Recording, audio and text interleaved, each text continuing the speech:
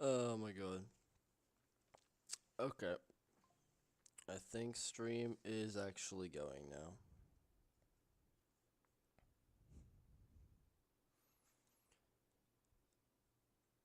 Yeah, it's going now. Holy lord. Yeah. Sorry guys. I'm sorry. I'm sorry. I don't have an excuse. I mean, I do have an excuse, but it's not like a oh, I couldn't make it type thing. Like I actually like just messed up. Oh, golly, bro. Sorry guys, it won't happen again. Oh, Lord have mercy. I'll explain it later once I get my camera working and shit. Dude, I'm just as pissed off as y'all are, trust me. This shit happens to me way too often, and I was worried that it would happen one day, but unfortunately it did. Okay, let's get my camera working. Also, I look a little bit chopped right now. Just a little bit. In fact, I might look really, really chopped right now. Okay, droid camera. Let's see. I can turn on my display right now. It's not like I have any incriminating stuff. There we go. And let's see, droid cam.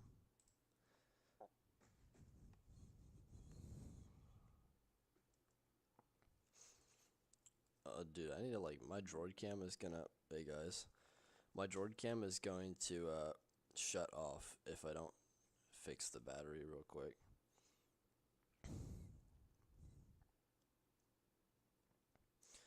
There we go. Now I need to reorient it correctly so I don't look retarded. Transform, rotate 180, and then I need to flip. Wait a minute. Yeah, and then I flip that. Hey, there we go.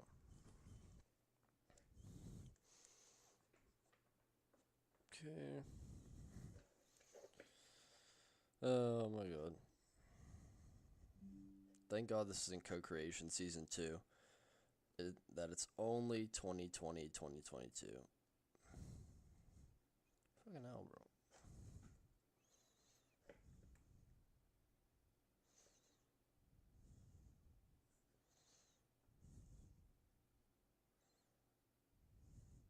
Sorry, I'm trying to like position my tripod and it's just fucking around with me. It won't like stand up straight. God damn, bro. Holy fuck. Stand up straight. God damn, bro. Okay, this is as close as we can get. It's very, very lopsided. Oh my god. Okay, how's stream going? And my iPad's broken. Okay. Bro, the universe just doesn't want me to stream today. Like the universe is trying to stop me from streaming. Holy shit. This is like one of the worst mornings I've ever had.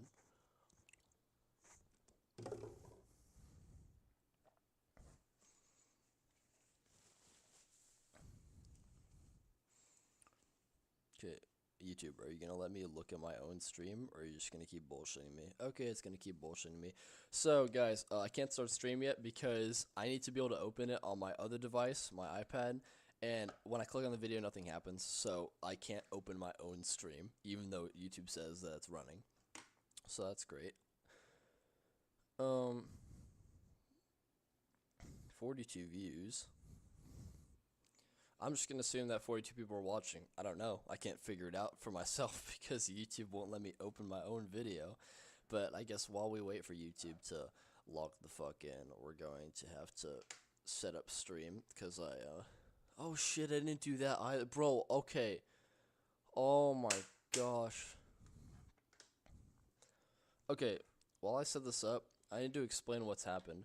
So, I always set my alarm. It's like a every day of the week type thing. But then yesterday, I set the alarm to wake up at like 9:55 because that's how early I'd have to be up to get ready for stream.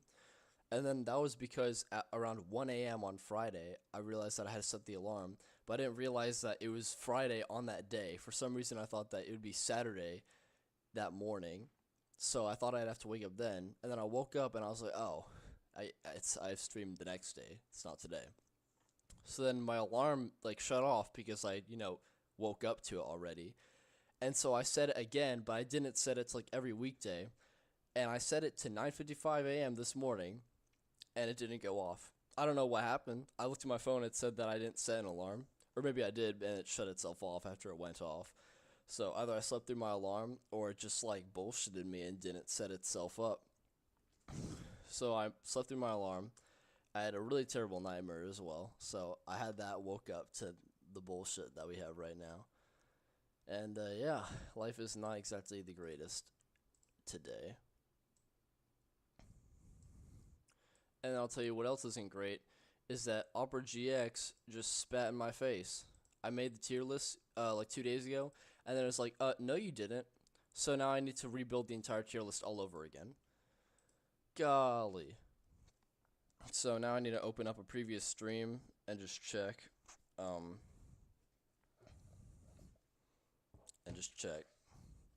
Exactly where every single level is, because we're going to have to put every single level back where it originally was. 2019, let's see, full ranking.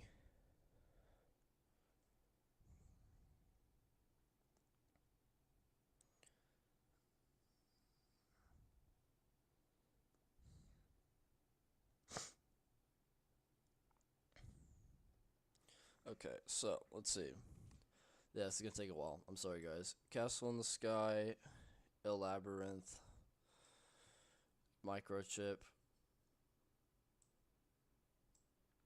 Reindeer's Gift. Yeah, this is really gonna take a while, isn't it? It's hard because like all the levels are just here and they all just mishmash, and it's hard to like see them.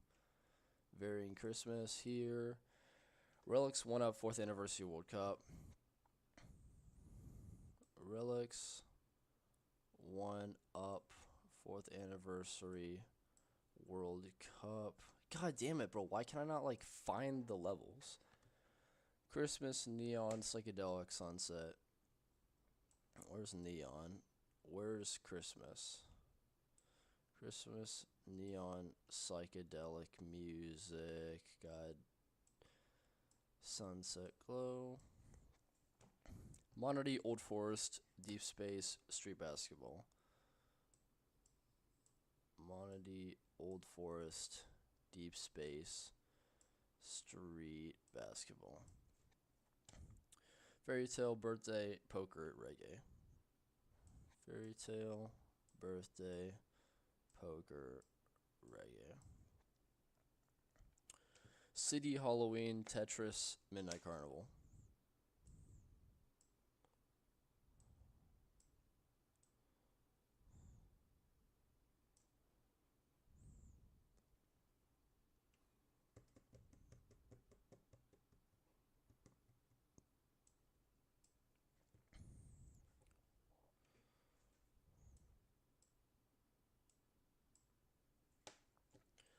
Halloween Night, Alone, Birthday Party, Spectre. It's getting harder and harder to find them because the level order is completely screwed up now. Halloween Night, Alone, Birthday Party, Spectre. It's getting harder, dude. Pause. Where the fuck is Birthday Party?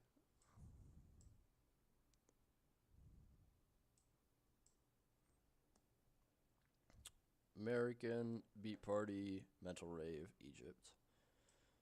American Beat Party, Mental Rave. By the way, if chat says something that I like just didn't even cover yet, I'm sorry, because I might mess up this order because there's so many levels. VR Fairyland. Come on, where's VR? So VR. Hold up.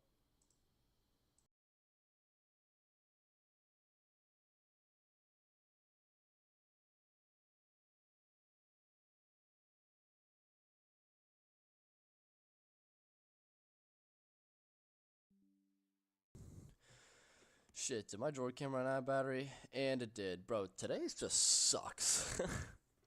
My phone ran out of battery. It's literally charging right now as we speak, and it still ran out. So yeah, my camera just died. That's lovely. Oh, Lord have mercy. How's my how's my battery doing there? Oh, well, at least my iPad's at 100%. And YouTube still won't let me open my own stream. It's been 30 minutes, and they still won't let me open it. Okay, well, that's great. So, like, if there's some kind of volume issue, or if, like, there's a bug, or if the stream just kills itself, I literally won't know. I won't know. I can't tell. This is what YouTube does to its mobile platform, bro. Every single update they've done to mobile just makes it 10 times worse. I don't know what goes through their little pea brains when they update YouTube mobile. And then, of course, YouTube Studio won't actually show the video being there. So that's just double great. Okay. What if I copy the link and then click on this link from, like, Discord or something? I feel like it's gonna, like, make up some bullshit like, oh, YouTube couldn't locate the video you were searching for. Let's figure this out. So I'm gonna paste this in my alternate account, DMs, and let's see how that works. So I click on the link. Oh, it takes me to Google Chrome. First, that's already a bad sign. Okay, so it takes me to Google Chrome, but then it won't actually let me open it on YouTube itself. I mean, I guess it's not like it can still work on Google Chrome. Nah, what? Never mind. Okay, it works now. Great.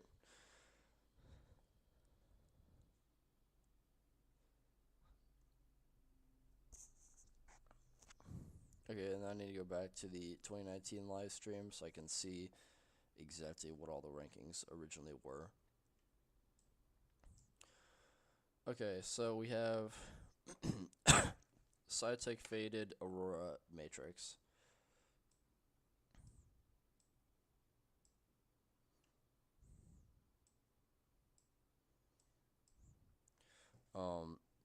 Pirate Unlock Digital 8-bits. It is so hard to, like, digital and 8-bits. Remix Naval Monster Morning. Is this in C tier? No, it's still in B tier. Naval.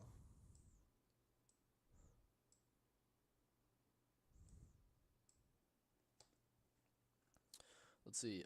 Remix Marshmallow Champion Soccer.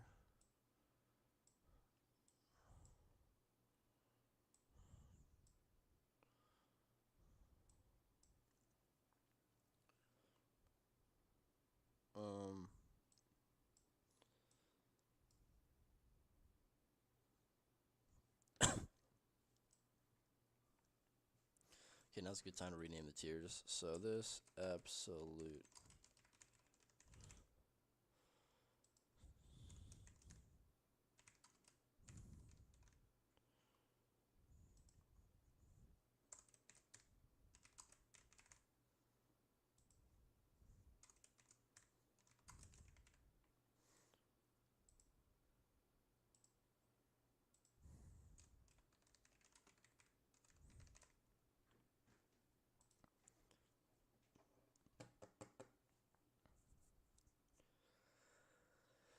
Oh yeah, we need some music. Let's add the music now before we forget later.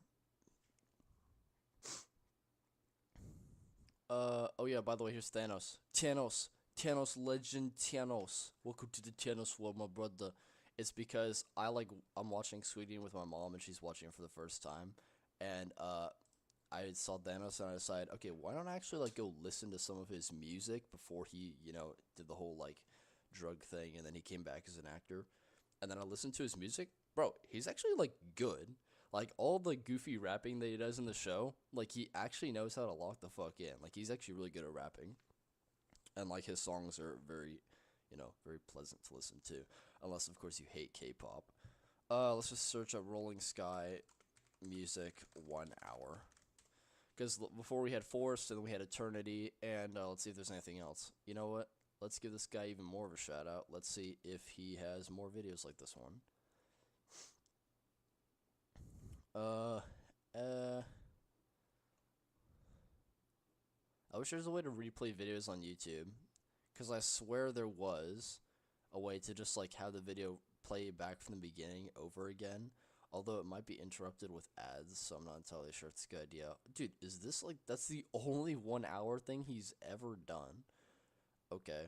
I wonder how he did that. Like, did he really just paste the clip back to back to back to back in a video editor? Or is there just an easy way for it to automatically repeat? Did bro just use the 10 new one? Like, he just used the other guy's thumbnails for the levels. That's funny. Yeah, I don't see any other 1 hour things, so that's tough. How's my phone battery doing? It's at like 4%. Okay, yeah, I don't trust that. It's gonna run out again. Forest 1 hour. Damn, bro, they really don't have a single. This is just not a common thing. Oh yes, thank you, whoever you are. You know what? You get a like and a subscribe for that one. You saved our stream. Also, is it even playing through Droid Cam? I mean, through OBS. Maybe I should turn that down a little bit because this sounds really loud.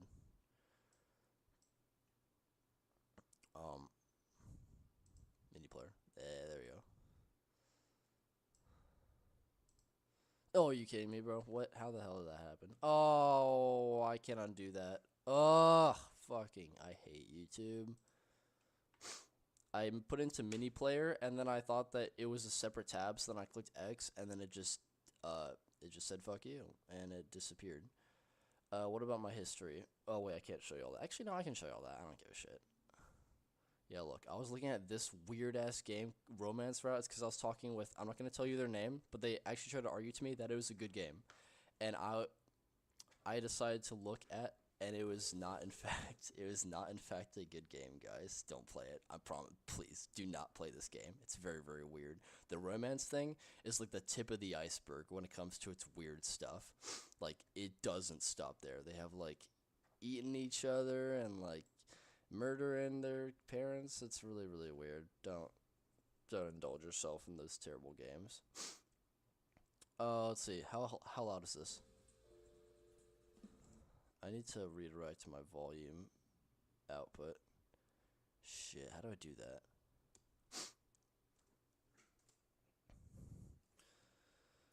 Oh my god, how do I do this? Okay, we're gonna have to turn off my camera for stream because I need to open up settings, and of course I don't want anyone else to see that stuff. So, audio output.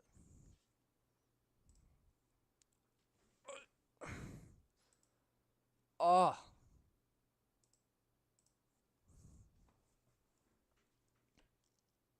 Oh my lord, have mercy on my soul. Just let me go into audio output in settings. I genuinely hate. Dude. The Windows search bar is dog shit. Just put me into settings and then give me audio. Y'all can't even see my screen, but like sound. Choose where to play sound. Oh, let's play it into my Captain 300. Okay, and let's try and play that now. Okay, so I can hear it in my headset now.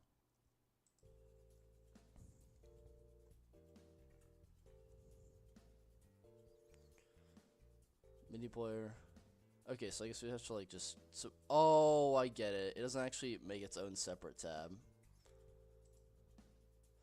How do I did a thing earlier where I was able to like shrink it down. Oh, you can see my screen again. I did a thing earlier where I was able to shrink down the player into its own little tab, and I have no idea how I was able to do that. What if I like try and just put that link into here? Oh, here's Eternity soundtrack. We can hang on to this one.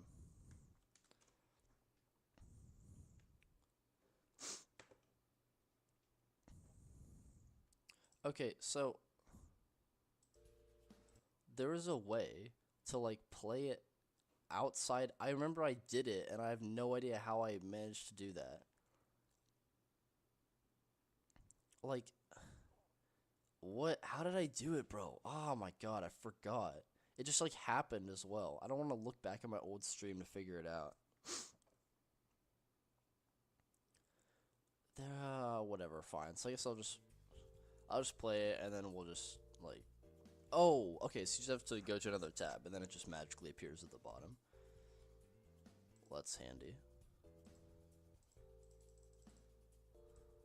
Although this extra tab that they give you is really, really odd, because if you press, like, some buttons, it works, like, half the time. Like, it knows your mouse is hovering over it, but then when you press on the pause, it just doesn't even listen to you. Is that loud? Hang on, YouTube still won't let me open my own stream, so I have to go back and open it through the link. Okay, wait.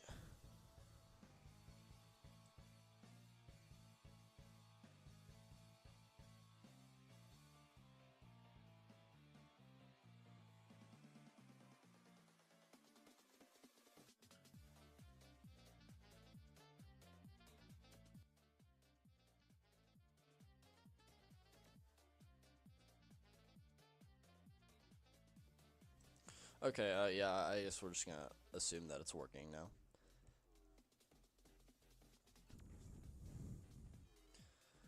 Okay, how many people are even watching by this point? I think I've scared off so many people because of my incompetence and bad luck.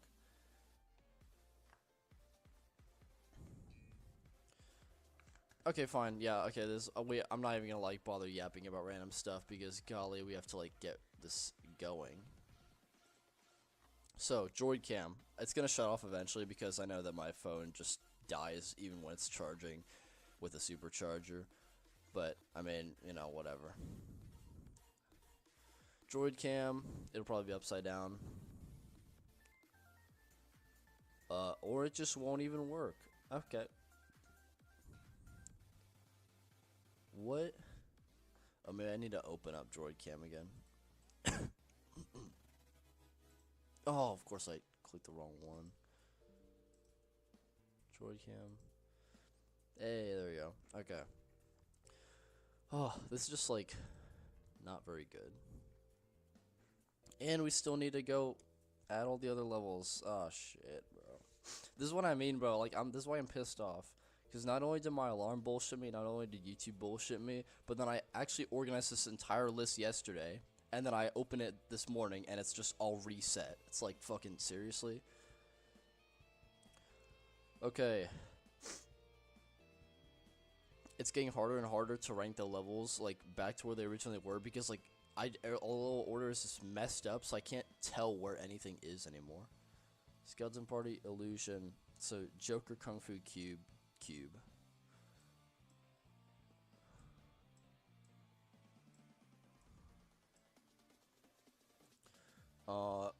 Winter, Clown, Gemini, Christmas.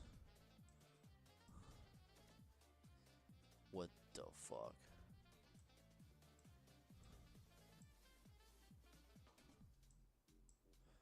Yes, I put Christmas Gospel in bad and not dog shit. It's way better than Golden Christmas. And everyone only ever says the opposite because, oh, it's just another Christmas level. Uses the same melody. Yeah, but it's still way better than Golden Christmas. And a lot of people overlook it because it's a bonus level. And I think it's been really unfairly treated. Oh my god, where is Hoop Dream? It's like my brain just, like, can't, it's like it's right in front of me and my brain just won't even let me register it.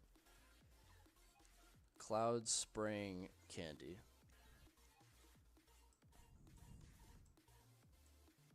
I hope it's not too loud. Because it's, I'm going to turn it down for me. I need to turn it down for myself a little bit. Okay. Sky, Trick or Treat. Wait, really? Oh yeah, I didn't put Trick or Treat in dog shit because, like, it still had other qualities. Like, the routes weren't terrible, the objects weren't terrible, but I think the music is low-key the worst song in the game.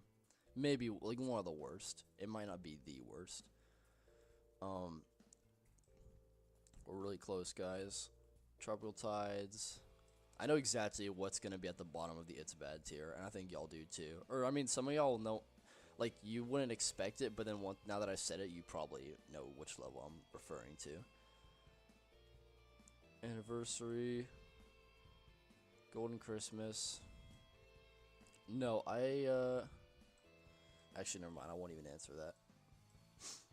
Holy, oh my god. Wait, why is Egypt here? Why is Lost City here, huh? Okay, whatever. So, this thing, Egypt, and then Lost City. This is what I'm talking about, bro. Like, the order could be messed up, and I don't even realize it. Where on earth did Lost City go? Why is Kepler's dream at the bottom? Bro, I'm like, I have dementia. Okay. Okay. This should be fine. If it's not fine, then just, we're not even gonna, like, count this as official or, you know, quote-unquote canon. So now I need to open up my own stream again. And, I don't know what the purpose of this is, but we can close this now. Okay, now I need to actually organize my tabs so it's not. I just realized my head was cut off this whole time. Bro, I had a weird ass stream last night. Basically, like, I didn't exactly like fuck with the people. Like, I didn't fuck with like, the teachers at my school because we had like some kind of like, you know, beef about like, basically we give chapel talks all the time in school, and I wanted to give a chapel talk about like that's okay to like lose your friends sometimes, and that, you know, that's part of moving on. I'm going to college, so that would have been a good message. And all the teachers are like, no, that's too negative. You can't be talking about like losing your friends. That's such a negative atmosphere to bring to chapel. Like, firstly, in chapel we have people talking about like SA and people dying, and they talk about politics and stuff because, you know, God forbid people actually be nuanced in a topic. And then, of course, the school steps in to say, oh, no, losing friends is too sad. We can't have that as a chapel talk. So I did not fuck with my teachers. And so, like, last night I had a nightmare about that, where I started, like, a protest, and then the teachers, like, sent the police force after me and shit.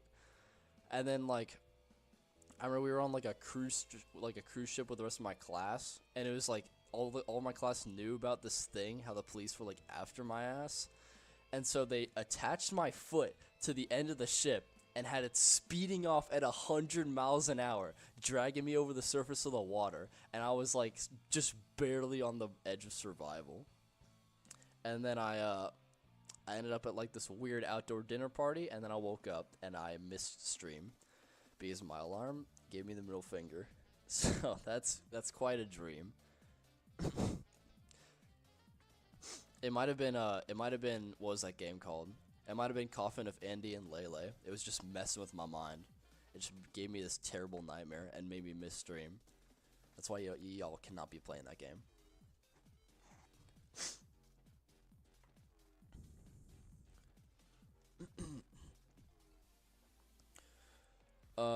Declan13, you're the one who denied my TIFF concept called the bank, but it is okay because it is trash. Listen, Declan13, I have nothing personal against any of y'all. I just, like, I rejected concepts and I accepted them based off of my own personal opinion. And also, like, it's not like my rejection or exception, like, actually means anything necessarily, because there's just, like, dozens of other people who did the same thing. So, like, even if I did accept yours, like, it wouldn't really change much.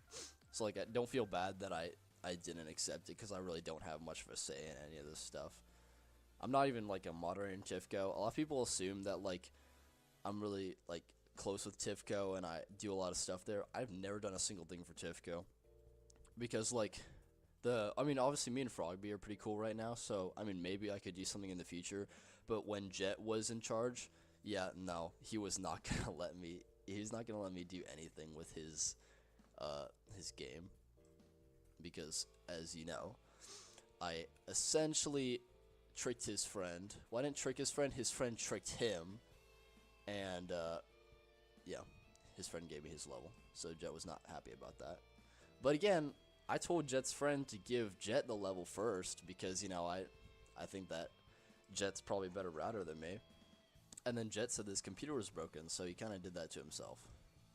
But he's retired now, so it doesn't matter.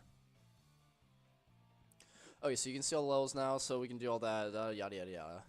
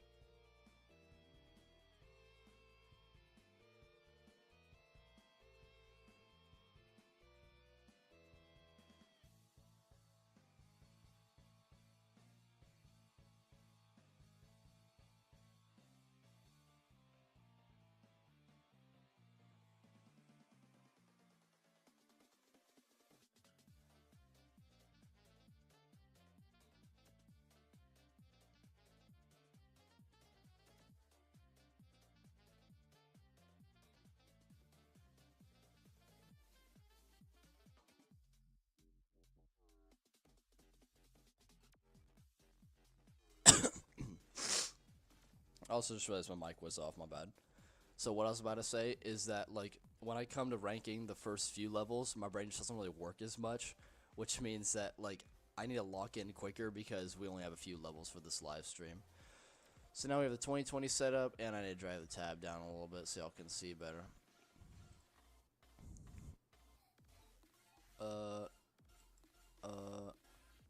Why is my absolute masterpiece cut off? Oh, it's because I entered down, that's why. Wait, what is going on? Why is my absolute masterpiece, like, broken like this? Huh? Why is it broken? I'm so confused.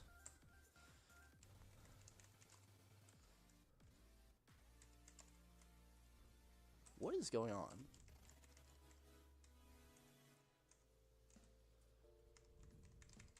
I don't know what that's about because the other tab is fine. I have no idea why that's happening. That's so weird. I don't know why my thing is fucking around. It's so strange. Come on, hello, wake up, keyboard. Okay. Absolute. See what I mean, bro? It's just like the magical herb of bullshit trying to stop me from doing stream. It's like these little things. What is going on? Why is my thing just like, why is it not entering? Okay, you know what? I'm sorry. It's stuck like this. Don't know fucking why. Like, the gods of streaming do not want me here.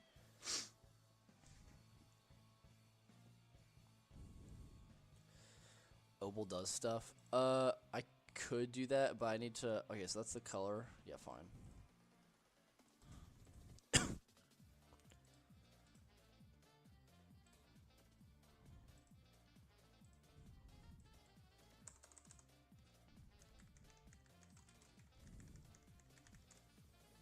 I don't know why that's doing that. It's strange. I don't know why. Okay, bye, Abdelorn. Damn, 60 people? Something's wrong. I don't know what that's about. I need to check the volume one more time.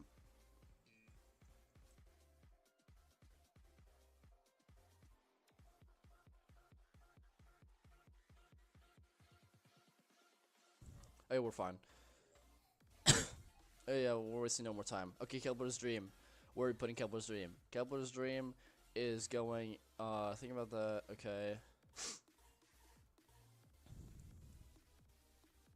I can see where I'm gonna put it. And, I'm wondering how valid of a choice that is. Come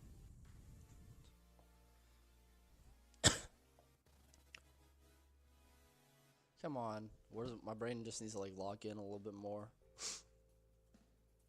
Is it better or worse than those? I need to think.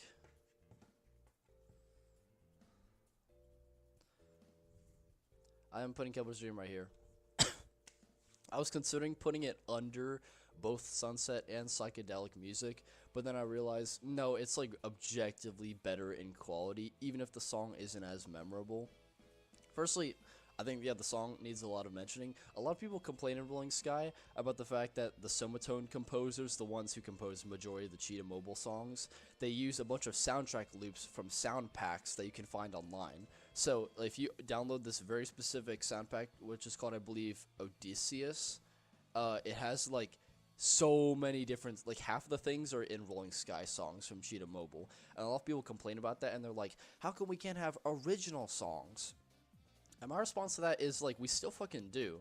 Like, yes, they use soundtrack loops from other song composers, but those are just a single instrument. I don't think you'll understand how many instruments go into all of these different Cheetah Mobile songs, even the ones that I don't like Trick or Treat. Trick or Treat still has, I believe, like 20 different instruments. Like, if you were to look at it visually in a soundtrack composition tool, you'd see so many different things all at once. It takes a lot of more effort than most people think to make a song, and to have one single soundtrack vocal loop at one point, that does not mean your song is unoriginal.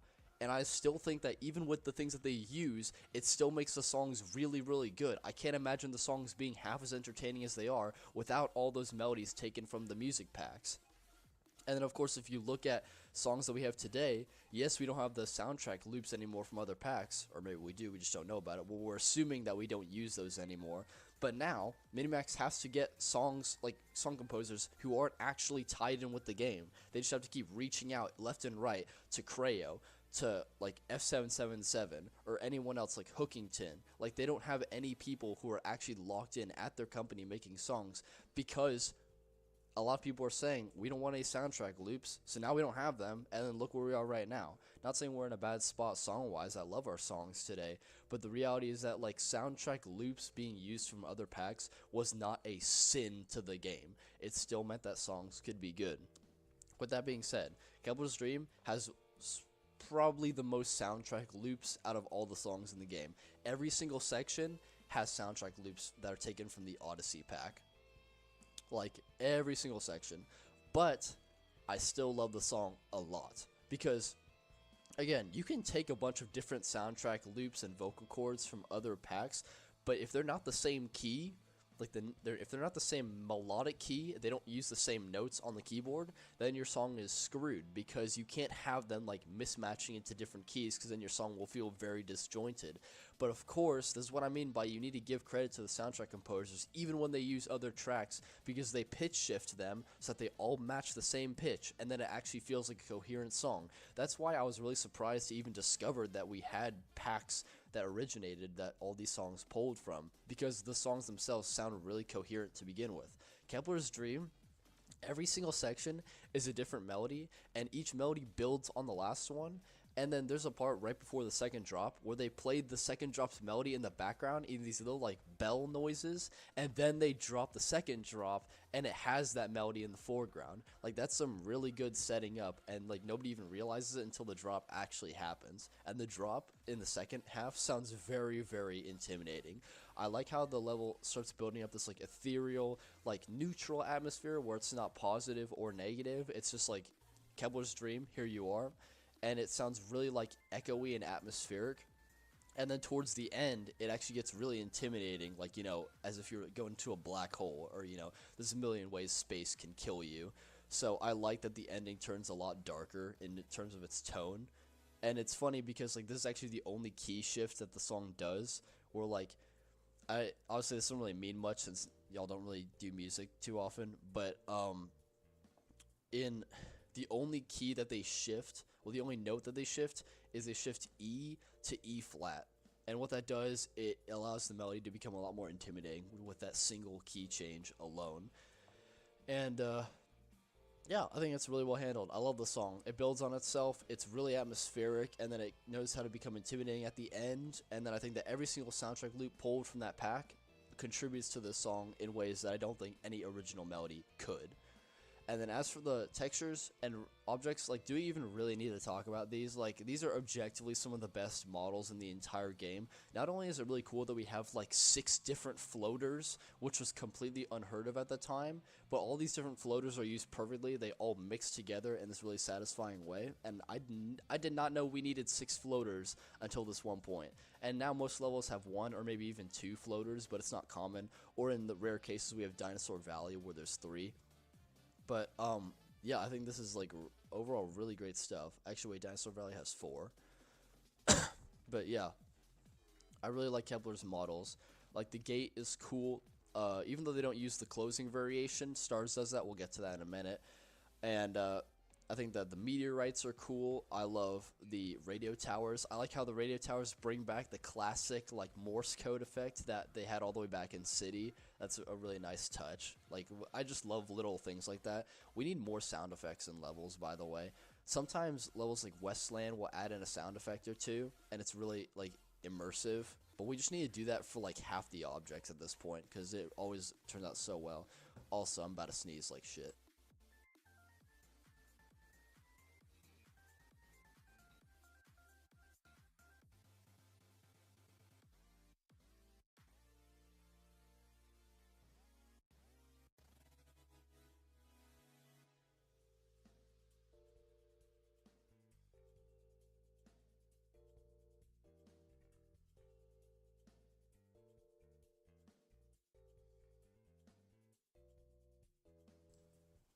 Dude, it's so weird that we have 63 people watching, because every other stream, it was like 40, or maybe even 20.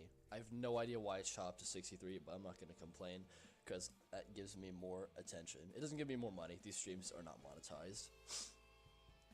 So yeah, Kepler's stream is great. And then now the last thing we have to talk about are the routes. The routes are really, really good. I used to really hate the randomization gate with all the different shapes. And then eventually when you play it more and more, you realize that it's actually pretty fairly sight readable. But at first it seems really intimidating.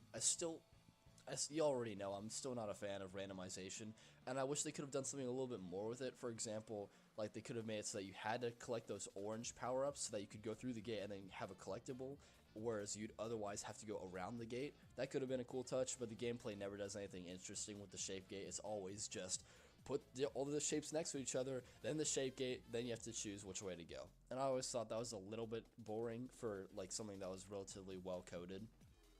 And overall, they just should have done a little bit more with that. For example, like, why does it even have to be randomized? Why can't you just have, like, a square gate on the side, a square power-up on the other side of the route, where you have to touch the power-up to go through the gate and then get a collectible? They could have done so much more with that concept, and I hope Minimax one day elaborates on this, because they've been known to elaborate on concepts. They elaborated on the speed mechanic for Blazing Tracks, they elaborated on the backward mechanic for Amusement Park, and then they elaborated on all the microchip plates for Industrial Base. And I think overall Minimax is really good at bringing back old mechanics and handling them well. Kingdom War brought back the wall climbing mechanic, and it handled it extremely well, better than any other level in the game, despite how terrible the mechanic was. And Wizard of Oz tried to use the swap mechanic in new ways, but I think Wizard of Oz is probably the only Minimax level that failed at bringing back an old mechanic, because the swap boost is just kind of terrible to begin with, but the level Wizard of Oz made it even worse. So, yeah. Goddamn, bro, my nose is, yeah.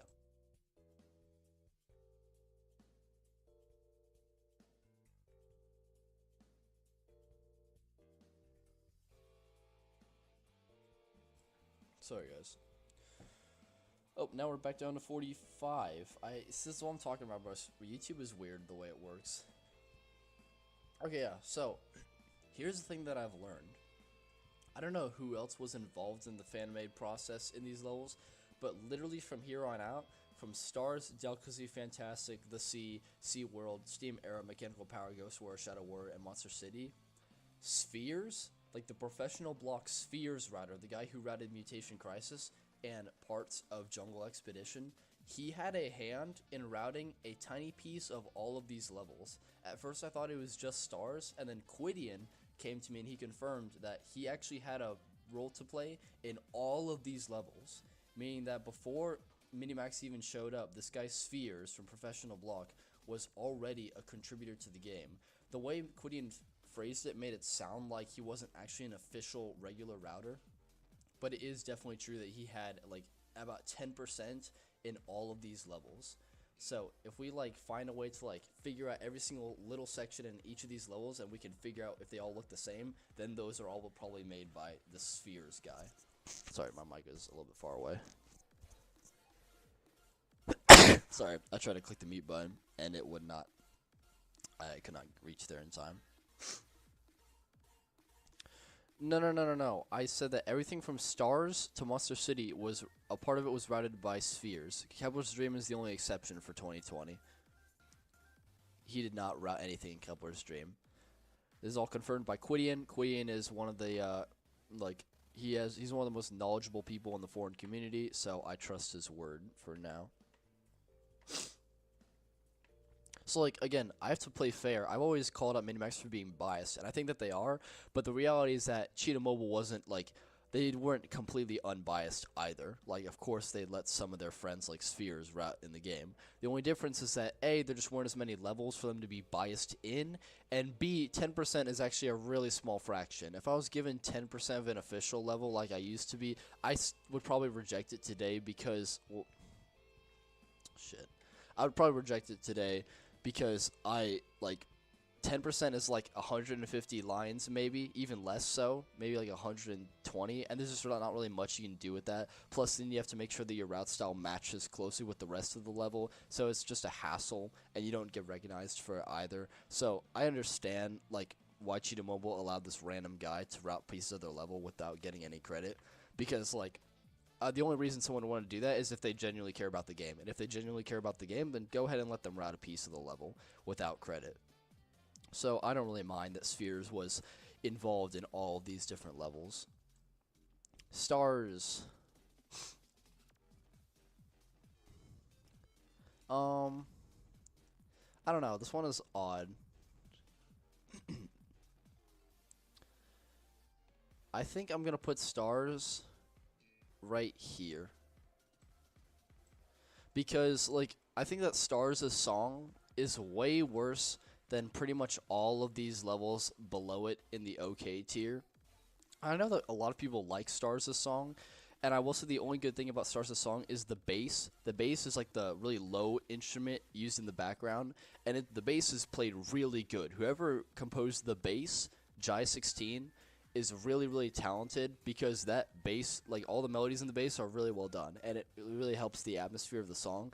However, the song literally has no melody the entire way through. Like, I know people like to say, they like to point out different parts of the song and say that that's the melody, but it's not. It's so faint and, like, structureless that you can't even call it a melody, especially when you compare it to other songs like Kepler's Dream, where they have a very explicit foreground melody, and that is the melody, and you can hear it easily. Whereas Stars, it's just kind of a mishmash of, like, really faint noises plus the bass. So I don't really like Stars for the fact that it doesn't actually ever have a focused melody throughout the entirety of the song, and it mostly just relies on sound effects similar to Championship does. But I don't see anyone criticizing Stars' song for the same reasons as Championship, so maybe I'm wrong, but that's just my personal opinion on Stars' song. But then, of course, even though the song is lower, in my opinion, the object compliments that I made for Kepler's Dream still apply to Stars. I think the textures in Stars are almost just as good as they are in the original Blue Kepler's Dream theme. And Stars introduces a new object that Kepler's Dream didn't have. It introduces the closing gate variant, which they didn't ever use a single time in Kepler's Dream. I don't know why. But the closing gate variant has its own separate unique animation from the opening gate. I think it looks really, really, really cool. And I low-key would, like, Stars would be here if it weren't for that gate, and now it's here because I think that gate is used really well in Stars and it looks really nice. And yeah, well, otherwise would have been forgotten. So yeah, we have that, and then the routes are okay. I'm not a fan of the speed boost part. I respect that they brought it back because, you know, nostalgia. But the speed boost part is just god awful. Like, they have the thing where they have an object and then they have the jump pad and you have to keep bouncing left and right to get the crown. That is terrible, bro. That gameplay is god awful. But then you can just cheat the crown by just going an obstacle diagonal right where the crown is. And it's like, what did you think was going to happen by doing that? You thought the player was just going to adhere to your stupid route? No, they're going to try and cheat it. And then, of course, they made the cheat really, really easy to do. And I think the speed part is terrible, and the collectible is terrible after that. And then, of course, right after that as well, when you transition into the gray theme, it's still pretty bad.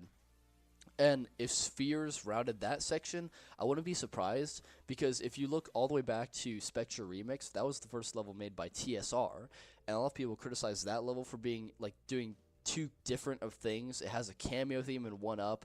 It uses a bunch of randomization jump pads, and it just feels like a really, like, experimental level, and if a lot of the things that it tries to do end up not being good for most people. And this level feels the same way for me in that one section. That one section feels like some new router coming in and saying, I'm gonna just throw shit at the wall and see what sticks. And if that part was made by Spheres, I would not be surprised. But of course, we don't really know. And unless we get some confirmation by Square Root or something, we won't ever know. Delicacy Temptation. This one is interesting. Huh.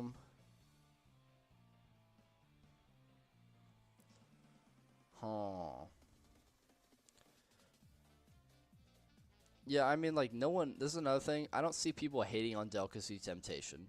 Like, same thing with, like, Sunset Glow or psychedelic music. I don't see people telling me that Delicacy Temptation is bad, ever. It's such a likable level. It's a Keanu Reeves level. It's a Bruce Willis level. I don't see why people could ever hate this. But the question is, where should I actually put it? I'm putting it right here. I think that the gameplay is overall not that great. I think the gameplay is pretty bad, actually. The gameplay is weird because it constantly, it it's one of those levels that gets harder and harder over time. So the beginning is extremely empty and bland. The glass detail in the beginning is pretty terrible, and I like that. I like the Delicacy Temptation reuses the rising sits pillars from Castle in the Sky. But, like, yeah, I just don't like the gameplay in the first half of the level. It's really disjointed, and it's really open, especially when you use the ice cream truck machine. That looks god-awful, bro. The hitbox for that is notoriously the worst hitbox in the game by a landslide. I don't know how they could screw that up. Minimax could easily fix it, but they never do, for reasons unknown. And the ice cream machine is just used in a giant empty plane of tiles, and it's like, you really couldn't come up with a better thing to do for that. You couldn't put, like, you know, a collectible there or anything, but no, they just use it in a giant, like, 5 tiles by like 50 tile empty plane, and it's like, you really couldn't do better than that, guys. Come on. And then the rest of the beginning is just kind of, the routes are just terrible. And then it transitions into this block usage. The blocks look terrible. They don't make any sense in terms of why they're in that part of the level. And the blocks never show up again in both this level and Fantastic Sweet House. So that was a really strange choice. Again, if Spheres routed that section, I would not be surprised in the least, because that section looks uniquely bad compared to the rest of the level. But this level is held up by the textures, the objects, and the song. The song in Delicacy Temptation is, like, unanimously agreed to be one of the greatest songs in the game. Delicacy Temptation's song is beautiful. I love Delicacy Temptation's song so much. It is a great, great song. I don't know what it is, like, again, and this is one of the ones that uses a lot of different loops from the Odyssey pack. And again, I don't see anyone complaining about the actual quality of the song, despite those same people complaining about the level and the songs using all these different melodies from the song packs. And I'm telling you right now, this is proof right here that you can use packs from songs, and your songs can still turn out really good. I know I worded that really horribly, but you know what I'm talking about. Delicacy Temptation's song is so amazing in its atmosphere. It perfectly fits the vibe of, like, food utopia in the level, and then it matches all the different themes. And I like how it repeats the same melody for the beginning, and then of course it drops that later and uses a completely different melody, and then it transitions back into the original melody at the end. But every single time they use the melody, it feels original because they use different instruments, different mixings together. They use all the vocal loops, which make it a lot better, and both drops are really, really nice. I don't really have much else to say about the song, because it's just plain good. It's just good. And, like, Delicacy Temptation is one of the only songs I will be okay with majority of the notes being white notes. I don't know, this is not a racist thing. It's like, in songs, C major is the worst key you can play, because you can have a song in. Like, C major is the most happy sounding key that you can play a song in. Again, I don't know how to describe this in ways that, like, non-song people will understand. But the C major songs I can think of right now are, I believe, Monster City is C major. Delicacy Temptation is, it's not C major, I think it's like F major, but most of the notes are still in the C major key, so it's almost happy, like, sounding. I think Happy is sometimes in C major. Oh yeah, Flower Dance is in C major for, like, one section, and it's the worst sounding part of the song. And then probably the worst example is Breezy Summer. The new Breezy Summer song is all in C major, and in my opinion, when a song is in C major, it makes the song feel really, like, stilted emotionally. A song's purpose is not to make you feel good, it's to make you feel a really strong emotion. Songs are made to make you feel sad, to make you feel happy, to make you feel angry, to make you feel afraid of what's happening. That's why song composition is really important in making movies and shows, because the song has to complement the tone of the scene. And then you have to have these background songs that keep the lighthearted tone or the, like, fear atmosphere always there throughout the entirety of the runtime. And the same thing applies to Rolling Sky songs. Rolling Sky songs have to make you feel something. They have to make you feel sad or emotional. Microchip song is really, like, in, like, major keys that are really filled with a lot of black notes, and so it makes you feel really emotional in the songs, like the way it's written.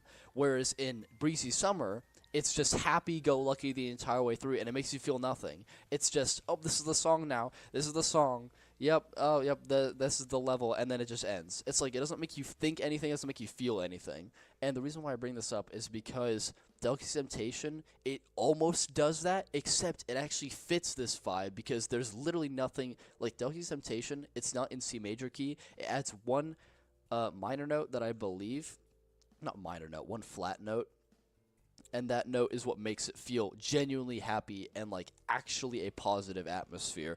That's not just the generic slop that Breezy Summer's atmosphere is.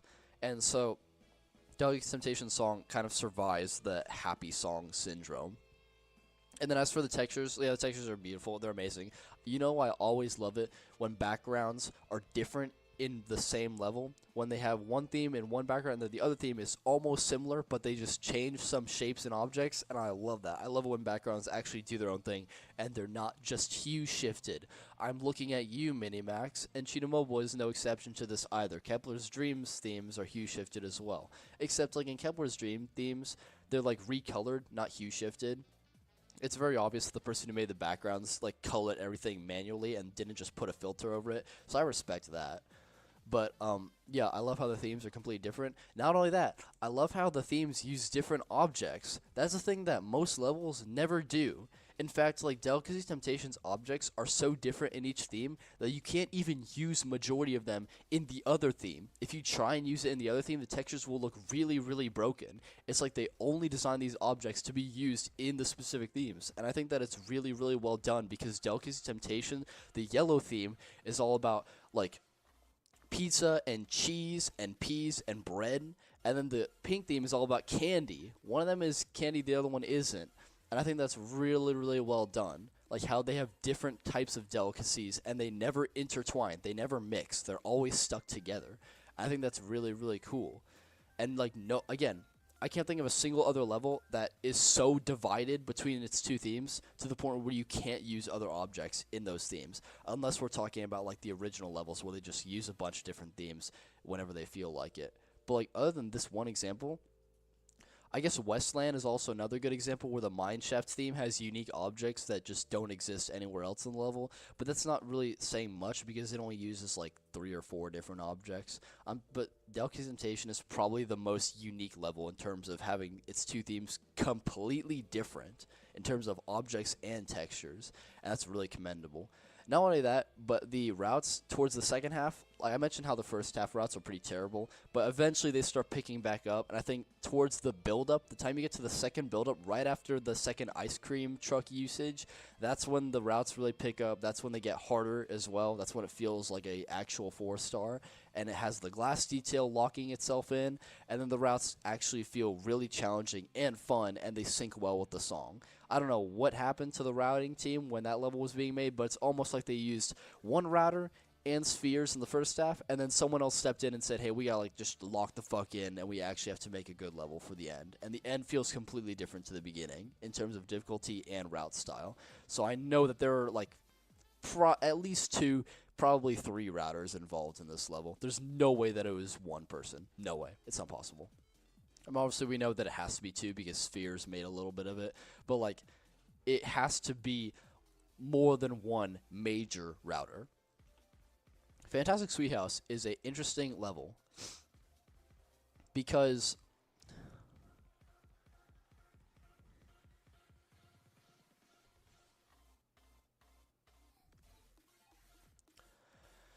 let's see. I didn't think about this one.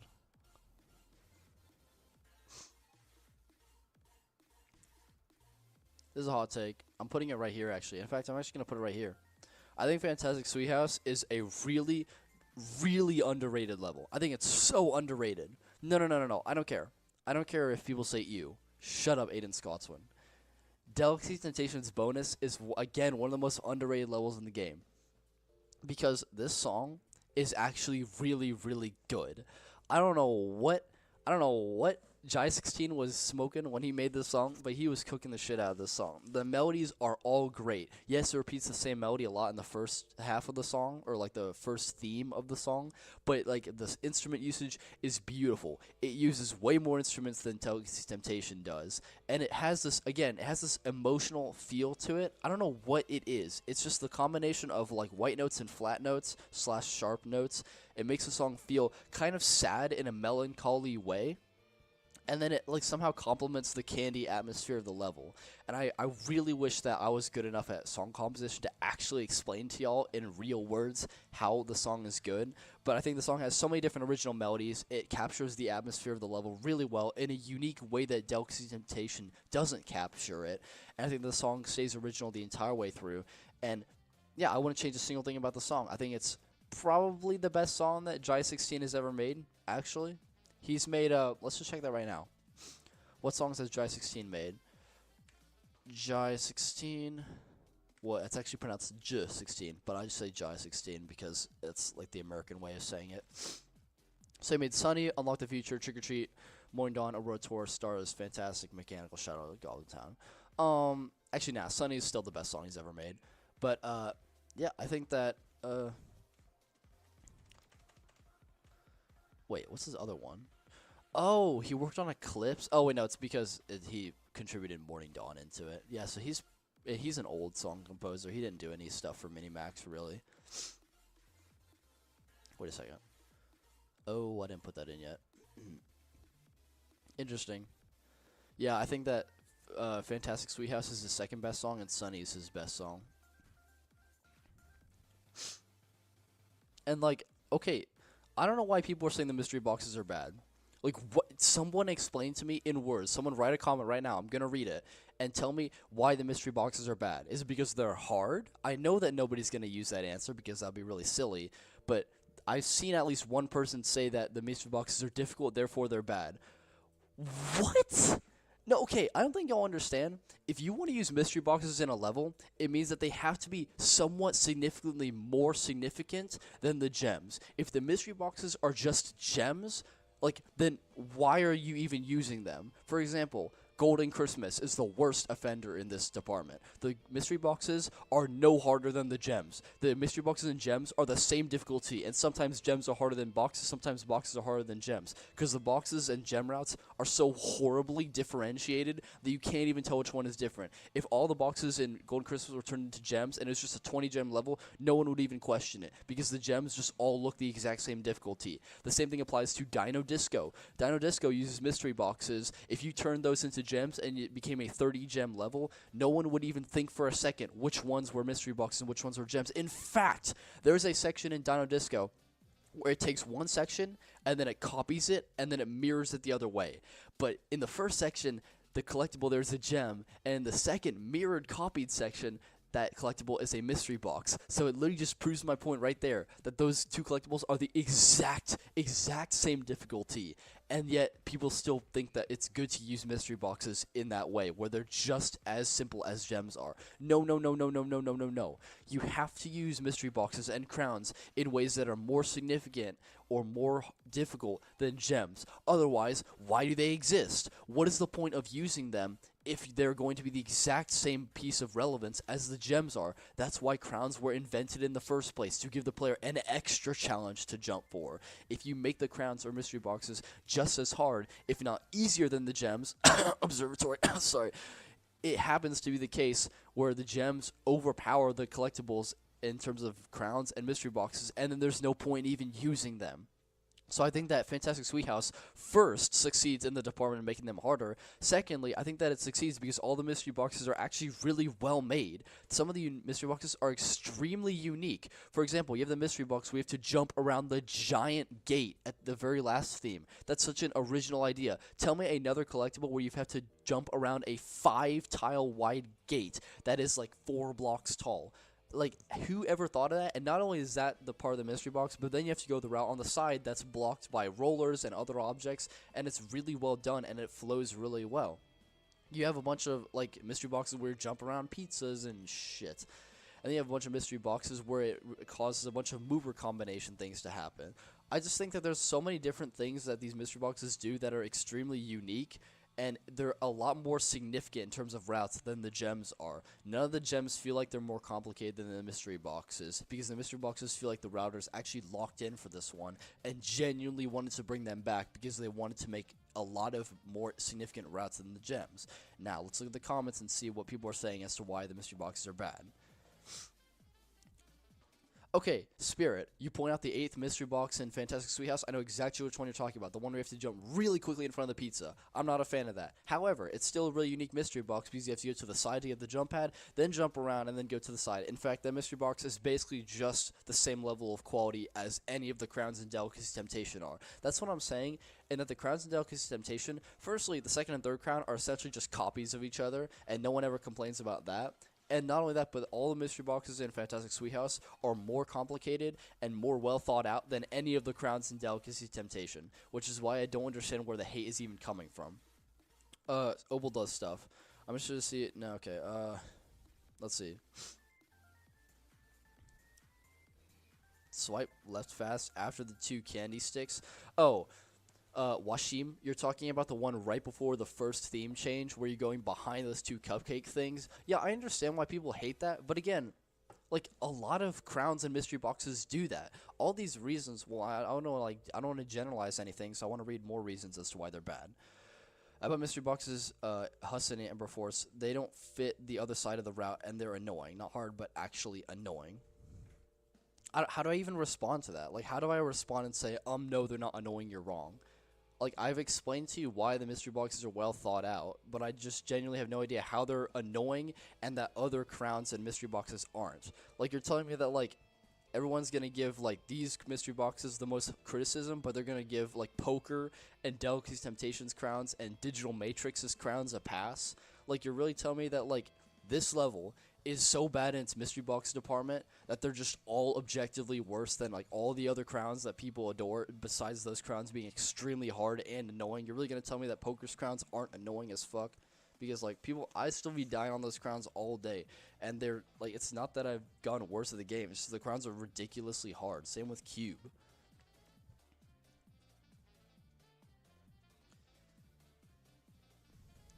Okay, listen, I'm not trying to generalize any arguments, but so far I've seen 3 or 4 different reasons as to why these boxes are terrible in Fantastic Sweet House, and all those 3 reasons they're not specific to Fantastic Sweet House. They could be applied to so many different levels, so it still doesn't explain to me why the boxes are bad. This is probably the most, like, this is the most heated I've been with chat, because this is the most chat has ever disagreed with me, besides Spectre Remix.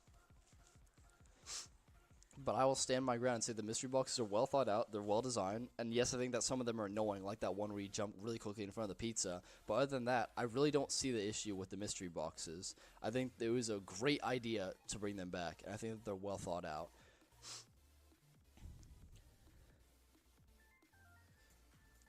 Like, again, if the mystery boxes were all dumbed down and they were all made easier, then why are they even boxes? Why they should just be gems in that case.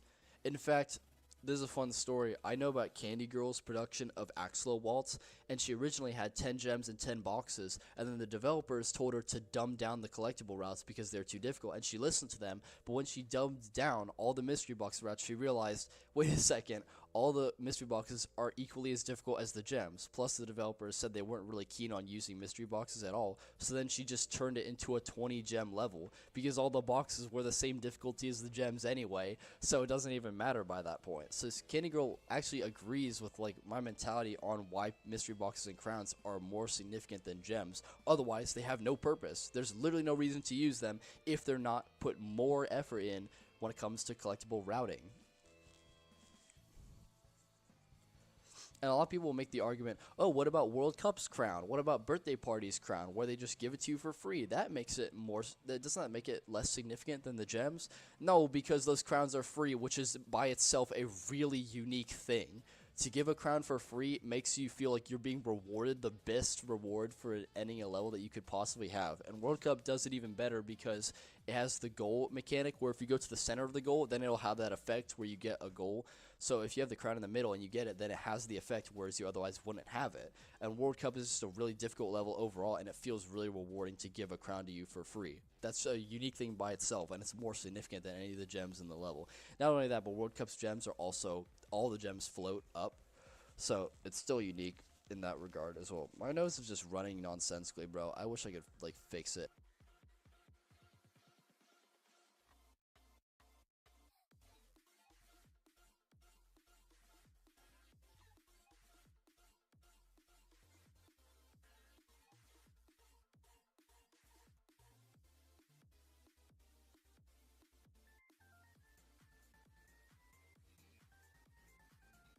And you know what I've just realized that makes me really happy?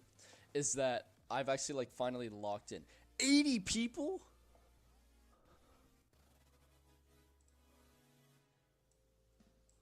Huh? What?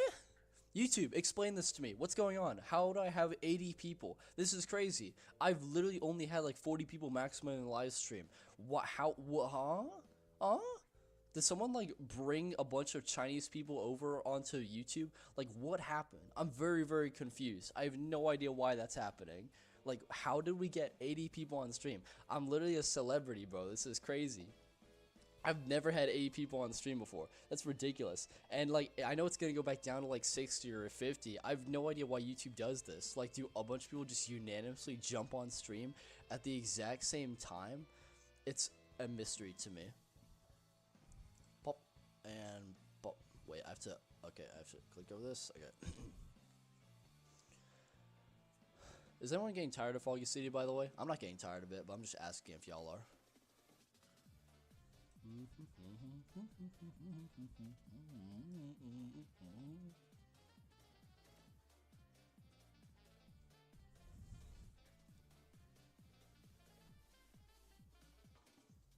Okay. Enough horsing around.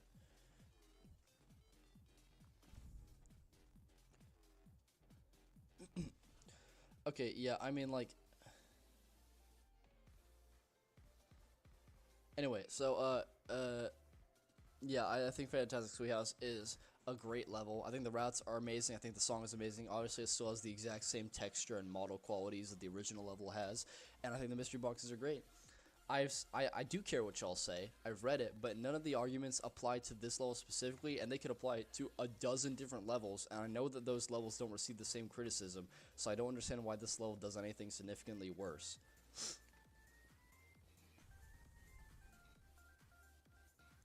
So this might be, like, the most controversial thing that I've done on the list. I didn't expect it to be, but at the time I didn't think about the mystery boxes. Anyway, the sea.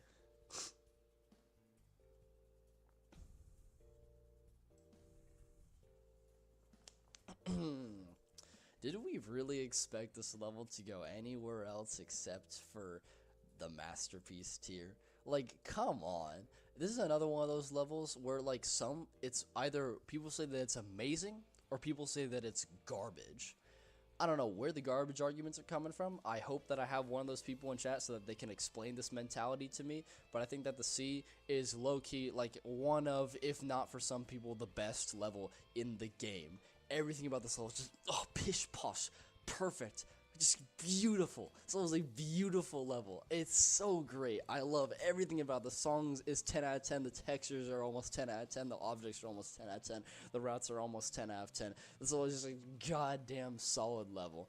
I love this level to death. It is such a great, amazing, atmospheric, and emotional level. And God, the delivery on the drops, the build-up, the tonal whiplash is just so well done. I have a Google Doc written for this one level because I just loved it so much. I had to like write an actual mini essay as to why this level was so good so that I could use it for later. Oh my god. Okay, co-creation design thing, NSC, the best RS levels. Oh, the sea. The sea is ranked 3rd position in all my top levels of all time. I can just like read this real quick so I can just like catch myself up on like what I said earlier.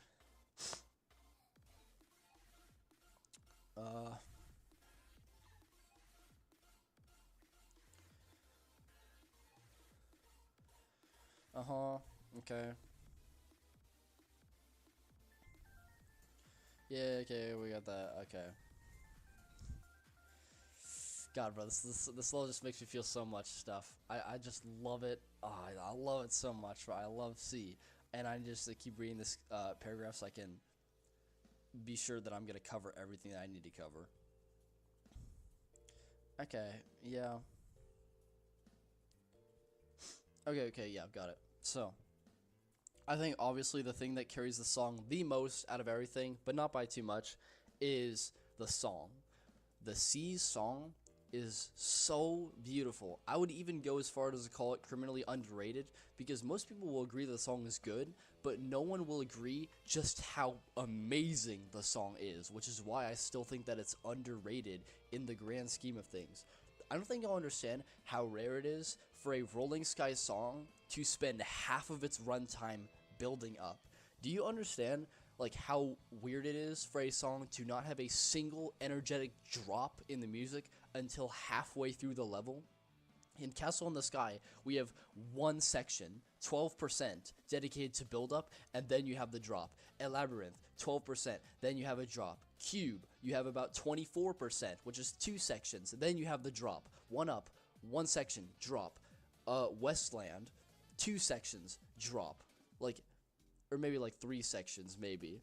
But like, basically, you will never find a level that has 4 distinct sections, and then it has a drop. Like, it is so weird for a level to spend that long building up, and you'd think that that would harm the level, but it somehow makes the song one of the greatest songs in the game. And I say somehow, but I really actually know why this is the case.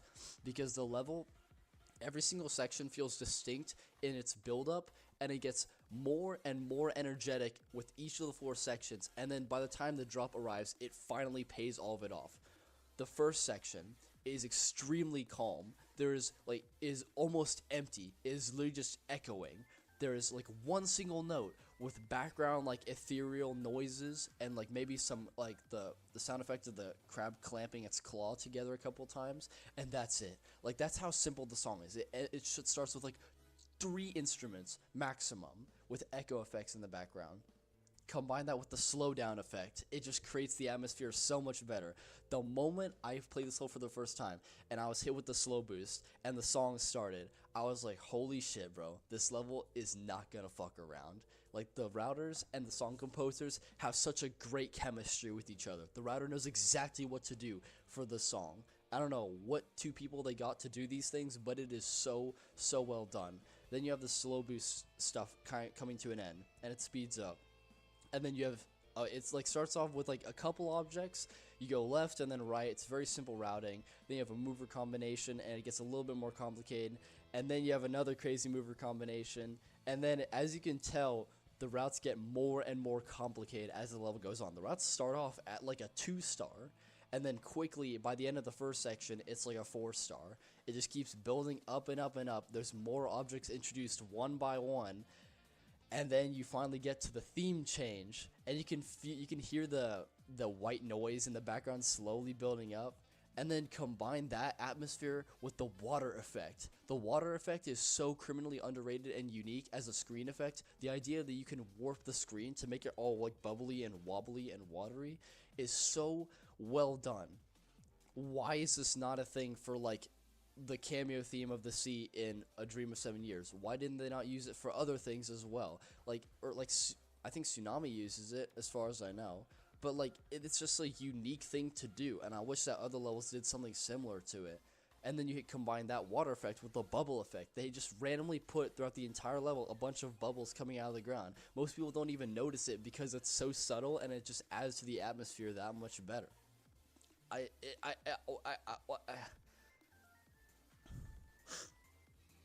So basically, the first 2 sections are in the blue theme, and they start out really calm, and they add more and more instruments slowly over time, adding more sound effects, and then they have the white noise building up subtly in the background, and then you add in the bass. The bass is better than it is in Stars. In Stars, the bass was really well done. It was the most energetic and like creative part of the music, but the bass carries. Oh, we actually reached the end of this video. Wow. We've been here for an hour listening to the song. That's crazy. I need to reset it though. And like those pufferfish things are used a little bit more, and then you have the seahorse, and then it mix in those like rolling tiles that like roll into place towards the ball, and then it like builds up more and more. The routes get more complicated. There's more moving tiles, and it just keeps building up and up and up. And there's this electrical sound effect that they use where it starts out really rapid at the theme change, and then it slowly goes down, and then it builds up again towards the towards the 3rd section. And then you get to the 3rd section right before the drop, and then the sound effect goes back down again, and then the rest of the instruments all come together and they build up. And this is when like The player is at this point where they're like, it has taken so long to get to this drop, but the song is hyping me up for it, and it is like, if it doesn't reach here, then I'm going to like quit the level and not play the game ever again. I don't know why my camera just shut off, but it'll turn back on in a second. There we go. And then, of course, after all that build-up, all that time, all of the routes perfectly synergizing with the music, with the slow boost, and introducing more objects and making the routes more complicated with more and more mover combinations, adding the rolling tiles into that mix and more sliding tiles, you finally get to the drop, and holy shit does the drop deliver. The drop, it's just like... It's not like the drop has more instruments than the build-up. It's like the build-up has like, let's say 50 instruments by this point, and then the drop has like half of that. But the drop feels so intentional and so well done that it feels better that it's slightly more toned down in terms of its instrument usage, because it feels really focused. The melody is more coherent than it's ever been throughout the level, and then like the melody is just so good, bro. And surprisingly, this isn't even pulled from the Odyssey soundtrack pack. This is completely original. There's no melodies just pulled from this at all, as far as I know. And like, I think that it's just done so well. The routes, again, complement this drop, and I like how the drop isn't actually a theme change. The drop just continues through with the pink theme, and it feels perfect. It doesn't need to change because the music is just so intentional, and the routes completely shift style at the drop, so it completely feels. Of course, you'd be thinking, this is the big reason why, or you somehow managed to end the drop, have another calm section, then another build-up, and then another drop. But then most songs don't do that because you just don't have enough time. Like, you can't have a drop in the second half of the song, then stop it, and then rebuild it up again, and then have another drop. There's just no time for that. Your level is going to turn out to be a 2-minute 30 level, when the C needs to be a 2-minute and 8-second level. And so, somehow, I don't know how, but somehow, the first drop, is made in such a way where you don't need to hear it a second time. The first drop, it only needs to last one section, and then it immediately goes back to the blue theme, into a completely calm section, a completely original melody that we've never heard before. It's still introducing objects, by the way. We introduce, like, the seahorse is used more, and it introduces the pearl oyster thing, and it introduces more sliding tile variations, and then, of course, in the seventh section, it starts building up again. You can hear the exact same build-up noise in the music. So again, it indicates to the player subtly, without them realizing it, that the music is building up again and it's charging it for another drop. And then the second drop is even more interesting than the first. It adds more instruments, it adds more stuff, the bass is even louder, and it feels a lot more cinematic. And I think that the work between the routes and the music creates a better build-up than any other level in the game. I don't think this is the best level in the game because Castle in the Sky it's just too well done. But I think that, like, the sea, it has a better build-up than any other level in the game, and this level makes me feel more satisfied than some big blockbuster Hollywood movies. I feel more satisfaction in those two drops in the sea than I do in a bunch of multi-million, $200 million movies that make me feel essentially nothing. Like, the level of, like, ecstasy that you experience when you, like, play this level, and especially for the first time, and you're experiencing the build-up throughout the first half of the entire song, then you finally get to the drop, and it pays everything off that you've seen before. Not only that, but they somehow have extra room to then stop the drop, have a calm section, then build up again using the exact same instruments as before, so the player knows that it's going to build up again, but somehow having an original melody. Then they get to the second drop, and it just combines everything into a beautiful cacophony that Beethoven and Mozart would throb at that mouths over, because they would never be able to create something so beautiful and so cinematically pleasing. Yeah, the sea is just really good. Not only that, the textures and objects are just a 10 out of 10. The objects look beautiful. The objects have no flaws. I love all the objects. A little bit of extra animation. I wish they used some objects a little bit more, like the octopus is barely used, but other than that, I really don't have an issue with the object usage in this level. Why is my camera broken? We're closing that, and we're gonna open that one again. What? Hello? What is going on? I have no idea why that's the case, because my phone seems to be working pretty good. Droid cam.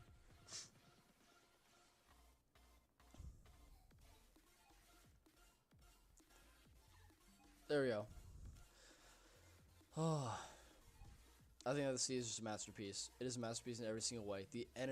What the fuck, bro? Okay. I don't know, the Wi-Fi just fucks around sometimes. But yeah, the energy is just great. Everything about the level is great. 10 out of 10. It is genuinely a masterpiece. I would change essentially nothing about this level. SeaWorld. Obviously, it's not going to be the masterpiece tier, but I need to think about where I need to put SeaWorld. A lot of people are saying that it's, like, so bad that it might as well be in dog shit. Nah.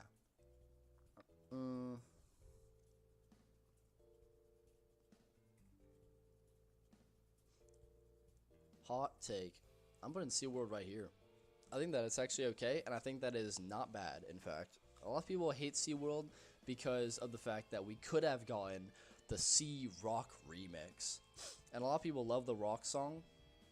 And I'm a little bit biased, I'll admit, because I just personally don't like rock as a genre too much. But I just don't like the Sea Rock remix. I think that it's obnoxious. I think that's really surface level. Everything that made the Sea great, the rock remix just doesn't do. The instrument usage is terrible. It's literally like 3 different instruments in terms of like guitars and electric guitar noises. It's the same instrument throughout the entire way. The melody is just obviously just a copy of the original. And not only that, but like they have no original background melodies either. They have no original sounds. It's just like a generic rock remix. The drums are generic. The guitar is generic. Nothing about the song actually feels original. Hard to say, hey guys, look, we've never had a rock song in Rolling Sky before. And yes, it is a rock genre song, but then the song just feels so much less creative than the Sea, somehow, despite being a completely new genre in the game. I just don't think that the song composer did a great job. But this is why I suspected that the song composer was TDX. And obviously I don't think it is anymore, because I've just never had any proof that that's the case. But the reason why I thought this initially was because TDX did a thing for Minimax where pretty much every single song that he composed for them, he would compose that song, and then he would compose an alternate version at the same time, and then he would let Minimax pick which version do you like more. He didn't say which one was made first. He would just give both of them at the same time in Minimax, and they would decide which one is better. And then, of course, in Minimax, they've never actually used the one that they didn't pick for another level. But, like, they could, and TDX said that he would allow them to use the alternate version for a different level, and he would still, like, get paid the same amount. So, for example, TDX composed, we're just going to, like, look at the whole list just so I know exactly what I'm talking about. TDX. So, Temple Fair. Temple Fair had 2 versions. Minimax picked one. Cave, well, he made this before Minimax even got involved, so there's only one cave. And then, of course, for Labcom Digital, he remixed Sailing in the Sand Ocean, which is made for Rolling Fan Made. And then this is what I'm talking about. So, Spiderweb, he had 2 versions. He had one that was made... Wait, hang on. Yeah, he had one version with one type of melody. It was a completely different tempo. Everything was different. All the instruments were different. And then he had a different song, which, like, again, you could use these for 2 different levels, and they wouldn't sound similar at all. And then Minimax picked one of the songs, and the other one has still not been used to this day. And Minimax can use it, but then they'd have to pay TDX the same amount as before. That's a collab song, doesn't count. This one also doesn't count, because he just took another idea. Another one, Nuclear Energy. He made 2 completely different... One of them was just accepted by Minimax, and the other one was rejected. And that song has never been used in the game. I still have that song, by the way. We can listen to it later if y'all want. Wasteland, I don't remember hearing an alternate version, so I'm going to skip that one. But Pipeline, yeah, there's alternate versions. There's a Fonk version, and then there's the version that we have right now. Yes, there's a Fonk version for Pipeline. In fact, it was actually, like, in the editor APK at some point, and then they, like, swapped it out. So I think Minimax originally picked the Fonk version, and then they picked the other one later on. But yeah, that's funny to me. But yeah, it's the same thing. He doesn't tell them which song was made first. There is no beta version and final version. He just gives them both songs, and Minimax picks which one. It's like bread and lottery. Valentine's? Nah, it's just one song, because this is quote-unquote final song, until, of course, he showed up again with Magic House, because I knew he wasn't actually going to go anywhere. Because, like, if you're making a bunch of money on the game, then why would you actually leave? That's so silly. Unless, of course, you're on maternity leave. Which, again, TSR came back anyway for Trailblaze, so never mind. I guess I just kind of killed my own counter-argument, which means that my original argument was still right. Basically, TDX does that, and the SeaWorld composer did the exact same thing. They made SeaWorld, and they made Rock Remix. They didn't tell Cheetah Mobile which one was made first, and Cheetah Mobile picked one of them, and the other one fell out of relevance. And then, of course, it was used in a bunch of fan-mades and whatnot, and then it was used in, you know, I have to like blurt myself out because that is just a godforsaken level. It's worse than pretty much all other levels in the game. And so, yeah, that's why I thought that it was TDX, because the song was the exact same thing, which I thought was really, really odd. But basically, yeah, no song was made before or after the other one. They were made at the exact same time, and Cheetah Mobile chose this version. And hot take, I actually think that this version is a lot better. A lot of people will criticize it, saying that, oh, it's just a copy of the C. No, it's not. It has a completely different build-up. It doesn't do the same thing that the C does, where it like spends half the song building up with a satisfying drop. It's a lot more laid back, and it's a lot more composed. But this time, while it does copy the main melody, it uses completely different instruments, and they mix in so many different unique sounds that the original song didn't have. And overall, the level has an atmosphere that just feels so much more like the sea. Are you really telling me that you think like a rock level could fit a blue water theme and a pink theme? You're telling me that a rock song actually fits that? No, you need a red theme for that, because red is just inherently mixed in with rock. If we had a red sea theme, sure, maybe rock would work, which, by the way, that was actually the original intention for Tsunami, and then the developers got really, really lazy, so they didn't even bother making a unique red theme for that, because they were just so busy churning out garbage levels that meant nothing. But we'll get to that in the next 2023 live stream, which, yeah, I think that will be the next live stream, because Co-Creation Season 2 won't happen until 2 weeks from now. Although, actually, I don't know if I'll be able to do that 2 weekends from now, because, let's see, let me look at my calendar. 29th, 23rd, 2 weekends from now, I'll, like, literally just about to be starting college, so I might have to, like, I might have to skip. Oh, wait, no, because that's when the update comes out. I have to do that on Saturday. Nah, shit. Yeah, fine, I guess the 16th, August 16th, I'll do 2023 official levels, and then August 23rd, I'll do Co-Creation Season 2. And that'll be that. And like, again, I wish I could skip it because I need to get ready for college, but I kind of have to do it because that's when Comet Bound comes out, and we do have to play Comet Bound and then make our decision.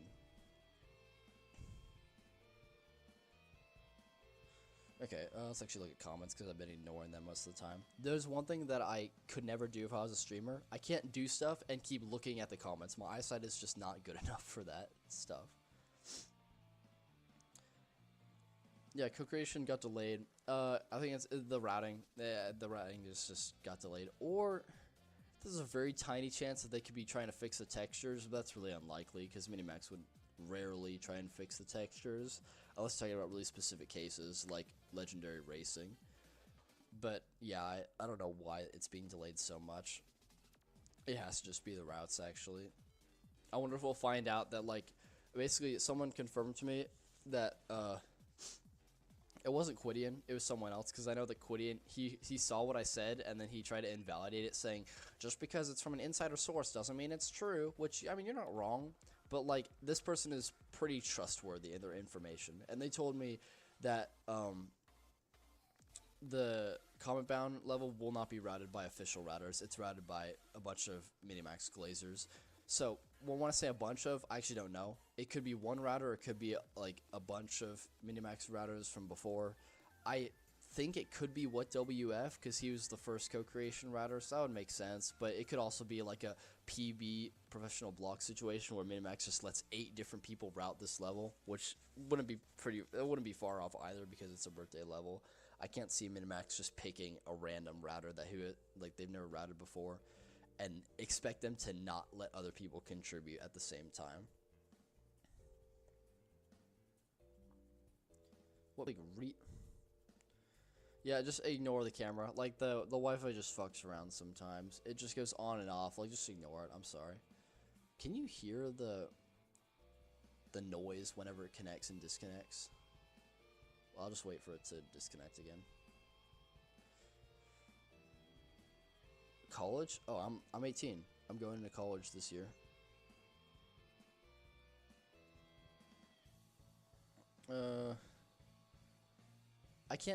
Every time I keep looking at the volume bar to see if, can y'all hear whenever my thing disconnects? Is it like really loud?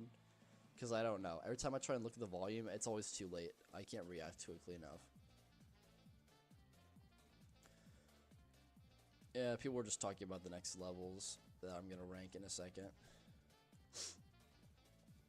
Frogbeat, if you don't put Steam Era into Masterpiece, then I swear to God. Okay, bro, we'll get to that in a second. No, Johnny, you don't understand.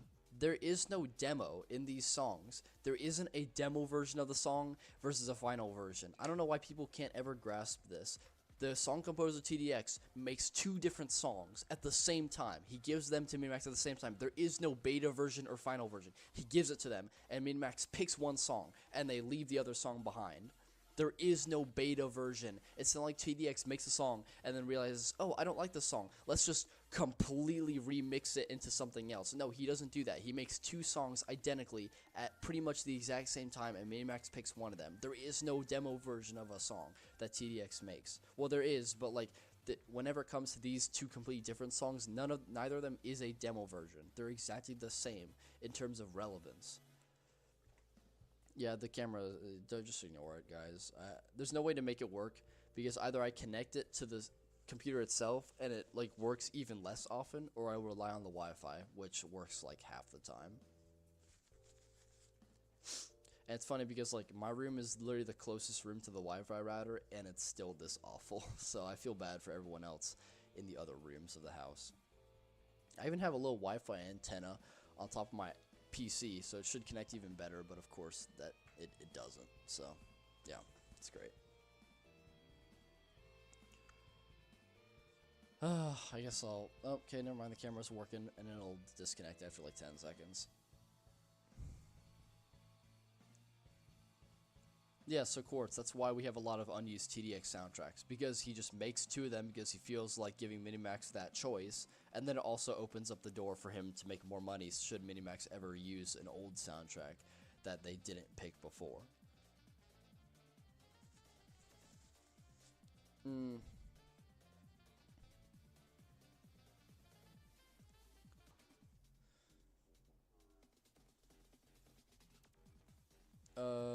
I don't know what Frogby is talking about when he says that chat is disconnected, because I can see it on stream. I don't really know what's going on there. Dude, my camera is fighting for its life right now. Holy fuck. Like, it won't ever stop. It keeps going on and off and on and off rapidly. And see, it's just stuck on one frame and then it just turns off again. It's like, how's the Wi-Fi get this terrible, bro? That's so strange. I don't know what's going on. Yeah, we just have to live without it. I'm sorry.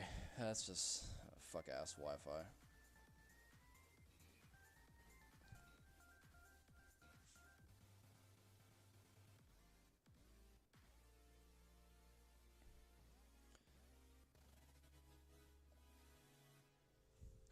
This Black Hugo joke is... I don't know why, but I don't find it very funny. Dude, it's like I can't even have a single frame on my camera. I might as well just shut the camera off because it's just so like bothersome to me. Now we'll just have to, fuck. I just hate like every 10 seconds it just goes on and off and it pisses me off. Okay, Steam Era. This is an interesting level.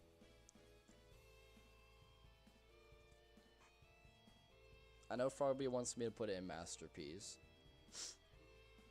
Oh, fine. I'll talk about SeaWorld more. Fine. So SeaWorld, like, yes, the song, it does a lot of interesting stuff, and I think it's low-key more interesting and creative than the rock remix version. The rock remix, the only thing it has going for it is the fact that it's rock.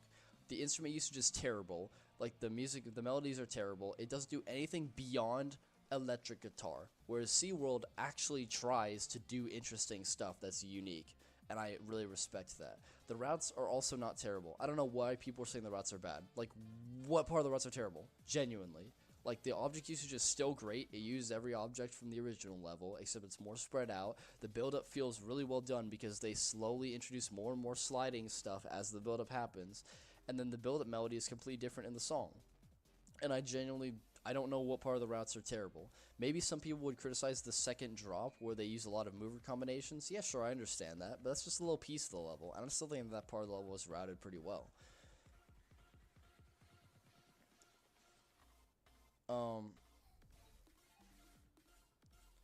So yeah. Okay, actually now, after just talking about SeaWorld, Steam Era time. I know Frogby wanted me to put it in Masterpiece tier.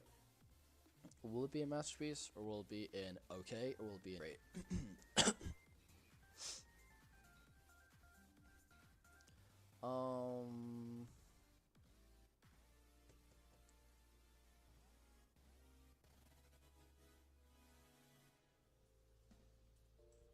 Okay, let's go in here.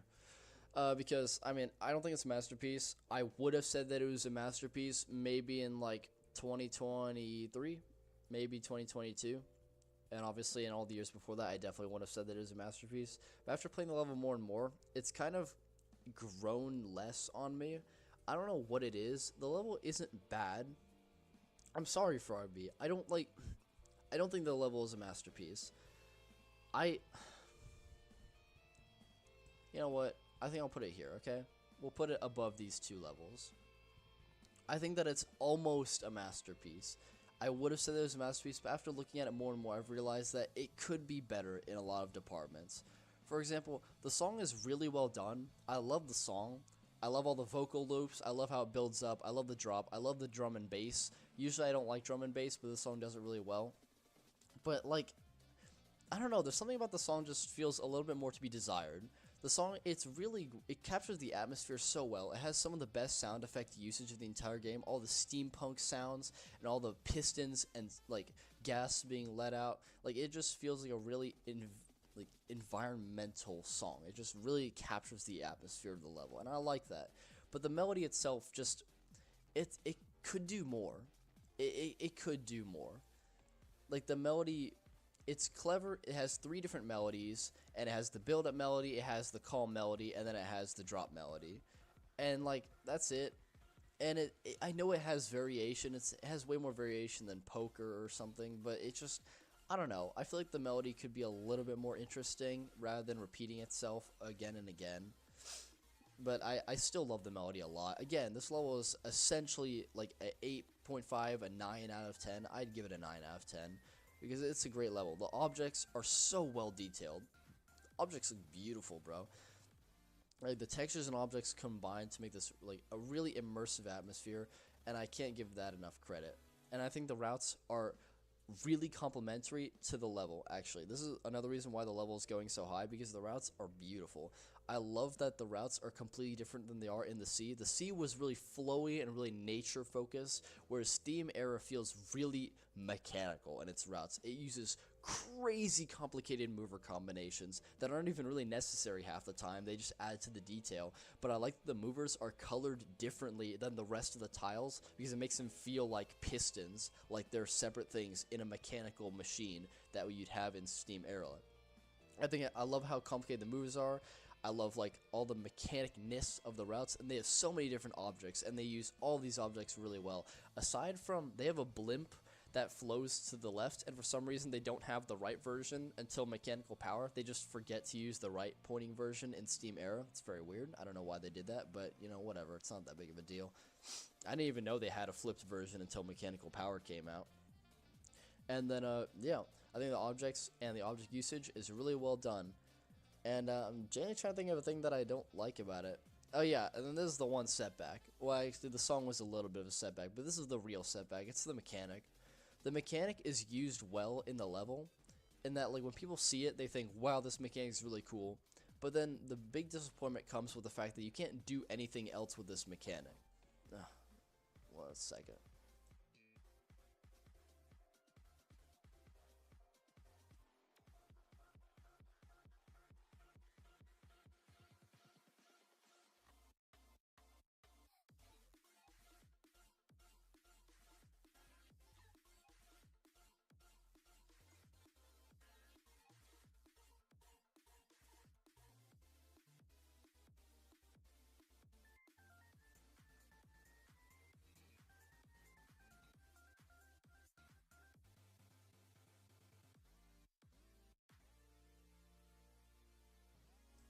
Sorry, I was supposed to finish my stream and then go to Costco, but the issue is that, of course, my alarm clock kind of bullshitted me, so I woke up late, so I didn't finish as early as I wanted to.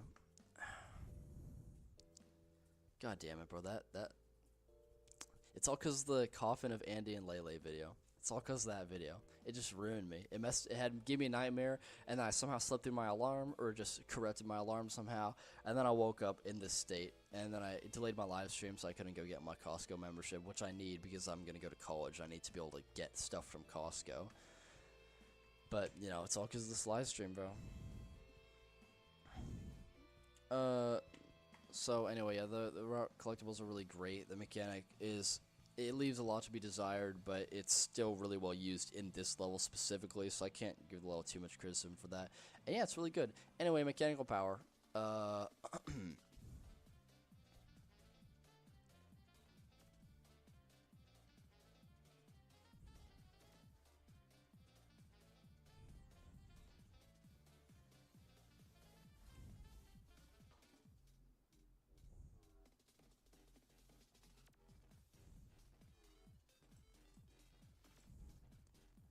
I put mechanical power in okay. A lot of people are saying that it's terrible. Some people are saying that it's amazing. I think mechanical power is okay because the song is low-key one of the worst songs in the game. The song is so boring, bro. Like, the drum and bass that I complimented Steam Era for, this song is also drum and bass, but the drum and bass is so, like, muffled and it's so dialed down. It's such an ugly sounding noise. I hate it. The sound effects, like, usually I love it when levels use sound effects, like Steam Era or the Sea, but the sound effects just don't fit this level. Like, why do you have an electric futuristic charge-up noise for an industrial age level? Like, why do you have, like, a level that takes place in, like, the 1800s, like, the early 1900s, and you're using sci-fi charge-up effects? Like, Just 16 just did not cook with the song. The song makes no sense. It doesn't fit. It's really terrible in the drum and bass department, and there is, like, the melody is just bad.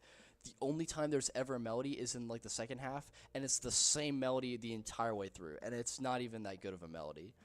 It doesn't do anything interesting. The song just sucks. I would generally consider putting the song in the dog shit tier. But the routes are okay. The routes are fine. Obviously, this level has the same complement that Steam Era does, where the objects and textures are still really great, but the routes are just fine. Like, the routes do the same thing as Steam Era does, where it uses a lot of crazy mover combinations, so I respect that, but I just don't think that it's done as well as Steam Era. The usage of those spinning top things that can move in various amounts of tile distances, it's not used as well as it is in Steam Era, and overall the routes just can be a little bit annoying sometimes, like with the crown route. Sorry, my nose is really itchy for some reason. It's really annoying. And, yeah, it could be better. I don't really have much to say about mechanical power. It's just fine. It's just kind of a generic level. I really don't know what makes it special. Yeah, but mechanical power song just doesn't fit like a lot of people claim that it does. The routes are just not great. And the only thing that holds it up are the textures and objects. So it's going in okay. Ghost Warrior. This is an interesting one. And before anyone says anything, no, I'm calling it Ghost Warrior. A lot of people say Ghost Samurai, but that's not. No. Ghost Warrior sounds way more interesting than Ghost Samurai. Imagine if Kung Fu Panda called Poe the Dragon Samurai. Like, no, that just sounds like you're reading an old history book that's falling apart. When you say Ghost Warrior, the Dragon Warrior, it really, like, gives you the feels in the soul. It makes you feel like, holy shit, this is a force not to be messed with. Ghost Warrior. Do you want to get in the way of a Ghost Warrior? A Ghost Samurai? Now just pull an Indiana Jones and shoot the motherfucker straight in the face while he's swinging a sword around. Ghost Warrior, you're cooked. The name of Ghost Warrior is so much more intimidating than Ghost Samurai. Whoever renamed it is an idiot. I'm looking at you, Square Root. But it might not be his fault. It's the translator's fault. But then, of course, they kept the name anyway, so, you know, great job, I guess. But yeah, Ghost Samurai is a stupid renaming. It completely removes the thematic weight that Ghost Warrior feels. Ghost Samurai just doesn't capture that at all. I don't know why people defend Ghost Samurai. No one was asking for it to be renamed that ever. So no one can even make the argument of like, oh, it sounds better. No, it doesn't, because no one believed that before this point.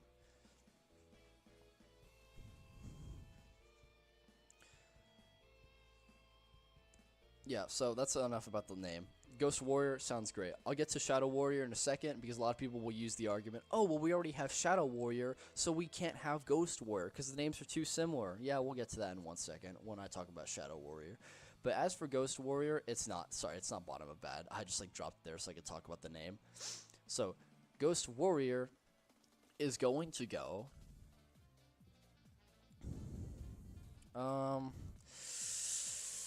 Okay. I don't really know what to do about this one, so let me rotate the camera a little bit, by the way. There you go.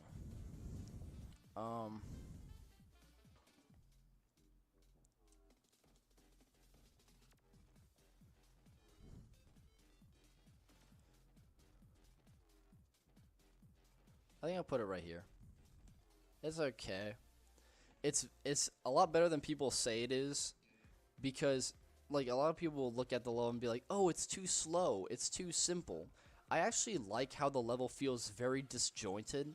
Like the level feels really strange in its design, in that, for example, you'll see a random thing like a little glass tile, and then you'll have a nice pattern, but then on the side of the pattern, it's like falling apart. Like there's tiles missing where there should be tiles, or there's an obstacle just one corner away, and it feels like a really like weird, almost AI generated level.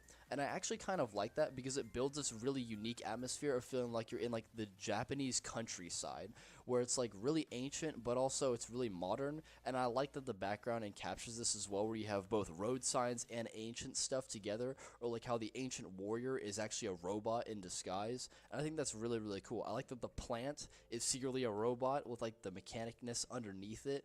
I like the mix of technology and ancient stuff. It really captures like Japan as a whole. Like Japan is a really technologically advanced country, but it's also really rich in its culture. So I think that Ghost Warrior is just a really nice way of encapsulating all of that in one big level.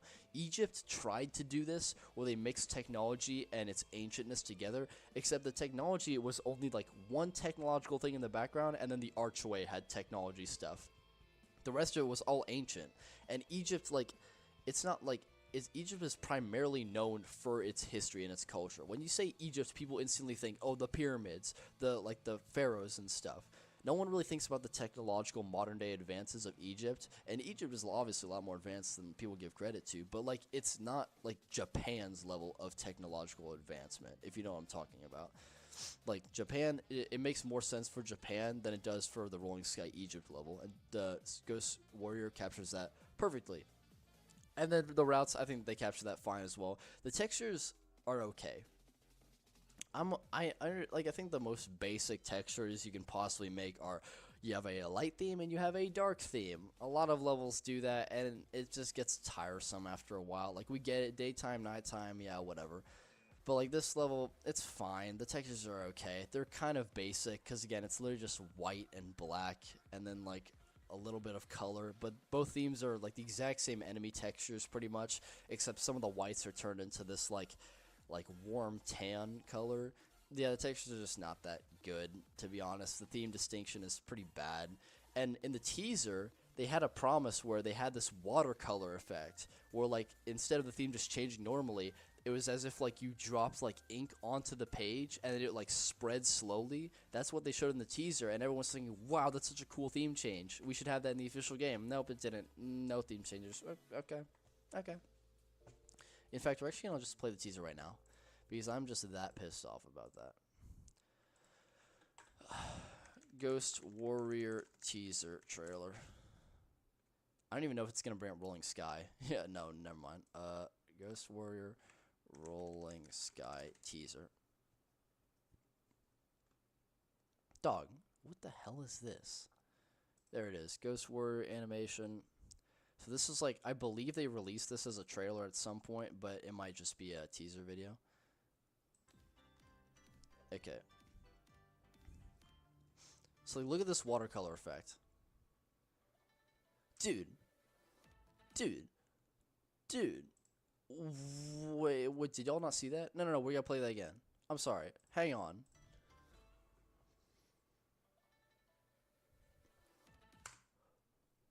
Where was this effect? Why didn't we get this effect? This is one of the coolest things that I've ever seen. And they did it for the video, obviously, so it's not in the official game. But I feel like it's not that hard. Or is it that hard? I don't know. But, like, that would have been so cool. Like, why didn't we get this in the official game? It bothers me to no end. Not only that, but the textures actually look way better in this teaser than they do in the final version. For some reason, they texture the objects and tiles differently, and I don't know why they didn't just do this. Like, look at these mover plates. These look so much better than they do in the the final version, because the mover plates are a different color like they are in Steam, actual like tiles that you'd have in like a ghost, samurai, or warrior village. And then of course we have another thing that was scrapped, and I like to think of it as the dash mechanic. I genuinely don't know if this is like a bug with the trailer, if this never actually existed to begin with, but I know that there's a thing that they didn't use, and I'll get to that in a second. Also, these blocks are different. These blocks are like colored gray. Do you see how like the shading on these blocks are? These don't exist in the game. They could have had these, but they don't. The teaser just like promises so much stuff that never actually happened, which kind of bothers me. Yeah, and then we have all these like teaser stuff. Speaking of the random mechanic, I think it's fine. It's not intrusive. I usually hate randomization, and I still don't think it should be in the game. Randomization is okay. Like, it just doesn't ever really bother you. You can always react to it accordingly. And then look at the ball. Like, look really closely at the bottom of the screen and look at the ball. Did you see that? Am I going insane? Last time I checked, you can't just roll like with that effect on. I know this is an animation, so it's not in the actual official game, but this is what I like to call the dash mechanic, where it like locks you in place and it forces you to go straight. And a lot of people are just saying grasping at straws. I'm just making up stuff. But I discovered, and a lot of routers know this too, y'all know the falling gem that they introduced in Jade Rabbit? The falling gem has an ID that existed in Ghost Warrior's time, meaning that the placement where they used this gem for, there was another object originally that they didn't use for Ghost Warrior. And I don't know what object this was, but all I know is that Square Root, who's a pretty much 100% reliable source, told me that the only indicator that he has of what this object was that it was literally just a circle with the letter C on it. It was just a circle with the letter C. I don't know what that means, but that was clearly not an obstacle, because if it has a symbol on it, then it probably means something different, and it wasn't just a coin, because then it would have actually had the coin model. And of course, it just makes no sense for them to scrap a model like that and not like have any records of this model anywhere. So I genuinely highly suspect that this was part of a mechanic that was scrapped, because why would you have the ball trail looking like this in a teaser trailer and then do nothing with that? And overall, I think this trailer just like promises a lot of stuff that turned out to like not really be in the level. Which, I mean, yeah, I get it. It's a separate animation, but still, it could have been something great in Ghost Warrior. But ultimately, we got this level, which is just fine. Like, the routes are okay, but the routes are very questionable. Like I said before, they have a lot of stuff that just doesn't really make much sense. Like, for example, before the second theme change, right before the build-up begins, they have this weird thing where you can either get the gem or you can go the easy way, except the easy way is blocked off. Because if you go in the easy direction, you have to make a diagonal, and then it'll just kill you with a laser cannon. It's like such a horribly designed section, and you're essentially just forced to go the gem route, with the exception of actually collecting the gem in the final jump of the route. But yeah, they have a lot of weird things like that in Ghost Warriors routes. And again, it is slow, so I also do have an issue with that. In fact, the teaser trailer, the gameplay is faster than it is in Ghost Warrior itself. The gameplay is faster than it is in the original level, which is really weird. But yeah, this is why teaser trailers are kind of a risky move, because you promise a lot of stuff and it turns out to not be true. Chess Fortress's teaser trailer does this too. It's a shame, bro. Chess Fortress could have been a lot better. But we'll get to that in the next live stream. Shadow Warrior.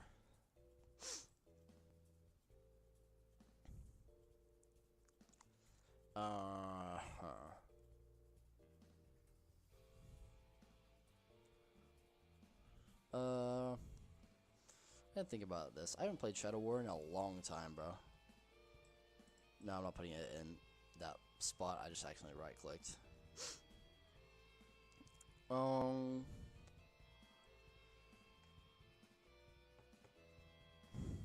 What else think about this level? Where should we put it?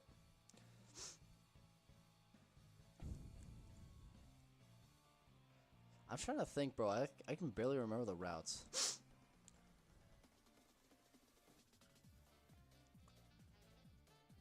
I'm putting it right here, bro. Unless someone like agrees with it, I'm just gonna put it in. I gotta put it right here, because Shadow Warrior is just not good. Okay, firstly, I need to talk about what did you call it? I need to talk about the name. A lot of people will make the argument that Ghost Warrior should be called Ghost Samurai because we already have Shadow Warrior, so we can't have 2 warrior levels. What the fuck? Am I like missing something here? We have Cube, then we have Dynamic Cube. We have Christmas, then Varying Christmas, then Golden Christmas, then Christmas Gospel. We have like Industrial Age, Industrial Base. No one complains about that. Why is it that all of a sudden people will then make the argument, oh, we can't have a Ghost Warrior and Shadow Warrior because then they're the same name? What? What? Am I like missing something here? Am I like strawmanning an argument? Because this is genuinely an argument that I've seen time and time again when it comes to justifying Ghost Samurai as a name. Not only that, but Ghost Warrior and Shadow Warrior complement each other so well because one theme is white, like a ghost, and the other theme is black, like a shadow. So it makes so much sense that the main level and the bonus level is Ghost Warrior and Shadow Warrior. Is that like not a cool idea to other people? Do they think that that's stupid? I think that's cool. But yeah, I don't understand why Ghost Warrior and Shadow Warrior is a terrible pairing. People, I know it's called the Shadow Warrior, but like I just get rid of it. It just makes better. It makes more sense to think of it as Shadow Warrior because it's just cleaner that way. And then like you don't like you have the Dragon Warrior. So I mean, you could also have the Ghost Warrior and the Shadow Warrior, but at that point, just call it Ghost Warrior and Shadow Warrior. It's a lot cleaner that way. And yeah, like a lot of people will make a bunch of arguments and say like, oh, levels have the same name, therefore like it's bad. No, no, no. Okay, we have City, we have Lost City, we have Foggy City, and there's probably another city that I forgot about at that point. What other stuff do we have? Oh yeah, we have the Fadeds and Faded remixes. You're telling me that these can't be a thing either? We have the Sea and Sea World. Like, I don't Birthday Party and Beat Party, and even when you change it to Rhythm Party, the same name still applies. So the people who will defend Ghost Samurai's name change will literally not even mention Rhythm Party's name change, because that itself is also a similar name to Birthday Party. It's so much hypocrisy and all these defenses when it comes to this stuff. Leyley, Sort of Love, just go. I'm trying to think if there's any other stuff that I missed. Other similar names that I didn't think about. Yeah. Oh yeah, you have Polar Expedition and Polar Night Wandering. Anything else that I missed? Oh yeah, Desert and Starlight Desert. Forgot about that. Beach Harbor and Beach Party Rock. See, like, basically what I'm trying to say is that the list goes on and on and on and on. Naval Battle, Battle Bastion. Just because names have the same word doesn't mean that they're copies of each other. That is a silly, silly argument. But that being said, Shadow Warrior is just not a very good level. I mean, the routes are just extremely bland. The routes are so empty, dude. I don't know why this level was considered a 3-star, and I'm pretty sure the developers moved it down over time because they realized that Cheetah Mobile was wrong in calling this a mid 3-star. But yeah, this level is just not good. Like, the routes are so empty and bland. The Glass Detail is frankly god-awful. The things that I talked about in Ghost Warrior about how the routes feel really like broken apart, but it really captures the ancient feeling of like Japanese culture mixed within the technology. This level just fails at that. It doesn't do that. The routes are so bland and empty to the point where you can't even give it that compliment. The movers are terrible. Why do we have these giant, weirdly shaped movers that span like 30 blocks ahead? Like, and they don't even look good, and the routes are weird because, like, for example, you have the mover, and then in between that mover you have little auto movers, but then you can just avoid those anyway. So I don't understand. Also, my hair's like itching my nose. That's why I keep scratching it. And yeah, it's not good. It is not good. The textures are still just as bad as they were in the original level, and not only that, but they don't end on the black theme, which is just kind of bothers me. Like, we have enough of the white theme in Ghost Warrior. In Ghost Warrior, when you divide the level up into its sections, you have 8 sections, like most Cheetah Mobile levels do, and then 5 of those sections are the white theme, and 3 of those sections are the black theme, which means that we already have an imbalance in terms of theme usage. And then in the bonus level, then it ends on the white theme, so the black theme is just, like, pushed to the side even more. So that just bothers me. Oh, my nose is it's killing me. It's just killing me. Oh, God. It just never stops being itchy. But I have to get through this.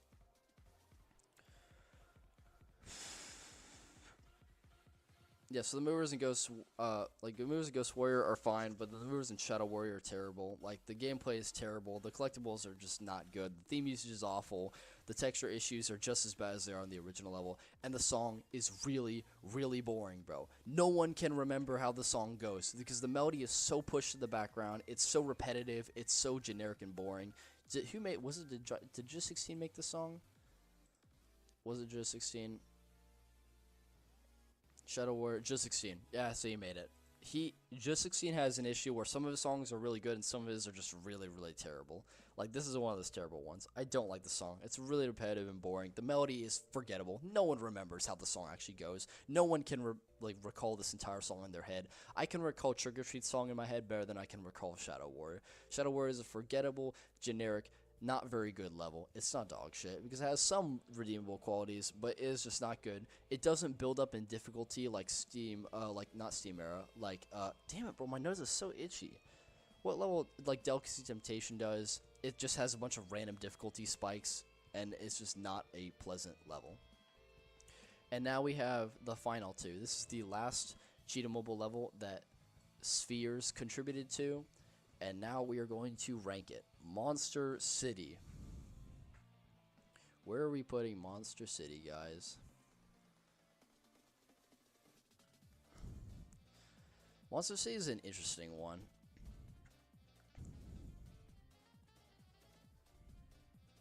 Yeah, so I guess I'd do that. So, you know what? I'm going to put Monster City here, and then I just realized I'm going to move Vera Fairyland to, like, here. Because I think Vera Fairyland, it just has a better song, the textures are way better than all these other levels, and it just has a better atmosphere, and the objects look better. And I like how the themes are completely different in terms of background and block usage and texture design, how one theme has borders and the other one doesn't. Anyway, Monster City.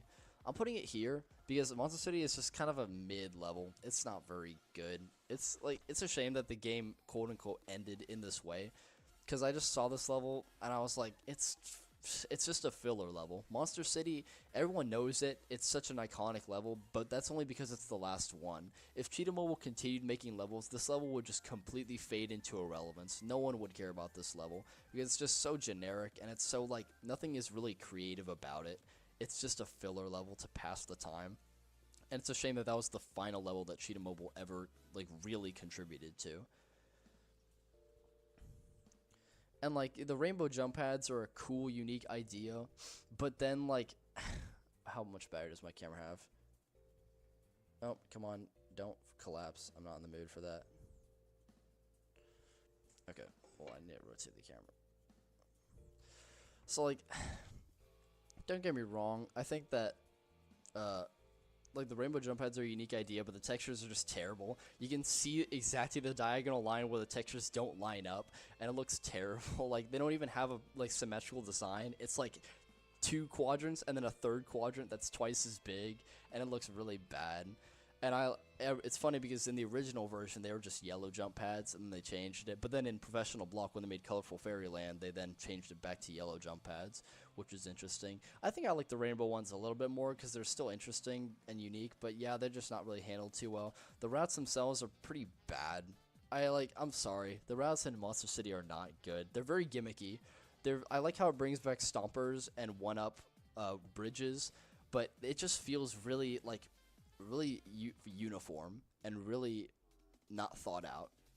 It's a lot of, like, left, right, around a bunch of stompers, and you have the jumping things, and it just feels very formulaic and very run-of-the-mill level. There's nothing unique about it. Even Ghost Warrior does more unique stuff with its routes, whereas Monster City is just really empty. And then, of course, you have the drop, which is really terrible because they do this thing constantly where they think that the player is so stupid where they have to have, like, 20 lines of just nothing but a flat tile, and then they have the gate at the end where, like, the mouths open as doors, and it's like they keep thinking that the player needs, like, 20 blocks to, like, ahead to see what's gonna happen, and so it just causes the route to be really empty and, like, nothingness. Like, the route is just so, like, there's nothing going on in it, especially in the drop.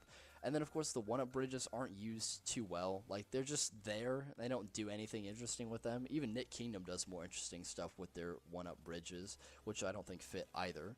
But yeah, the one-up bridges don't fit in this level.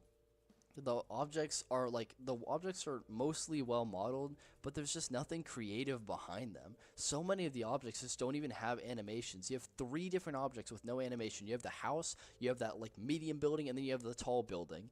And none of them, like, they don't animate. No, they look generic. The medium building doesn't even have a face. It's literally just a block with squares on it. It's not even, and nothing is creative about that. The brain box is cool. The box where the brain comes out, the brain texture looks really good, except that it's only used twice in the entire level. Great job, guys. You took a really great object and you barely used it at all. The jumping boxes are fine, but they're just kind of like, really? Like, a box that jumps? Sure. Why not?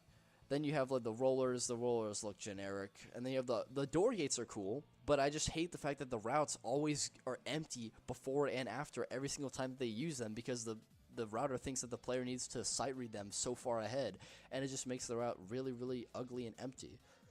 And then what other things we have? We have the wheels. The wheels are fine, except the wheels are offset. Like, I'm talking about the wheels where it, like, flips and then the cube jumps the other side. That's a cool animation, except the wheels are, like, offset from the ground. I don't know how that happened, but that's the... Oh, God, my nose is so itchy, bro. I can't do this anymore. It hurts. So the wheels are offset, so there's just, like, an issue with pretty much every single object. Either has no animation, or it's horribly made, or it's offset, or it's barely used and it was actually good. And overall, I just think that the objects are really generic and run-of-the-mill, and nothing like is creative is ever actually done about them. Holy shit, I don't know what's going on, bro. Canyon Encounters has a similar thing to Monster City. They're really similar in a lot of aspects. Also, the whole concept of Monster City is fine. Like a city with monsters, sure, but the monsters look terrible, and like, they don't actually see any monsters. We just see a bunch of, like, objects with eyes on them. That's not a good way to characterize Monster City. A good way to characterize Monster City is, like, mixing in a city with actual monster, models, and then having them interact with each other. Not a bunch of buildings with eyeballs on them. That's not clever at all. And I think the archway is probably the most interesting object that we have in the level, but it's not that much more interesting. Also, my camera's going to fall over. Shit. Damn it, I pressed the off button as soon as I rotated my camera. Oh my god, bro, my nose just, it won't stop. It's so itchy. It is like...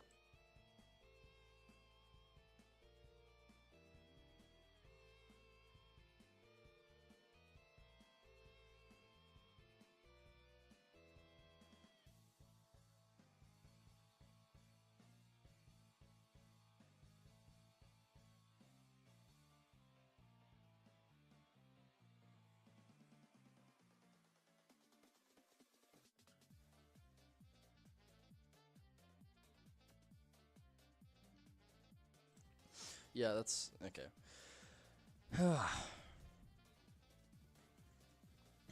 Yeah, so Monster City is just a filler level. Nothing unique is done with it. It could be better, but it also could be worse. It's kind of a sad way to end off 2020, because, like, 2020 it was a really, really great year overall. Again, pretty much all the main levels are up here in this quadrant.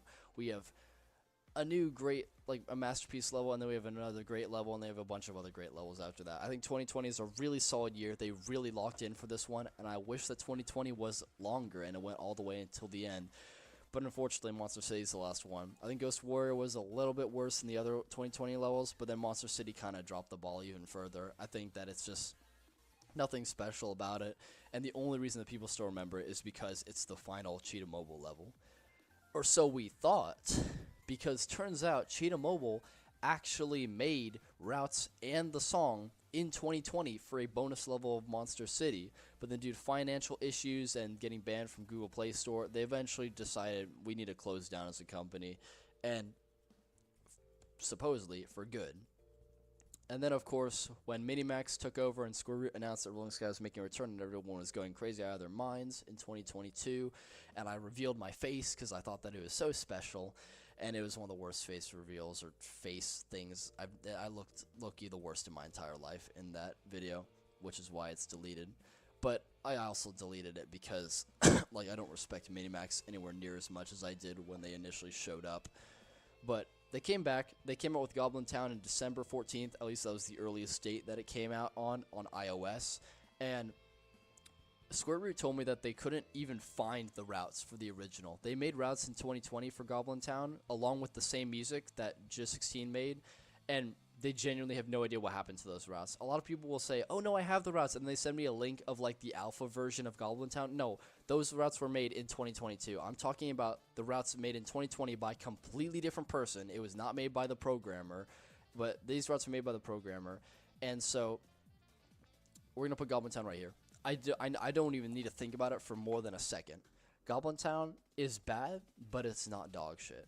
Everything about Goblin Town is like awful. Like the routes are genuinely like horrible. Like the routes are low-key maybe the worst routes in the entire game. The routes are so nonsensical. The movers are terrible. They have zero glass detail. They spam a bunch of diagonal jump pads. The object placement is god-awful. They use like 2 identical objects next to each other, but then they have a different object right next to those 2 identical objects. It's just a bunch of left-right between a bunch of different walls. They have gates that open, but you don't even need to go through them. They're just on the side for no reason. The sliding tiles make no sense. They have a bunch of objects on the side where it should be symmetrical, but there's no objects on the other side. And the level has gone through so many different iterations after its release where they keep changing little things like the hitbox of the tall object, and they messed it up twice. And then they had a bunch of objects appear and disappear. The level is horribly, horribly made. This level is a terrible sludge fest. And I don't blame them because it was made by the programmer, because the only other router they had at the time, Square Root, was working on Jade Rabbit at the exact same time the router for Goblin Town was working on his. And the router's name is Edwin, and the only other documented level I have of Edwin is, I believe, just Dinosaur Valley.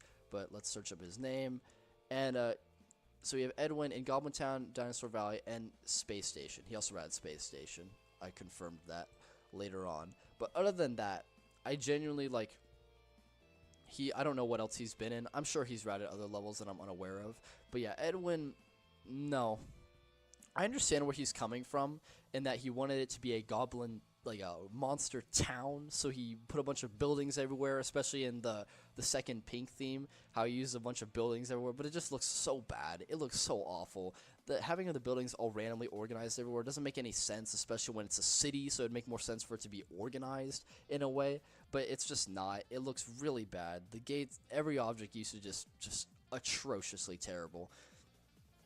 And, I mean, I'm trying to see if anyone else. Oh, Bonfire GD. I mean, like, the spreadsheet's public, so I can just say, I'll put it in, like, the description of this video. I'll put it in the pinned comment as well. Like, yeah. It's just that people don't really know how to get to it, but I'll link it in every video from now on since nobody really knows where it is anymore. Coder, not level designer, obviously gonna produce shit. Yeah, exactly, SQDL. That's what I'm saying. Like, they really could have just gotten anyone. They could have even just, like, reached out to some fan-made router like TCT or FO18 or someone in professional block and just said, hey, guys, we need to make a level. We don't have any other routers. And that would have been excusable. People can't say, oh, you're biased, because Minimax genuinely had no other choice. They had no other routers at the time. So, like, either they could have done that instead of, you know, getting a coder to route a level. And it just turned out to be an absolute mess. I think Edwin actually did a great job in Dinosaur Valley. And hot take, I think Edwin actually did a good job in Space Station. I know, throw the pitchforks, light the torches, I don't care. I think Edwin actually routed Space Station better than I expected him to for a coder who can't route, quote unquote. But yeah, Dinosaur Valley is obviously Edwin's best level. And Goblin Town is terrible, unfortunately. When this came out, I remember everyone was like fuming at the seams at how terrible this level was. We all thought that Minimax was gonna make levels that looked like this until the end of their days, and we were like panicking. And I mean, like, me and a bunch of other people realized, no, this is just because they don't have a router right now. We'll give them the benefit of the doubt. This is their first level. We'll give them that slack. And that's why this level is not going in dog shit. Because if it was, it would be right here. But I'm going to put it right here because it is just above dog shit. Because it was made with perfectly good intentions. They tried their best to make the best level they could. The song is still good. The textures are still okay. The objects are fine and they're passable. The routes are just so terrible. But it was made with all good intentions, and that's why it's going here.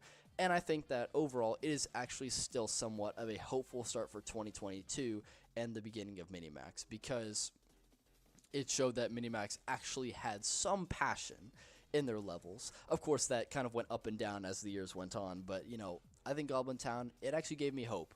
It made a lot of people frustrated. It made a lot of people afraid of what was to come in the future of the game. But I played this level for the first time, and I was pretty hopeful. Fun fact, I was actually studying for my finals in the midterms that year, and I had my world history test, my AP world history test. AP in the United States means like advanced placement, so it like contributes to your college acceptance, and so it's really important. And so I had to study for this the next day, and I procrastinated, so I did not study for it at any other point. And I did not study for this test just so that I could play Goblin Town upon its very release at the end of the school day. And I played it, and I did not regret a single thing. I loved playing the level despite how garbage it was, and I was really happy that Rolling Sky was coming back and that we would get more levels in the future, especially ones made by actual routers. And as for Tsunami's router, yeah, it's made by Rolling Fan made. Some people in Rolling Fan made, so I can't really say that Edwin routed that one either. But aside from, you know, some of these atrocities to come, I think 2022 was a hopeful year for Rolling Sky, despite producing a arguably terrible, maybe the worst level in the game, level. But yeah, that's my ranking. I'm sorry that I spent like 2 hours not opening stream, because, yeah, I don't know, I thought that, I don't know, my alarm just, it didn't go off, I'm sorry. I'd like to say that it won't happen again, but it might happen again because I genuinely really tried to pay attention to what time I would be waking up. I remember setting the alarm right before I went to bed, and it didn't go off, so I don't know, unfortunately. But yeah, next week we're doing 2023, only official. We're not doing co-creation or fan-mades. That'll be their own videos, obviously. But yeah, a lot of people will think that the next live stream will be longer than any other live stream I've done before, but it might be. I don't think it will be, because in this, if you get rid of all the fan-mades and co-creation levels, it's actually pretty much less than 2019 or 2018 actually, which is surprising. You'd expect that Minimax would churn out levels left and right, but they do, just not only official. They have a lot of fan-mades and co-creations, which makes their updates feel a lot more bloated than they actually are. So yeah, 2023 will not actually be too long, but 2023 is interesting because they don't actually have that many main levels, and most people, like, these levels either become forgettable or they become extremely beloved. Like, no one remembers Flower Dance, no one remembers Horizon Cruise, barely anyone talks about, like, Chess Fortress anymore, or Day of the Dead. So it'll be an interesting year. We have Mecha as well, I forgot about that, and New Year. But yeah, it shouldn't be that long, actually. And then, after Co-Creation Season 2, so let's see. August 16th will be 2023 official, then August 23rd will be Co-Creation Season 2, and then August 30th, I'm going to watch The Bad Guys 2 with some of my friends in college, so I might not live stream on Saturday. I might, because I made sure that based on my schedule, I don't even have school on Friday, so I don't have any classes, which is great. So I could stream on Friday as well, but then some people would probably be at school, so I don't want to put them at a disadvantage. And, so I guess I'll stream on either August 29th or August 31st. I'll have the fan-made live stream. I'll just live stream a bunch of the fan-mades. Or, actually, on August 29th or 31st, I think I'll actually do 2024. And then I'll do fan-mades, just to make me a little bit closer towards the end of the year. And then by that point, I'll be able to know if they add any more fan-mades or not. So then I can say in my live stream, all fan-mades from 2023 to 2025 and keep it clean. Because I don't want to make a live stream with fan-mades from 2023 to 2025, and then another 2025 fan-made comes out, and then I'd have to be like, oh, well, I forgot about this fan-made, so we have to put it into the 2026 fan-made live stream, which is just like, no, I don't want to do that. It's a bad idea. So, yeah. And then obviously we're going to be done with like 2025's live stream like by around December. So there's really not many live streams to be doing in between like September to November. So I'll spend a lot of that time doing TIFCO or, you know, just talking about a bunch of Rolling Sky. You're going to be more upset if we have a giant break with not a single live stream for like 2 months on end, because that would be really sad. Yeah, holy shit, what's going on with the view count, bro? I don't know what that is. I don't have any, like, moderators either for stream, so I don't know what that's about. You know, so the BGs and Kepler's Dream and Delicacy Temptation are slightly similar. I think I know, I've heard of what you said a while ago, like 3 years ago, and I kind of forgot. Oh, wait, I can't say RS Wiki, I have to say Rolling Sky Wiki.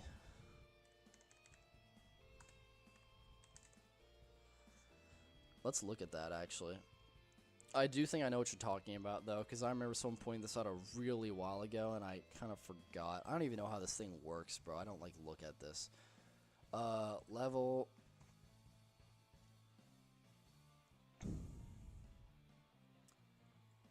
Dude, that Trailblaze cover looks so good, by the way. I love the Trailblaze cover. But we'll get to that later. Okay, so then now we have Delicacy, and we have, wait, where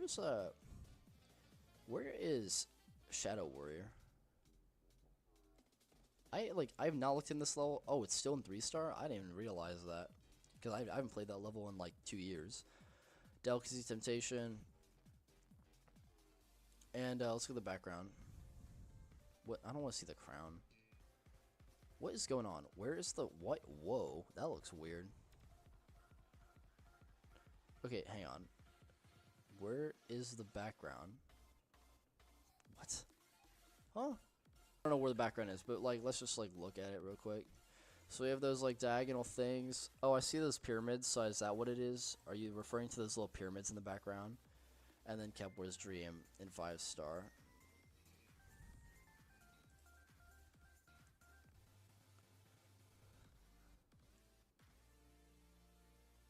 Yeah, look, we do have those pyramids like Delicacy Temptation does. You're right. That's interesting. They're not the same space away from the center, but they do look like they're the same angle of pyramids, which is very interesting. Oh, I love this thing, dude. This is what I'm saying. Rolling Sky should add a feature where you can buy a bunch of these old lobby screens. Like, they can just add them and then make it so you have to pay for them, and that can make them more money, and the players who want to have these things again, they can have them. So it's a win-win for everyone. Like, they should bring all of these old things back, because these look cool. Like, look how beautiful this is, bro. Like, Minimax, like, I'm not saying they're overall lazy, but they just don't make these anymore. These beautiful looking covers. You don't see these in the lobbies. So yeah, you're right. The backgrounds are really similar. But again, they were made by a person, so it seems like the same person made both of these backgrounds. So that would easily explain it. At least they're not made by AI, so... Oh, Jesus Christ, bro. There's a huge controversy where people thought that Neon was actually made by AI, but firstly, like, AI was nowhere near advanced enough in 2018 to make that happen. And secondly, like, if you compare all the Neon backgrounds together, like, they have different shapes, but they clearly all line up the same way, so they had to have been made by a person. Whereas if you compare it to things like Cthulhu and other things, they'll act like it's made by a person, but you can really tell that it's AI majority of the time, still. Minimax recently came out with an announcement, not officially, but they said that they would stop using AI entirely. They said that it would be a mix between AI and a real person, and they're mostly referring to Legal YB, because he makes a lot of backgrounds for the game, and I think that most of them are pretty fucking garbage, but I think that now we've reached a point where, like, Magic House and, what's it called, Cthulhu, they're like I think they're about somewhere between 40 to 60% AI and 40 to 60% human. But yeah, overall, it's better than just full AI, I guess. Like, even good levels like Industrial Base, like, their backgrounds just suck. Like, they're just boring and generic. Same thing with, like, Robotoys backgrounds are pretty bad as well. So I'm glad that they're moving away from AI, even if it comes at the cost of having a terrible artist like Legal YB take that spot. Can you even buy things in the TapTap International version? I don't know. I never even touched TapTap. At least I haven't touched it since 2023. Yeah. In terms of making AI songs, here's the thing. I actually wonder if Cthulhu's song is made... I wonder if parts of it are made by AI. The reason why I bring this up is because the song composer for Cthulhu is Zuja. And Zuja composed parts of the song of Crisscross, and that is the only song he's ever contributed to. Jun. So, well, it's actually Jun. I don't know how to pronounce that correctly. But basically, this is the guy, and what I learned, Arfeather's specialty is classical stuff, and this guy composed a lot of the synth and the melodies and whatnot. So when you combine these two together, it creates a good song. And this is a common thing that you'll see with these type of artists. Rfeather is almost always in a collaboration because he is really specialized in classical music, which means that he can't make drums very well compared to other song composers. So you see him mixing with Zanzer for a bunch of songs. You see him mixing with Your SCC for Ceremony Parade, or you can see him mixing with TDX for Magic. Can Zhe Jun actually make songs on his own? And now looking at Cthulhu, which is the only other song he's made by himself, by the way, it feels wrong. Something about Cthulhu's song feels weird. For example, the ending, if you listen closely, they have two completely different drums playing over each other. You have one drum that's just a consistent beat, and then the other drum that has bass, snare, bass, snare. But then when you layer both of them on top of each other, it feels very, very wrong because they're completely different tones, and when you mix them together, it's wrong. All song composers know this. You cannot layer two different drums on top of each other in that way because they are actively against each other. It should be more of either you pick one or the other. You never put the two of them together. It's like putting two notes right next to each other at the same time. It feels wrong majority of the time, and it doesn't ever work as far as I know, especially not in a Rolling Skies song. And when you take that and then you take other things like the sound effect usage in Cthulhu, where it has a bunch of like rapidly machine gun firing noises that don't even sync with the music at all in other departments, or you have a bunch of sound effects that kind of like blip up and down in terms of their volume, it just feels almost like AI is contributing to this song. I don't want to throw any accusations out there. I don't have any actual proof at all that Cthulhu's song is assisted by AI, but we know that AI songs are very, very possible because the original song for Starlight Desert was completely made of AI and it sounded relatively convincing, but then thankfully they swapped that out for Yendong Wei and he put one of his songs as the Starlight Desert soundtrack. But yeah, I think Cthulhu could very well possibly be an AI song, at least partially, because Zhe Jun has no history of making songs with like drums and a whole like set of other instruments that he's never touched before. His specialty is synth stuff. So when I see him doing all these other things all of a sudden, it makes me really question, was that actually him or was that something else? Was it someone else? Was it AI? I don't know. But I highly suspect that AI songs have made it into the game in some way and we haven't realized it yet.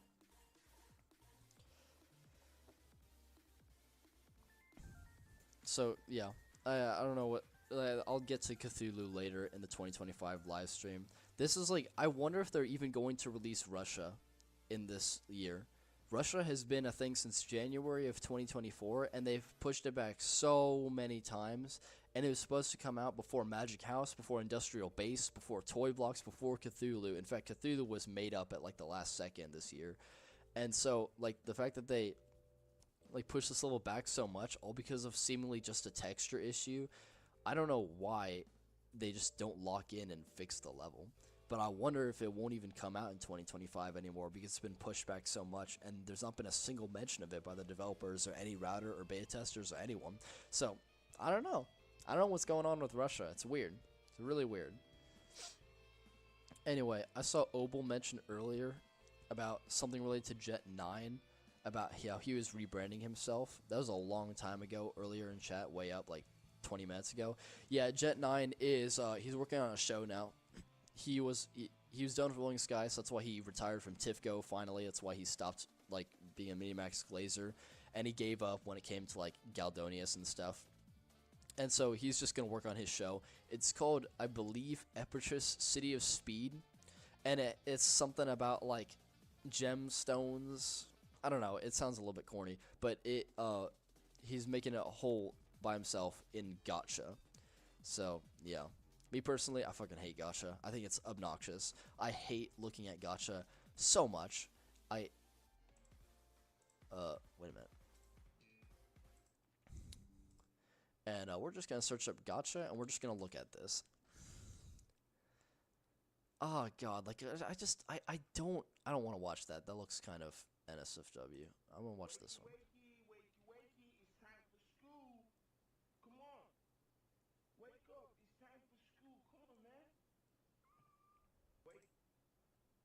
Like I don't. There's something about this that just feels so bad.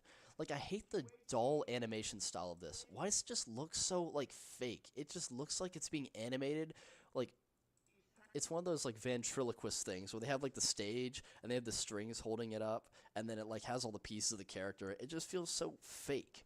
Yeah, I understand that talent goes into this somewhat, but there's, like, the level of shading is terrible. Like, there's no line art that's done well, and it just makes me think, like, I don't know. There's something about it that I just don't like at all. And my camera's dead. Okay. Oh, Lord have mercy, bro.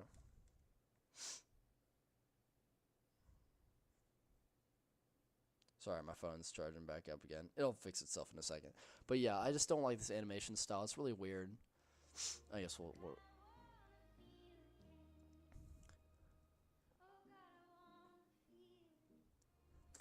I don't know which one's worse. Which one is worse? Is it the stop motion animation style, or is it the fluid animation style? I don't know which one's worse, to be honest. They're both pretty unwatchable. I can't watch this stuff, bro.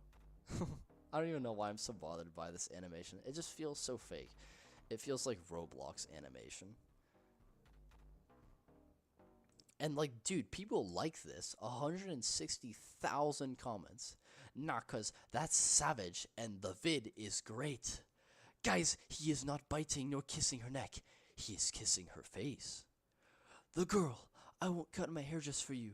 My hair is more important than you, were the replies to this. Beh, cut, not count. It's literally a typo. No need for the ha ha ha ha ha emoji. Skull. My mom cut my hair. I want my medium hair back. That's 8 though. Nail polish. I like these comments are so NPC, bro. Just make it stop. This is what I'm talking about, bro. I have yet to find a normal person who likes this gacha animation style. World don't revolve around you, boy. You're not the only one. Exactly. Real. He never told her to. Perfection. Sparkle heart heart. She was like, huh? This is like something that like anti-YouTube shorts would post on Instagram Reels. These comments are so NPC, bro. Go, girl. Is it just me? Or I can't stop watching this. It's just you, little bro. It is just, yeah.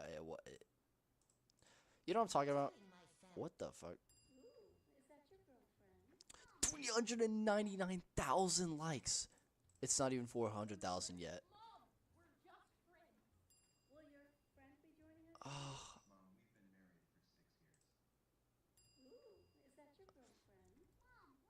Mom, we've been married for 6 years. Made me die? Ha ha ha ha. 17,000 likes, bro. R.I.P. You're dead? Huh? Same, Lamau. Ha ha ha ha ha ha.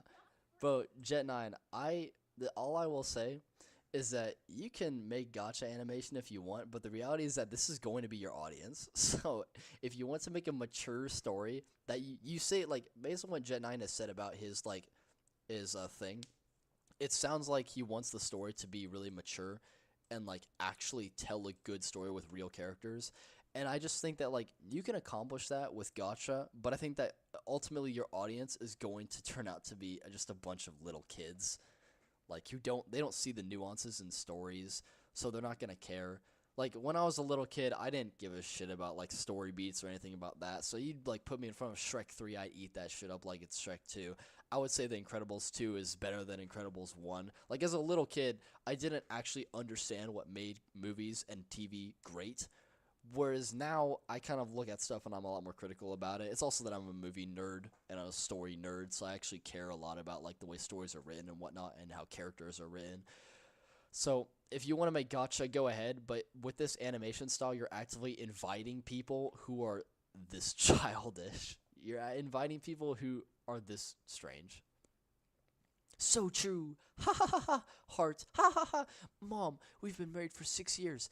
Got me on the ground for some reason. Ha ha ha ha ha ha ha. Heart.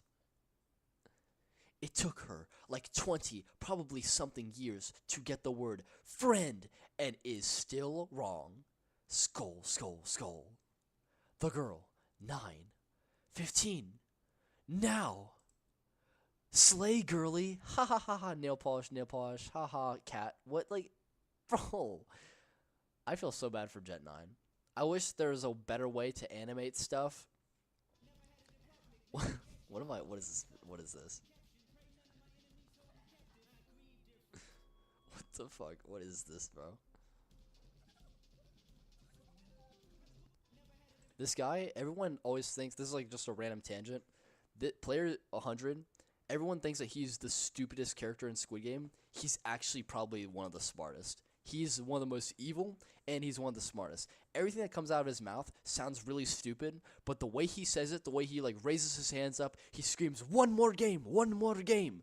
It actually convinces other people to join his side more. He's like a cardboard cutout character that people can idolize and worship, but everything he actually says is stupid, but no one realizes it because his charisma and his energy is just so much higher than all the other players. He is 10 billion won in debt, and it makes so much sense because with this kind of mentality and this kind of way of speaking and his charisma, it makes sense that he convinced people to give him so much money. And then, of course, they, figured out that he was a liar. But that right there, the first time we meet him, it establishes that he's really stupid, but he's really, really good at convincing people to do his bidding. And that's why I think that this player is actually really well done. He's a coward, but he's like, this is what I mean by I'm a character nerd. I actually like it. I like it when people are characterized in this way, and their characters actually feel like real people, even if they're, like, really, really evil. Like, you can see this guy existing in real life. You can't see Thanos existing in real life. I mean, like, Thanos is a cartoon character. But this guy is, like, a real, genuine character, even if he's evil. That's what I'm saying, bro. Like, anyway, tangent over. Let's get more Gacha. Or they're just not even going to give me Gacha anymore. Okay. Agree different. Oh, what is going on with my thing? Oh, is this how you animate this stuff? Oh, it is.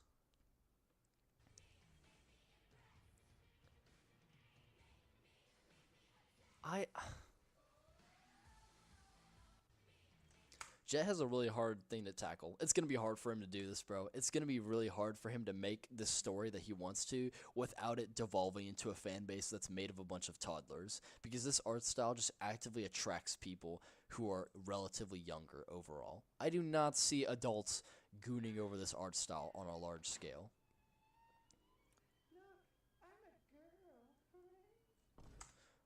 I think this art style is very limited in that you can only make their arms move in very like very static ways. Their mouth can only open at like very random times, and then it just kind of like causes the animation to feel really disjointed from the audio. Not only that, but I just realized Jet has to find voice actors. I don't know how that's gonna go for him.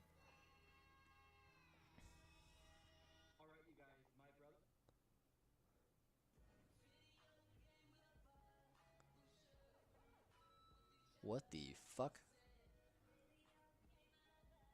What on earth, bro? What is happening, bro? What? Huh? What? What is going on with this shit, bro? Why is YouTube the way that it is? Why is Gacha the way that it is? I don't understand how people can look at this and be like, oh, this is some real shit, bro. This is some genuinely hard crafted material. Y'all can't even deny how good this is. Can you see anyone defending this shit, bro? God damn, my camera is just killing itself. What the fuck is this, bro? Why do they call it Gacha Life as well? Like, why do they keep pairing that together? What do you mean Gacha Life? That just makes it sound even stupider than Gacha already is. This is coming from a furry, so when I say what the fuck in response to this, you know that it's bad. What is this? What does this even mean? What does this mean? What do you mean one or two? What is the difference? Is this a man or a woman? I don't know. Is this a man or a woman? I can't tell because the art style is so generic. Huh? What? Okay. Team 1, heart. Team 1, heart. 1 team, heart, heart, heart, heart, heart. They are both cute, and I love them both, but I'm going with Team 1. What is the difference? Is it because she transforms in one of them but not the other one?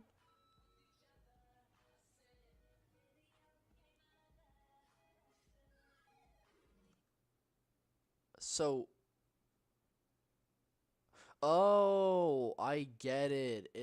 Oh, I understand what it's trying to say. It's like, oh, he wants to be this person, but then it turns out she's actually the same as him. But then this one is tragic because she doesn't want to be like him. Oh, you see, we're so sped. We're sped. This is a very sped video, bro. What the fuck am I looking at? What the hell is this, bro? What on earth am I looking at, bro?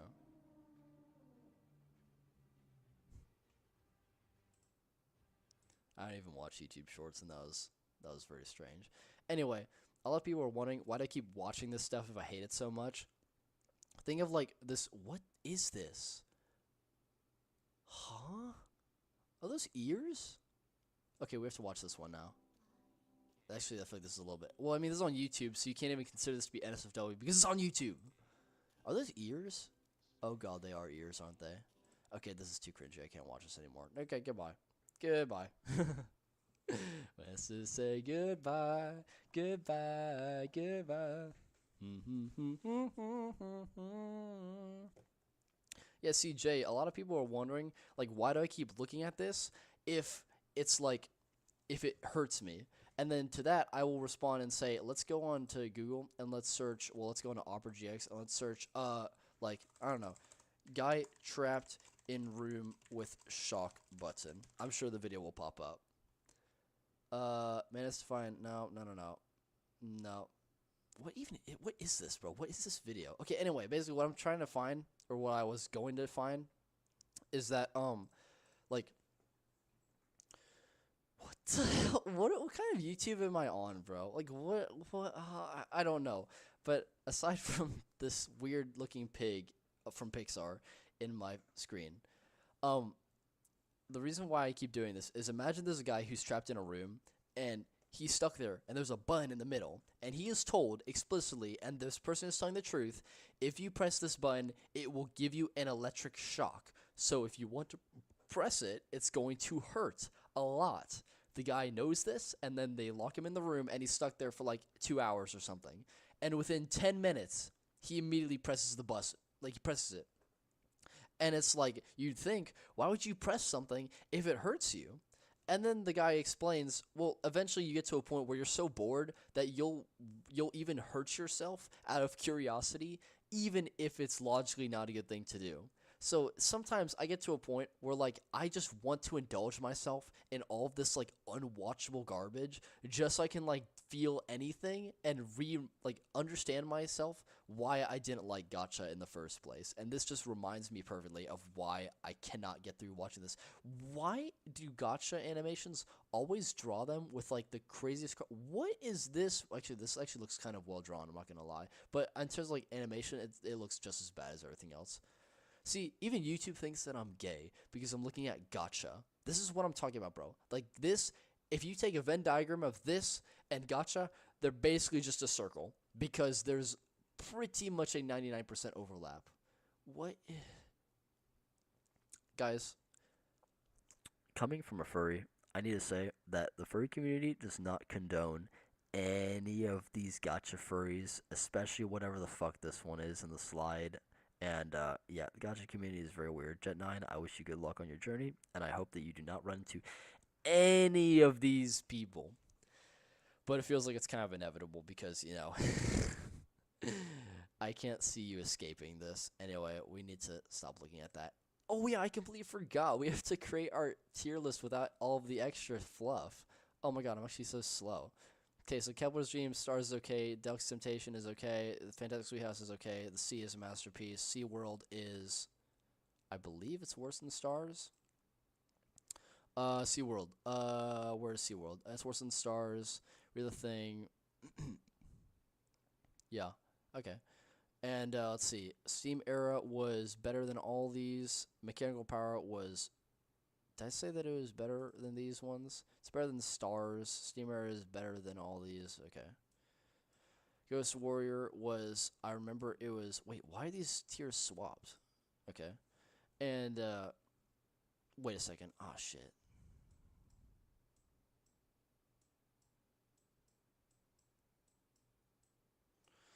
Okay, and let's see. We had Ghost Warrior was below mechanical power. No, it was above. Okay. And Shadow Warrior was bad. Monster City was, I believe it was right here, and then Goblin Town was here. So unless I messed something up, but yeah, this is the final live stream ranking for just 2020 and 2022, and yep, that's it. And then we have the full one right here. So yeah, it's time to read some comments. How is SeaWorld worse than Stars? Because Stars just has better objects. SeaWorld's song isn't as original, even if I don't really like Stars' song. But now that you mention it, I mean, I personally like SeaWorld more than Stars, but a lot of people hate it so much, and a lot of their criticism is somewhat valid in that, like, SeaWorld is by itself a song copy, just like the Rock remix is, and a level just doesn't do as great of a build up and drop that the Sea does. But I mean, if y'all want me to put it above, then I could. But yeah, even as looking at the comments right now, like Entropy GD says that SeaWorld is terrible. So I guess I'll just put it there.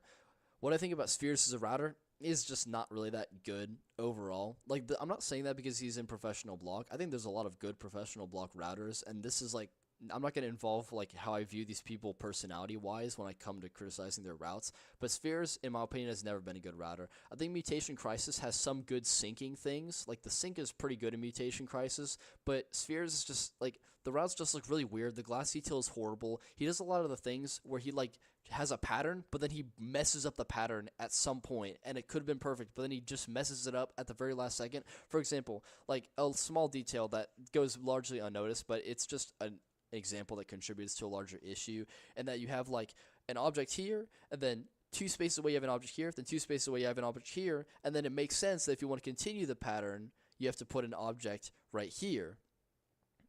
Except, sorry, I need to do that again because my camera is just fucking around and I just look really stupid, all frozen like that. So can I just like, camera, are you gonna work? Are you gonna work, camera? Okay, well, I'll have to do it really, really slowly because I need to watch the camera while I do this. Dude, it's so bad. So you have an object here.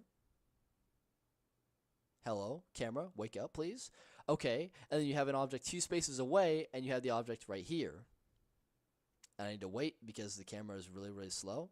Okay, and then you have to do 2 spaces away, and then you have the object up here from the original object. Nope, okay, and the camera's just dead. Okay, they just don't want me to explain this, do they?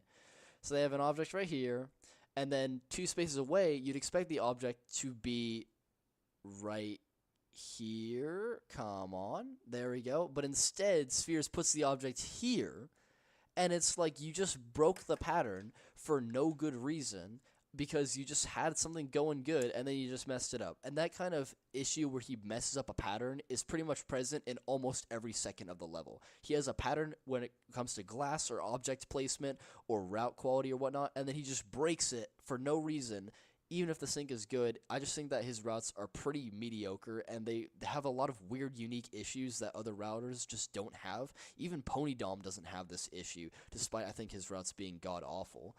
But yeah, it's really strange how uniquely bad Spheres' routing is. And I know that the Chinese community like slobbers over his routes, and I don't know why.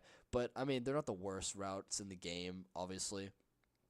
And I think that Spheres' contribution to Jungle Expedition, I don't know which parts of his routes were incorporated into that level, so I can't comment on that. But in terms of all these 2020 levels, I think the 2020 levels are overall great, but a lot of the levels have these sections with terrible routes, and I'm really curious to see which parts are made by Spheres.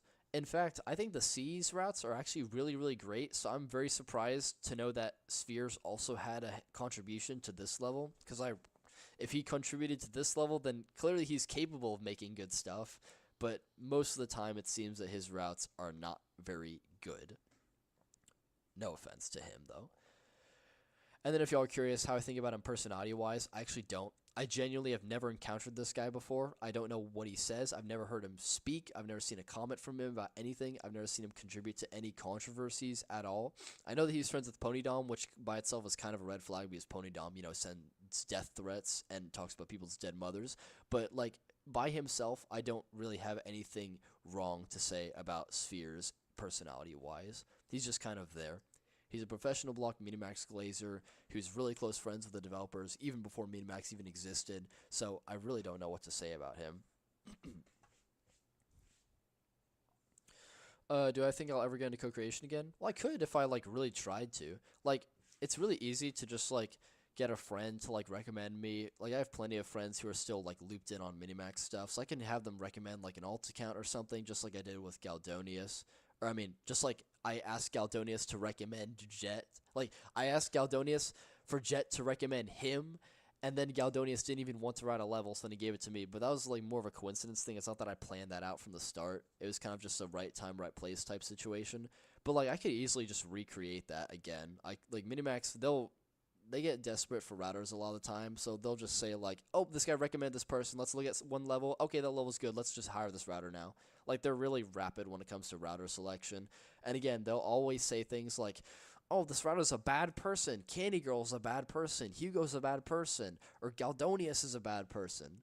But then the reality is that they still chose those routers, and had they looked into them for more than a millisecond, they would have realized their mistake.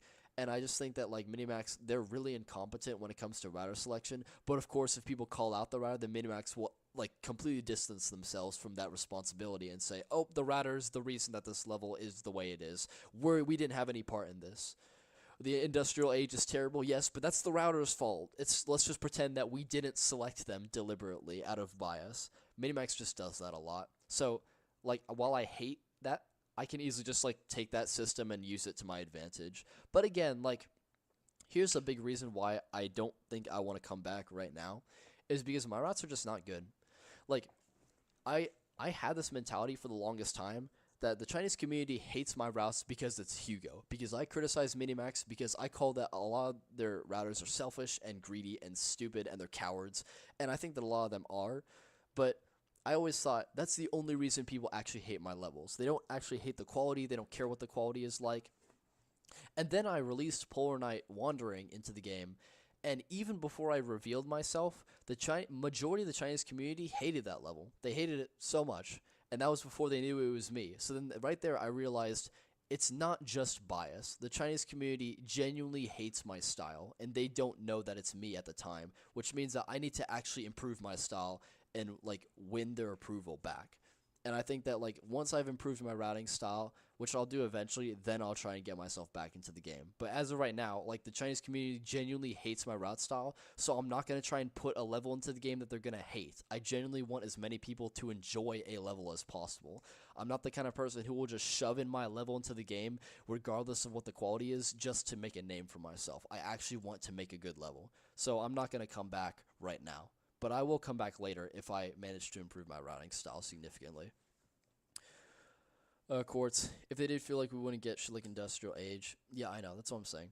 Like, again, the Chinese community isn't the all-knowing, all-seeing force that determines how a level is good or bad, because, again, they'll say that levels like industrial age are perfect and amazing, or like how, I don't know, Space Station is credible, but, like, their opinions on levels are overall really stupid, especially if you look at the polls that they have on Bilibili and QQ.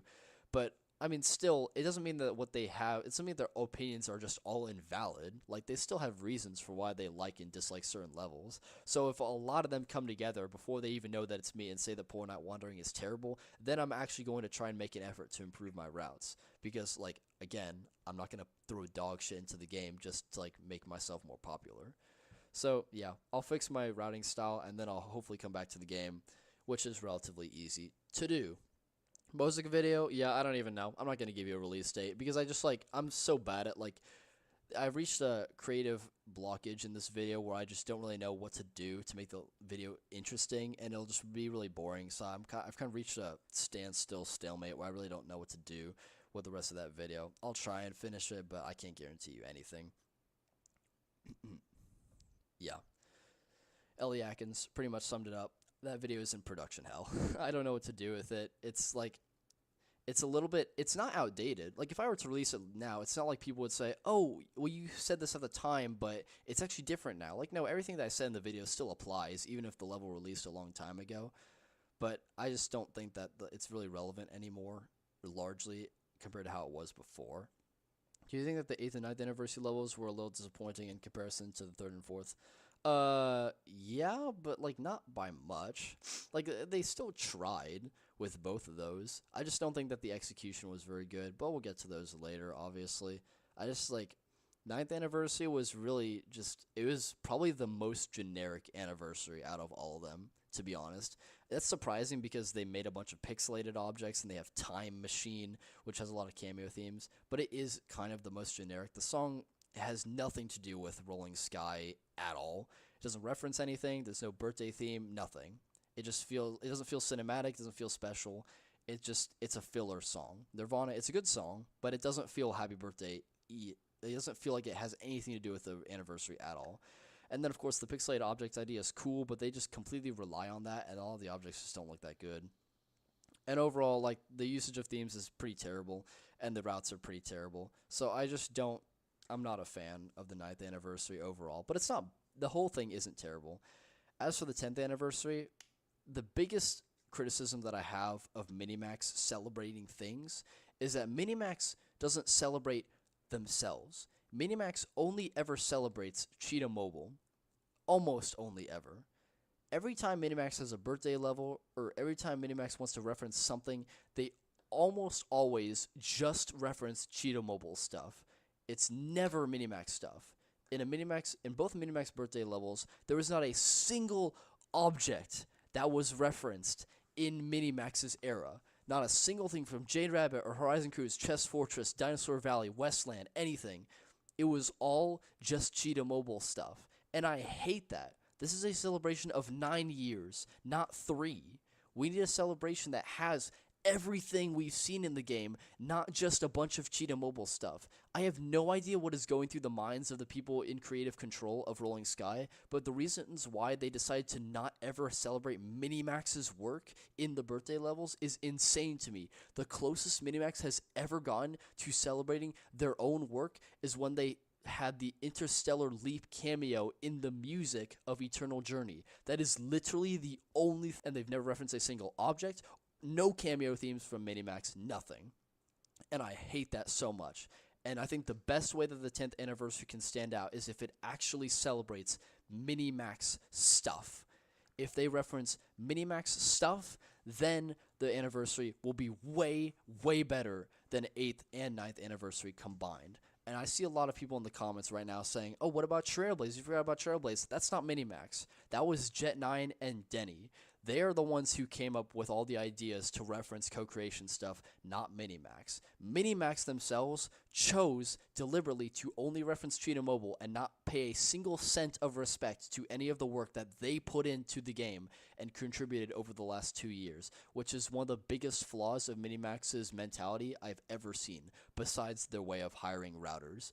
But I think JetNine and Denny did a great job of referencing other things that have been previous to other levels.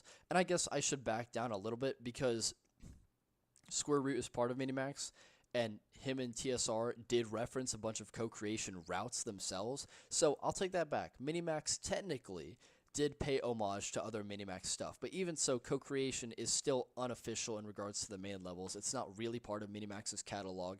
So I just want to see Minimax cameo an object or even a theme of something that they actually worked on. Anything, literally anything, even more of a song inside would be a good reference. Just anything to reference other Minimax works, because I'm so sick and tired of Cheetah Mobile. Over the 2 years of Rolling Sky's hiatus, we had too many fan-mades, only ever based off of Cheetah Mobile themes, and we're just tired of it. No one wants to see these themes anymore. We're done with Cheetah Mobile. Let's move on. We have a bunch of Minimax history now. Let's reference Minimax history. We don't need to reference Cheetah Mobile stuff. We've seen enough Neon. We've seen enough Castle in the Sky. We're ready to move on to the next stage of the game. I don't think that's better than Levy and Nirvana, because Dream of 7 Years, Levy and Nirvana, like, they try somewhat to celebrate the game, whereas A Dream of 7 Years is literally just, let's just cameo a bunch of random themes. There's no rhyme or reason to any of it.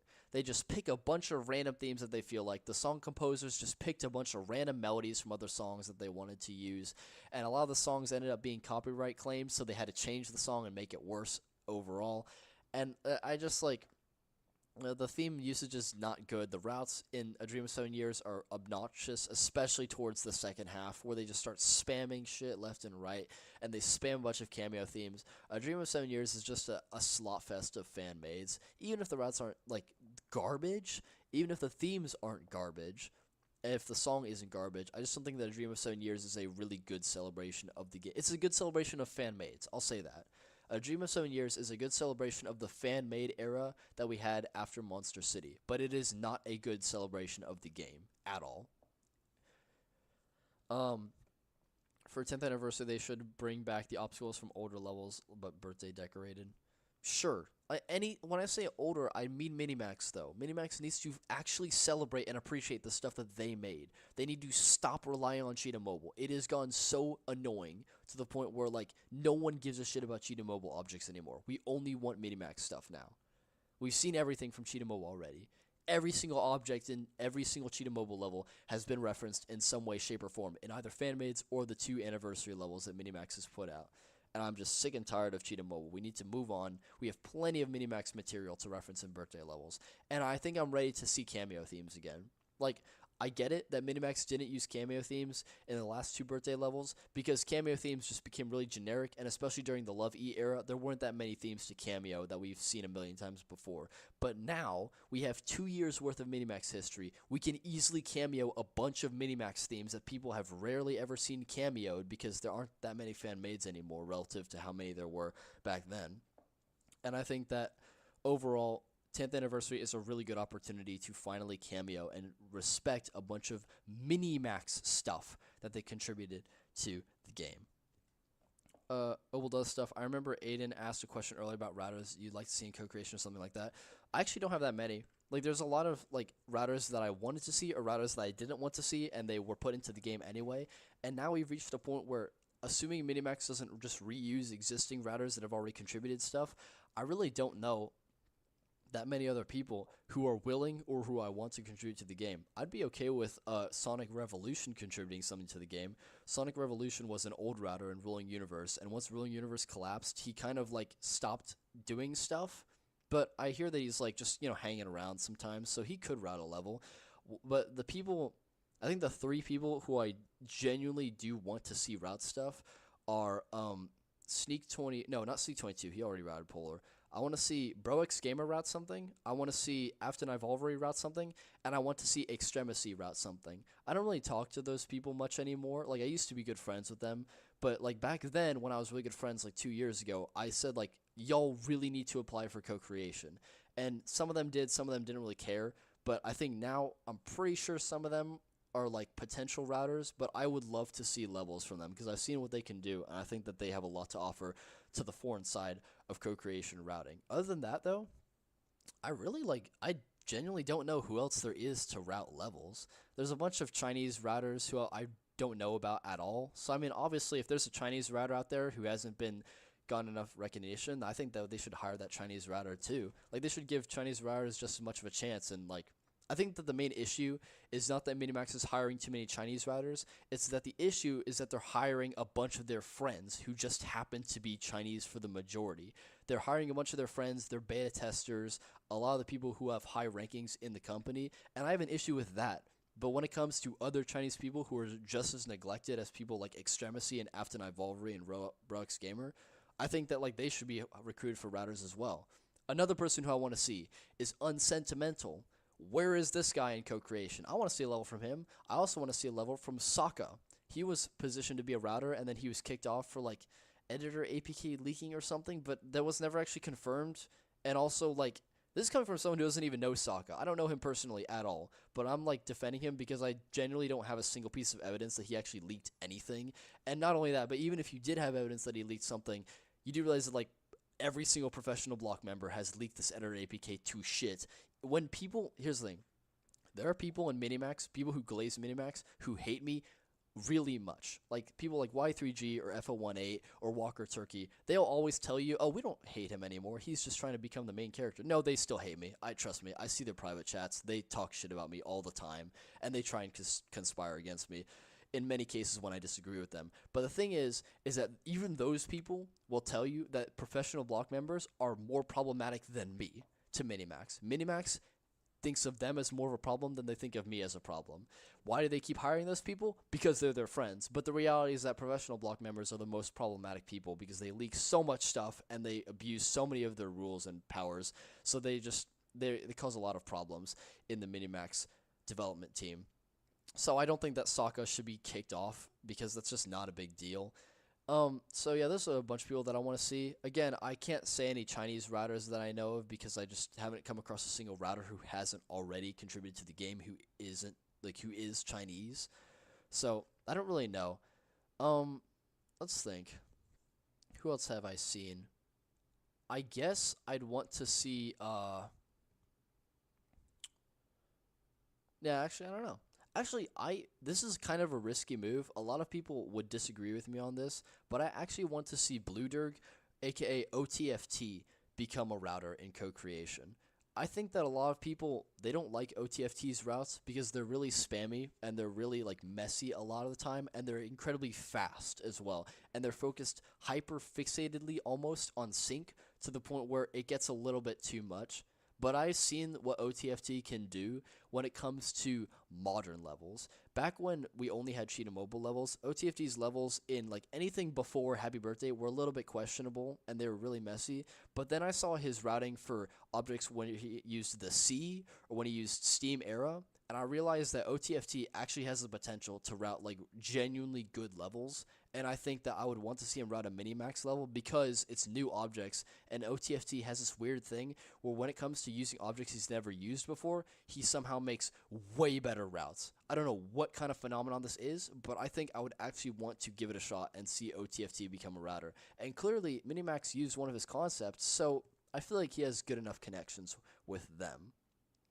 Another person who I think if Quidian became a router again, I wouldn't mind it because Quidian used to be a terrible person, both personality-wise and no offense, he was a terrible router.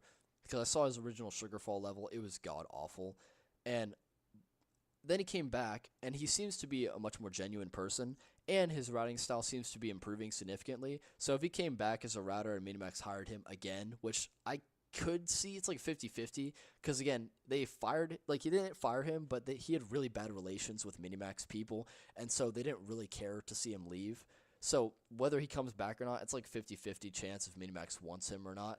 But if he came back, I wouldn't mind it. I'd be curious to see what he would make. At this point, again, like, there's so many, everyone has routed already. We've seen Junipi's, TCT, F018, WhatWF, Senservation, Tenable, Ponydom. We've seen everyone, even Mosaic. So if Minimax doesn't reuse routers, there's really nothing else to do other than hire all these other people who we've never really seen before. And I also, there's a router who I kept seeing the routes of that I low-key forgot which one. I'm not going to say it now because I don't want to misremember anything. But yeah. Also, I need to look at YouTube chat on my computer because my iPad just died and ran out of battery. So that's just great.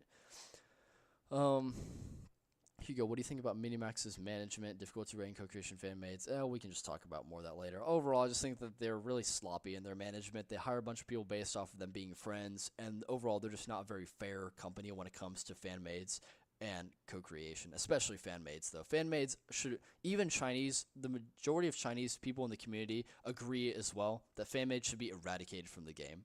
Even the Chinese community has reached a point where they're like, they like professional block overall, and they like Mosaic, and they like Ponydom, but they've reached a point where they're just like, it's clear that these people aren't actually qualified. Minimax just likes them, so they just put their levels in the game to give them more popularity. So even the Chinese community has caught on to this bullshit, and they've realized we don't need fan maids anymore. Just get rid of them.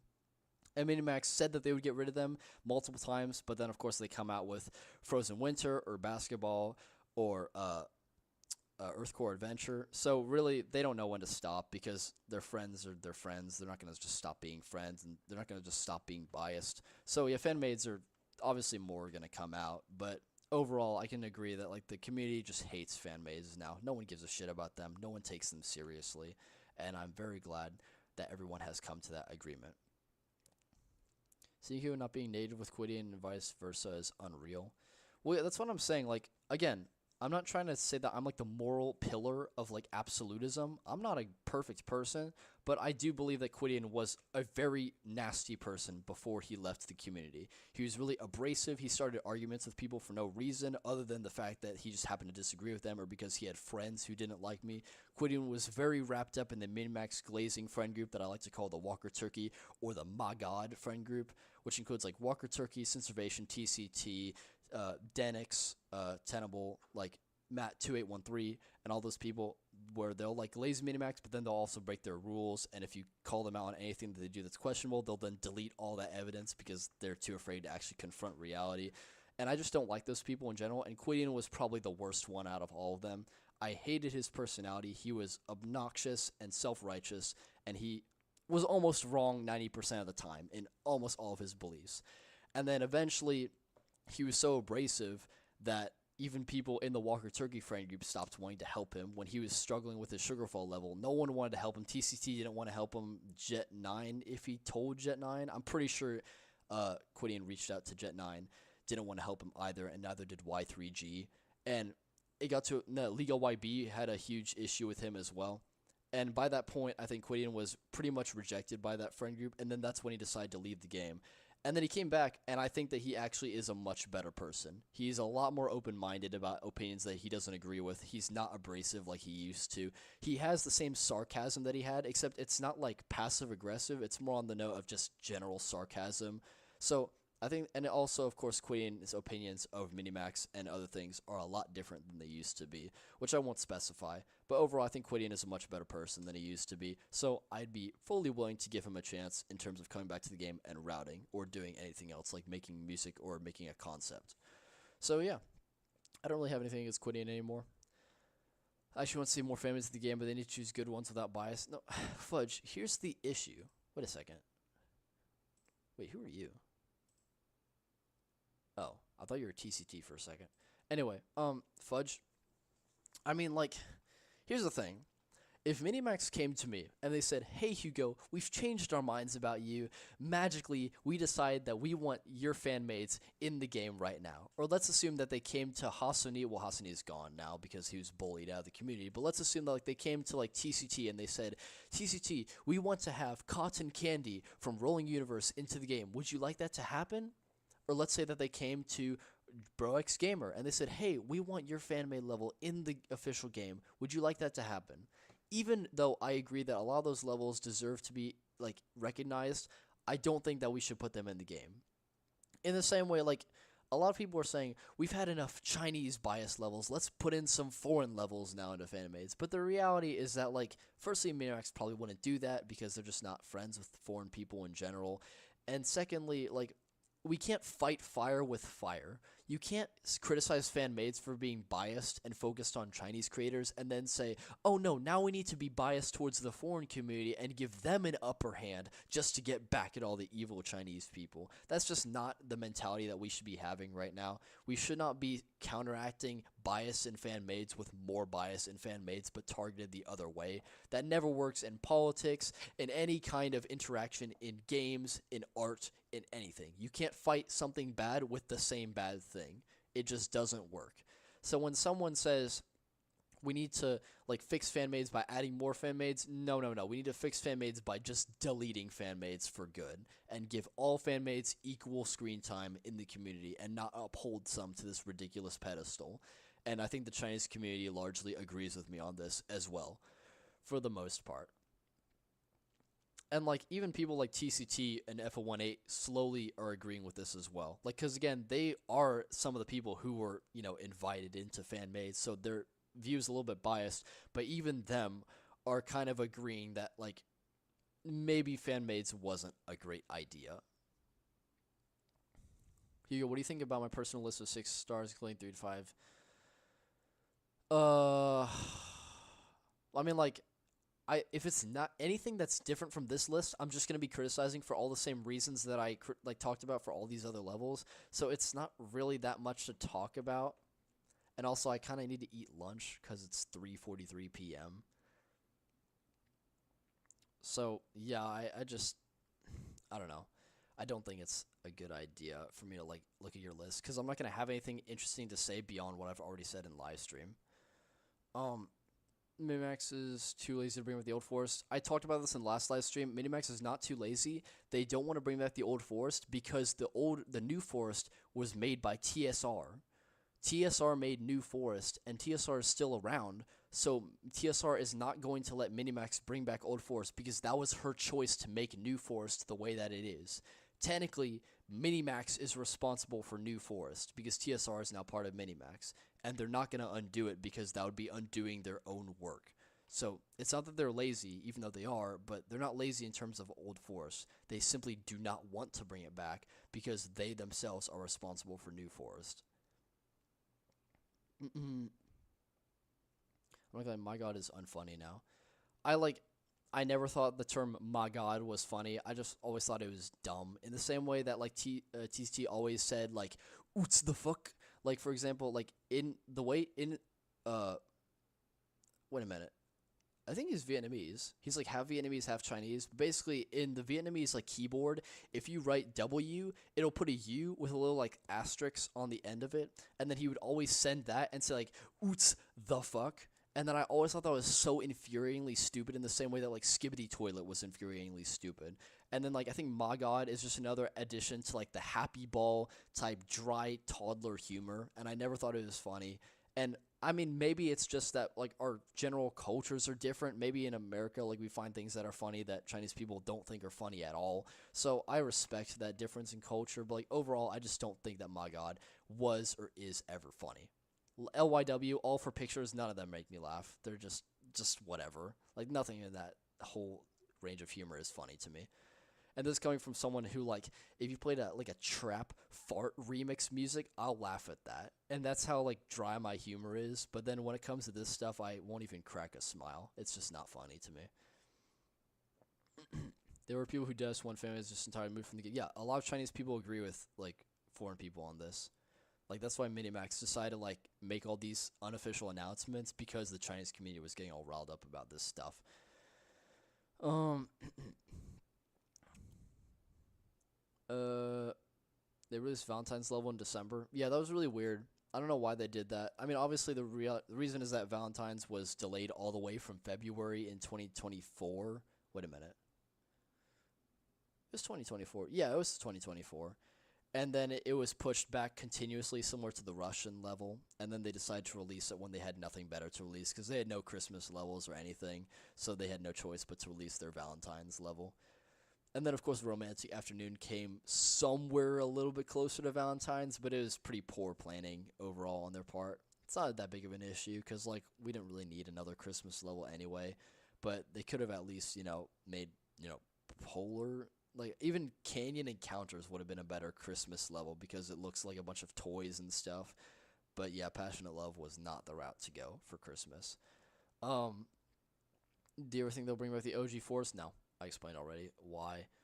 Why are fanmades so bad in your opinion? Because fanmades are just fanmades, like they're just stuff from 2021 and 2022. And I think that overall the routing style back then is nothing like it is now. And I think that the routing has a lot of issues that a lot of fanmades back then had. So then if you just take a bunch of those and throw them into the game now, they feel completely outdated. The route style is really archaic and old, and a lot of the routing is just really terrible in general. And I think that overall, even if I saw their levels back in 2022, I still would have had a lot of issues with them. Not only that, but the fan-made selection process is just incredibly biased. So even if we had a level that was good, it would still raise the question of like, should we just add more levels from this one creator just because he made this one good level? And that's what they did with Mosaic, where everyone loved the chaos. And now people look at the chaos and they think that it's just mid or even terrible. So I don't know. I just think that fanmades is a really it's the most biased thing of Minimax ever, like just ever in the history of forever in the game. And the fanmades themselves are not remarkable. They don't stand out. They don't deserve to be respected as they do. The only fanmades that I think deserve any amount of respect are Dream of 7 Years because it's a birthday celebration, and maybe Cave because Cave is one of the first original fanmades with original textures and routes that are like unique, and it had a song made specifically for the level. So Cave was one of the OG fanmades, so I respect Cave, but I don't respect anything else. The Chaos is just it's just a fan-made, unsuccessful person is garbage. Breezy Summer and Frozen Winter are just, we already have those in a fan-made game. We don't need them at all. We don't need Earth Core Adventure. We don't need Eclipse. Eclipse was just garbage. All three of those levels, Eclipse, Breezy Summer, and Frozen Winter, like, I've never seen a level, like, so lazily made in terms of textures. Like, let's just copy Sunset Glow's textures, but then let's make them slightly more yellow and then slightly more blue. Guys, we did it. We made an original theme. No. Those themes are god awful because they're just completely derivative of Sunset Glow. They couldn't even come up with any kind of original theme texture design whatsoever, and I hate that beyond anything else. And then, of course, I think the routes are just really messy, and they're overall not that good. They were really well respected at the time, but even back then I was not a fan of those professional block routes. And this is coming from someone who thinks that professional block overall makes some pretty decent levels. These were not those decent levels, in my opinion. Minimax needs to stop rating things based off of specialness. I mean, I don't even know how to respond to that, because, like, Minimax doesn't view things in terms of specialness or not. They just view things in terms of, like, how close is this person to our game, and is this a level or is it not a level? Like, they're really binary in the way they view things in terms of level quality. They really don't care about specific things. What if they made a level that used all the box power up looking things, like the 1-up breakthrough?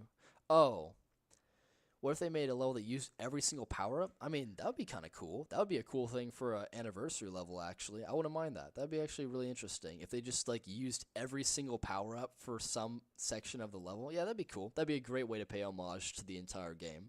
So, yeah, I wouldn't mind that. And, of course, I would love to see the Kepler's Dream mechanic be used a little bit more. So, yeah, that would be cool. What's my favorite mechanic? Probably the basement mechanic. The basement mechanic just has so much potential. Actually, there's another mechanic that I forgot about. Actually, now my favorite one is the Robotoy mechanic. It's not as complicated as the second floor or basement mechanic or the Egypt mechanic, but the Robotoy mechanic is simple and it's really well executed. There's not a single point in that level in either Robotoy or an accumulator where I thought they could have used it better or differently, or used it more. I think that the mechanic is perfectly showcased in the game, and I loved it so much that I tried to put it into my Polar Night Wandering level, and unfortunately it didn't work, but I still love the mechanic to death. And then secondly, I'd probably put either second floor or basement mechanic. I think basement mechanic is a little bit cooler, but second floor comes right after that, and then you have the Egypt mechanic. And then after that, I think, what's the next mechanic? Oh, I mean, obviously, okay, well, before any of those, obviously the super jump mechanic from 1-Up, of course that has to go in first place. That's the most useful, iconic mechanic in the entire game. It's the most useful power-up. It is so great in its potential. And obviously, levels still use it to this day, so clearly 1-Up made probably the biggest impact in the entire game, right next to a Labyrinth.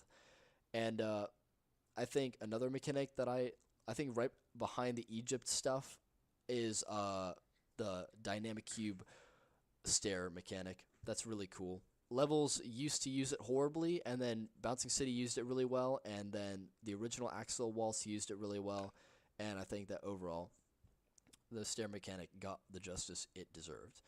The Cthulhu mechanic is one of the worst ones, bro. The Cthulhu mechanic is just like, here's the thing. Everyone always talks about, why is it that if you touch the eyeball 6 times, you die? That's a good question. I question that as well, because that doesn't have an explanation either. Like, why is it 6? Like, that's such an arbitrary number to pick. And then secondly, the only reason anyone is ever asking that question is because the developers explicitly stated in the update notes that you get killed if you touch it 6 times. If they didn't specify that, it would take people a very, very long time to understand how this mechanic works. In Robotoy, you can easily understand.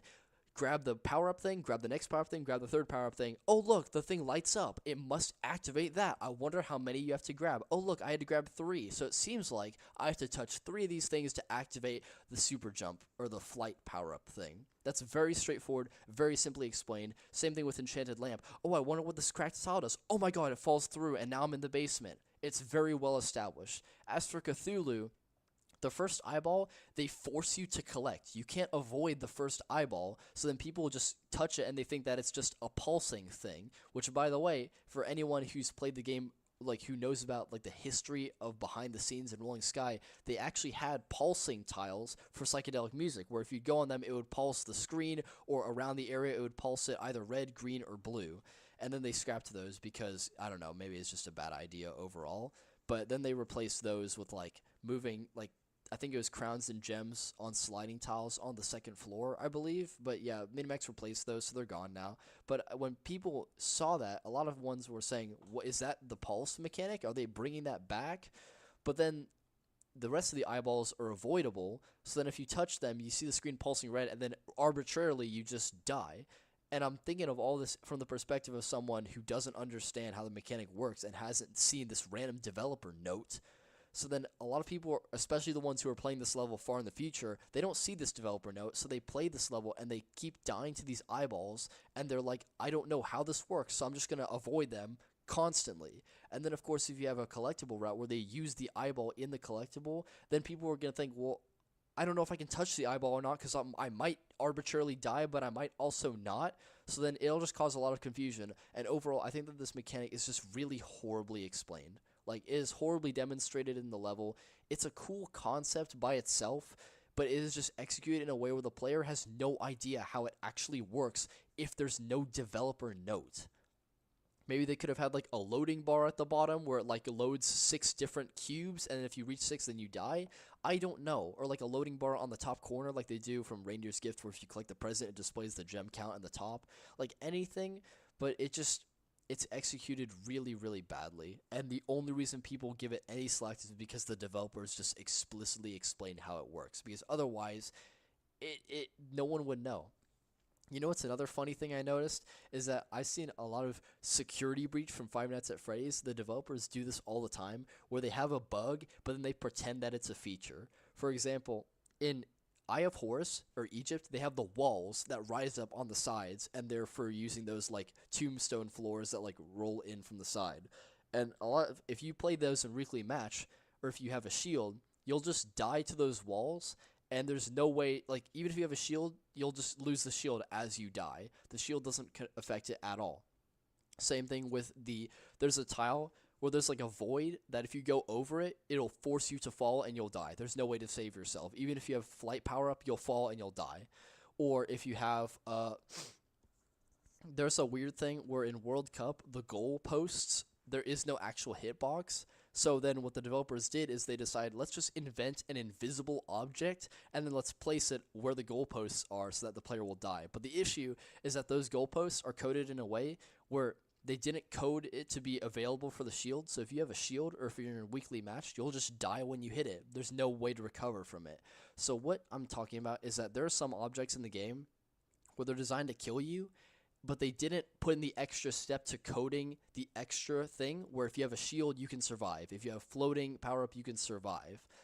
But with the Cthulhu mechanic, they decided that, like, they wanted to pretend that it was a feature. Well, they'll say that if you die to the Cthulhu eyeball, you'll die, even if you have shield. Oh, we're so special. They pretended that the shield thing was a feature, but it was actually just their laziness in designing this mechanic, because what happened is that they designed the Cthulhu mechanic to kill you if you touch it 6 times, and then all they had to do was add the extra step of coding it so that you would lose your shield and still continue on. But they didn't want to take that extra step. They were too lazy. So then they didn't take the extra step. So now it kills you even if you have a shield on, or if you're in a weekly match, it'll still kill you. And then the developers are going to say, oh, it's actually a feature. No, it's not. Y'all are just too lazy to actually elaborate on your mechanic. So the mechanic is explained horribly. It has this bug that they pretend is a feature, but it's just laziness. The mechanic looks terrible by itself, and it just doesn't need to be in the level. They could have just gotten rid of it at that point. Like, no one really cares about it. It doesn't serve anything. It doesn't contribute to any interesting routes. It's just really horribly handled. It's low-key one of the worst mechanics in the game. It's not the worst, but it is one of the worst.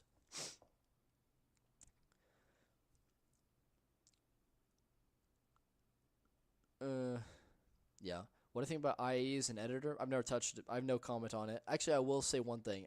I don't like IE for this one little thing where... Actually, no. Yeah, I'm not even going to say anything. Yeah, I don't really have an opinion on IE. I think it's just fine. It's whatever. It's just okay. There's nothing to say about it. I like that it exists, obviously. It gives like people the ability to make their own levels, so that's great. but I just don't have any individual opinions on it. But, you know, it's okay.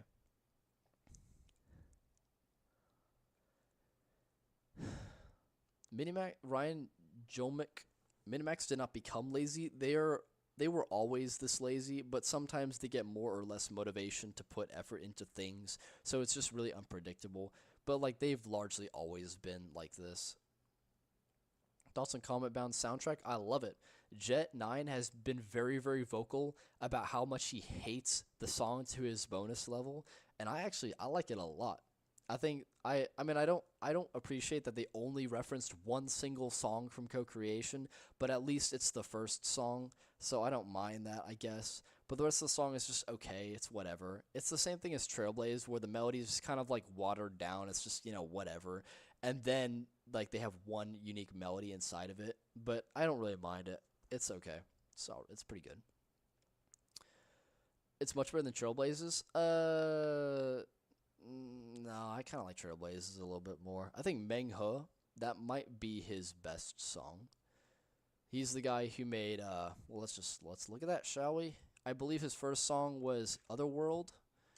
MengHe, Otherworld. So let's just go backwards. So he made Otherworld, he made Fireworks, I forgot about that. He made Rainbow Castle, it's probably also one of my favorites. Beach Party Rock is also pretty good.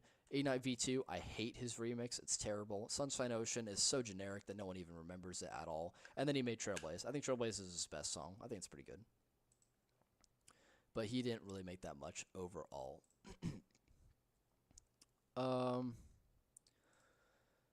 Guess we can extend the comments bar out a little bit. Actually, it's not even really necessary. Why don't I do unique wave videos anymore? Because unique waves are just a pain to do. I've always hated doing them since like 2019. They were just so painful, bro. Like doing unique waves, I eventually got to a point where I started cutting the video in half, where I would like do unique waves for the first 50% and then I would cut the video so that I do the rest of them, so I didn't have to do all of them in one attempt. Even so, dude, I would die like hundreds of times every single unique wave video. It was so painful. It made me want to like throw my iPad out the window. I couldn't do it. It was so bad. Maybe if I get one of those like touchpad things where I can have it and connect it to my phone, maybe that would make it a lot easier, but I don't know if I really want to spend money on that just for unique ways that I may or may not even do. But yeah, dude, it is so difficult to do unique ways. It is painful. The last unique wave video I did was, I believe, New Year, which was all the way back in early 2024. It was not fun. I was ripping my hair out trying to do that. Spectre Remix, New Year.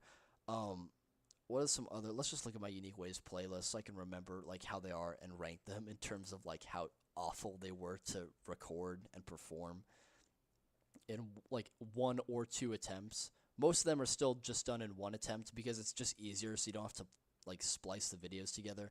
But all these videos took like hundreds and hundreds of attempts. It was terrible. So, can I not like open the entire playlist? Okay, whatever. So like just look at it really closely in this corner here. So Horizon Cruise was, oh dude, Horizon Cruise was a nightmare. Horizon Cruise was horrible. It took me so long to do Horizon Cruise. That was so bad. I genuinely was like crying at some point because I was just, dude, I think this one was done in 1 attempt as well. I did this whole thing and it took me like, I believe maybe like 300 attempts. Like it was so bad. I can only do one more video after that. Relics was actually okay. Jade Rabbit was painful.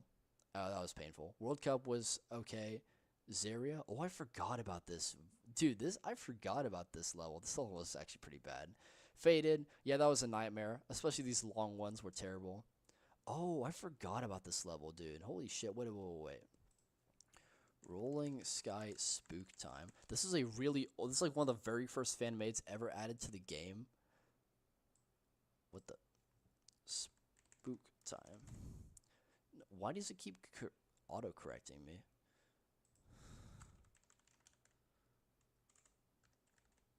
God, I'm sorry. I'm sorry that I'm like typing so much, but I'm not used to this clunky keyboard. Yeah, the algorithm hates this level, so it's not even gonna let me play it. But yeah, there's a really old fan made that OTFT had, and yeah. Uh, yeah, and then I mean these were okay. Like all these other levels were fine. It just happened to become like this was the absolute lowest point that I was when it came to recording stuff. I just realized that I was only in the special fan maids playlist. Where's the actual unique way playlist? Unique ways. There it is. Okay. Do we have what else do we have? Where's my list? Okay. Oh, Mecha. I forgot about Mecha. Mecha was actually alright. It was mostly New Year and Horizon Cruise and Relics and Jade Rabbit that were the worst ones. And Spectre Remix was also terrible. What Spectre Remix, like that hit a new record, I believe. That was oh, Naval Battle was terrible as well. Oh, that was a nightmare, bro. Laser the Spectre Remix, yeah. That was so bad. That was a nightmare. So yeah, I don't want to do these anymore. I'm good. I can't do these, bro. These are just so awful. I hope y'all understand. Maybe one day I'll muster up the courage to do one of these again, but overall I don't want to. What is the store? Oh, that's not part of my channel. This is like all a bunch of Chinese related things. Basically, like in my Chinese class, we had to record a bunch of videos and write our own scripts. And I just like recorded these and I had nowhere else to put them, but I had to send them as a link. They couldn't just be a video from my album, so I decided to just put them as unlisted videos on my YouTube channel. No, this will never go public. These are very, very terrible. Look at this goofy ass cut and this goofy ass fit. Oh, this is actually not that long ago because I had the posters in the background because I only got those recently. Ugh, Lord have mercy, bro. Look at this, like, oh, what is this atrocious cut, dude? Oh my god. And it's like, it's really corny as well because I'm just so terrible at acting. But yeah, my hair was somewhat, it was a very, oh, that's my Blitzo shirt. That's my Blitz shirt. Damn, I can't believe I was wearing that in my Chinese video. I could have gotten flamed by my class. What else? Oh, wait.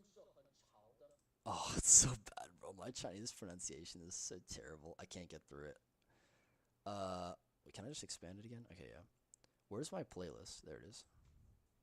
So basically, I had like this spans across a lot of years. So this is when I was living in an apartment. So that was because we had our house renovated. So that was September 25th, 2022, and then the last video I made was May 2024. I actually had a Chinese project this year at the end of school where I would have had to make a final video. So I would have made like a finale, but then I didn't do it because my Chinese teacher was like, "It's the end of the year, Declan. Like, just I don't give a shit. I'll give you an A plus anyway." So she was really nice about it, but I never ended up making that final video. Oh yeah, there's this one where I pretended to be a fat ass. What?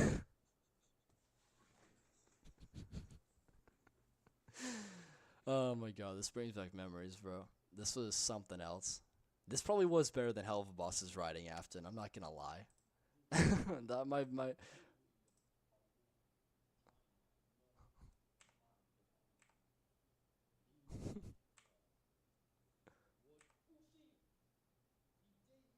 Oh my god, this one I had glasses as well. Oh Lord have mercy on my soul, bro. Uh oh, this is I didn't this is my this is around the time when I did my face reveal video, so I should look pretty much exactly how I did back then. Yeah, that's me. Wow, wow, wow. Lord have mercy. Yeah, I hated this haircut so much. My hair isn't exactly that much better, but you know. Fat Higo was not on my bingo card. Yeah, it wasn't on mine either. But this video was about like eating healthy and stuff, so I had to kind of put it in there. But yeah, my Chinese teacher never gave a shit. Like all my classmates made the same level of unhinged videos, and like she didn't give a shit at all. Oh Lord, is there one where I was sick? Oh yeah, this is the sick one. Oh Lord have mercy. The memories, bro. Yeah, I can't believe y'all have never seen any of these before, because I've always had it as unlisted and it never even registered to me that it was on this channel. I just kind of like, it was just a side thing for school. Fun fact, I actually still use that exact water bottle brand. I still have a bunch of those with me right now. Although, like right now, I just use these giant jugs that I used to have orange juice inside of because it's just easier to drink all that water at once. I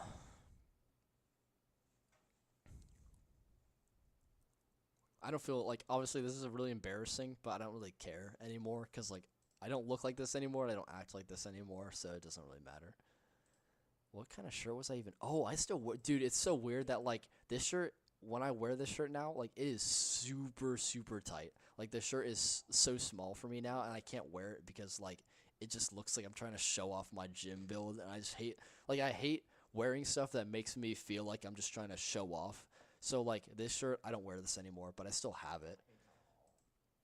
But it's so weird that it's big on me at the time. I was skinny as fuck, bro. Look at that. Look at that, bro. But yeah, oh, it's funny. This is back at the time when where did the Hell of Wasp pictures start showing up? So this is where that shows up. Did I have this in my other video? I don't even know if you can see it. Yeah, you don't even see it. So I think right around like December 2023 is when I started adding all these Hell of a Boss posters in the background. And that, if you can see really clearly, really far away, we have the beautiful Beelzebub and Luna. I also just realized this. I can just show this to y'all right now. Wait, I have my like camera by itself.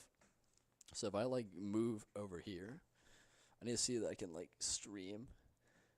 It's hard to like move my camera accordingly. There we go. Look at that. Look at that absolute beauty that is the Luna poster. Oh yeah. And then of course you have the Beelzebub poster right here. And then of course you have all these things in the background. But yeah, this thing is on a tripod, so that's why it looks really weird.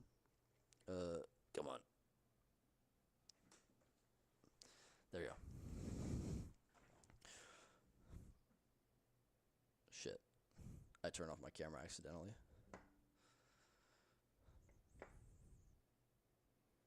There you go.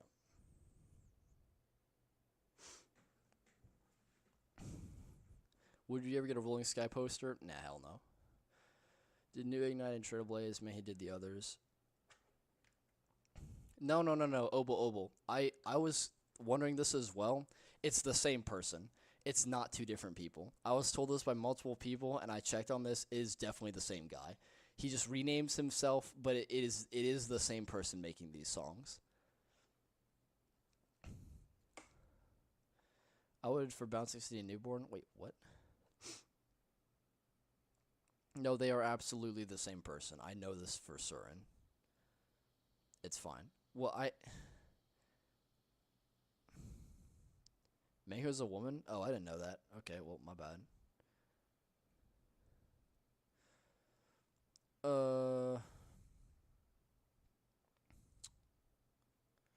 Tribal Hunting and Bouncing City were on your birthday. Well, let's go expose your birthday now. When did Tribal Hunting come out again, or Bouncing City? Wait a second. Oh, they came on the same day. I forgot. Bouncing City. Okay, guys, go dox him now. His birthday is on October 13th. Go dox him. Yeah, I don't have any levels that released on my birthday as far as I know. And my camera just died. Okay. Everything's just dying around me, bro.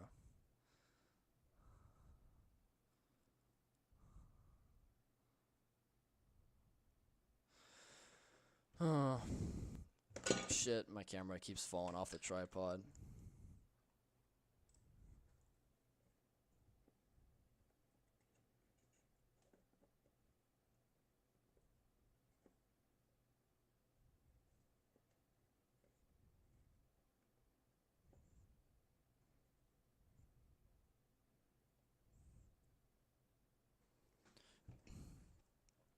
Okay, I honestly don't even know how many people were left on stream because my iPad is dead.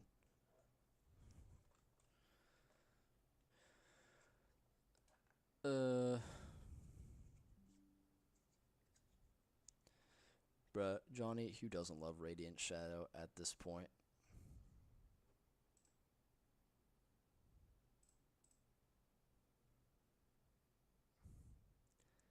There's 55 people. Damn.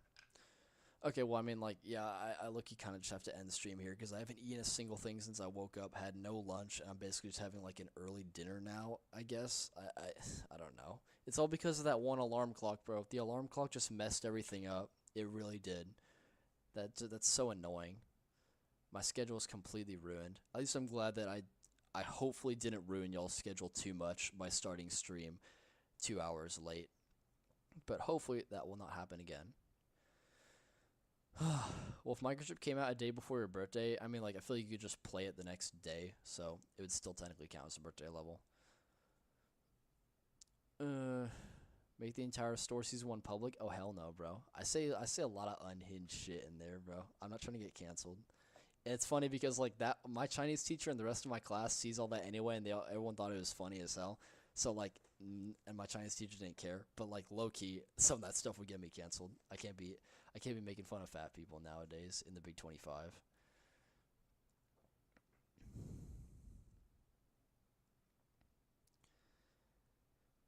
Okay, I think we've discussed enough about birthdays and whatnot.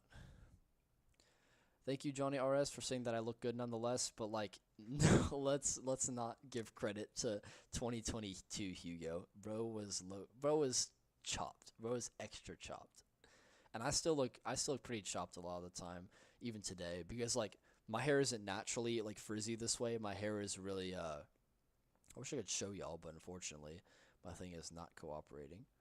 My hair is not naturally frizzy or curly. Like I have to put product to make it work that way. So like if I don't do anything with it, if I come straight out of the shower, I'll literally have the hair that I do in those Chinese videos cuz like that's just how it is naturally. Which is a shame, but you know, I've been fighting my genes since the day I was born, so it's not that big of a deal. Let me close the Droid camera app and see if that ever works again.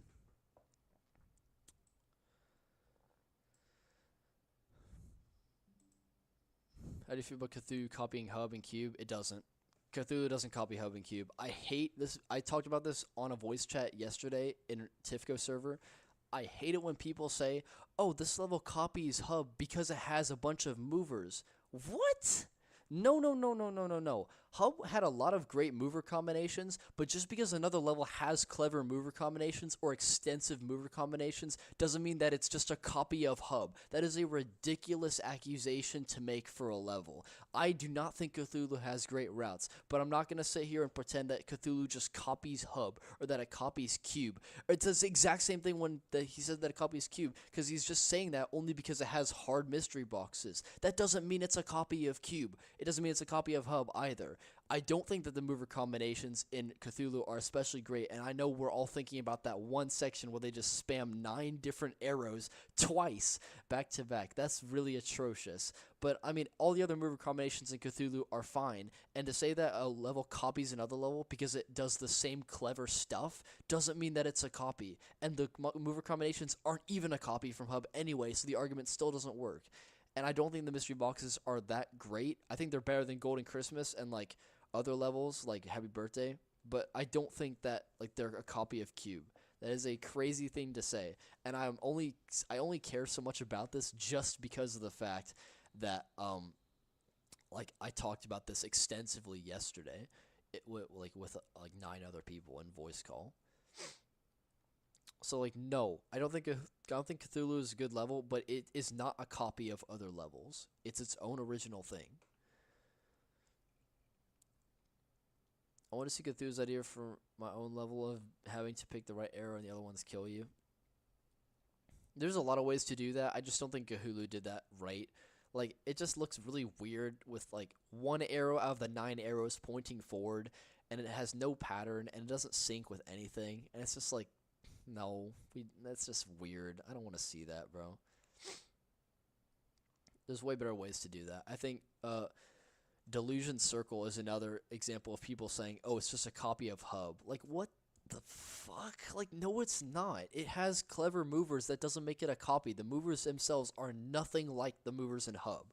I hate it when people, like, say that levels are copies just because they have similar ideas. If you I glitched one of the 9 mover plates and I went through a 2-block gap. There's like dude, based on what I've seen from like those 2 giant mover plates, there's a lot of ways to break those things. Like I'm sure like is not the most safe of things to patch up for the game. I was thinking of using it. Okay. There's someone on YouTube who looks exactly like you. His name is Doug Vargo.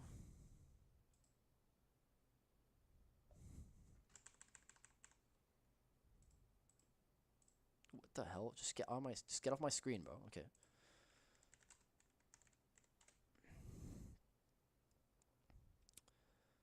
Oh, wow. I was not expecting that. He actually kind of looks somewhat similar, except he has a much sharper jawline than I do.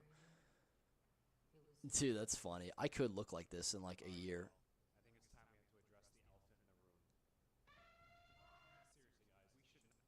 This guy like yeah, he definitely like did a bunch of those like jaw exercises. So I mean like I guess I could look like that more if I wanted to. Holy shit, this guy is like a Mr. Beast wannabe though. I do not want to make my content look like this. What the fuck is this? Okay, we're done with YouTube. And my iPad's not even charging. Okay, sure. Why is the circles look delusional? Okay, that is like okay, never mind. I don't even know how to respond to that.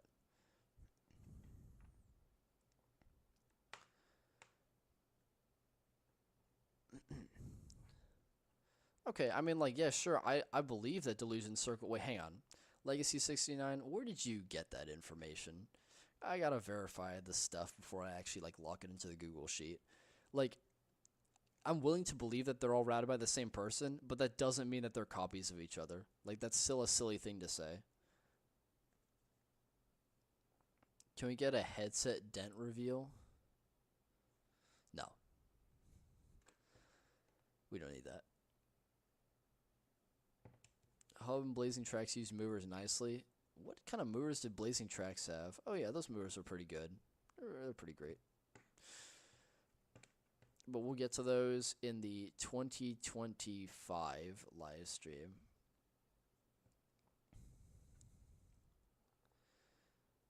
I mean, yeah, I believe that the bonuses are made by the same people, but like, where did you get that information? Like, who told you? Because that seems a little bit iffy from a fact. Wait, why can I not find Legacy 69? Like, why don't I see his name anywhere? Legacy 69. Okay, yeah, but Legacy 69. Who told you that it's the same router? Like, how do you actually know that information for certain? Also, you said the hub routers, which is interesting because, like, it's not that they have groups of people who route the same levels together.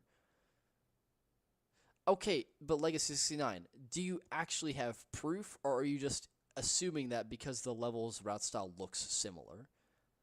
Because, like, the route style is not evidence to say that they're made by the same people. Like, do you actually have evidence of, like, a Minimax individual saying this, or the routers themselves saying this somewhere on Bilibili or QQ?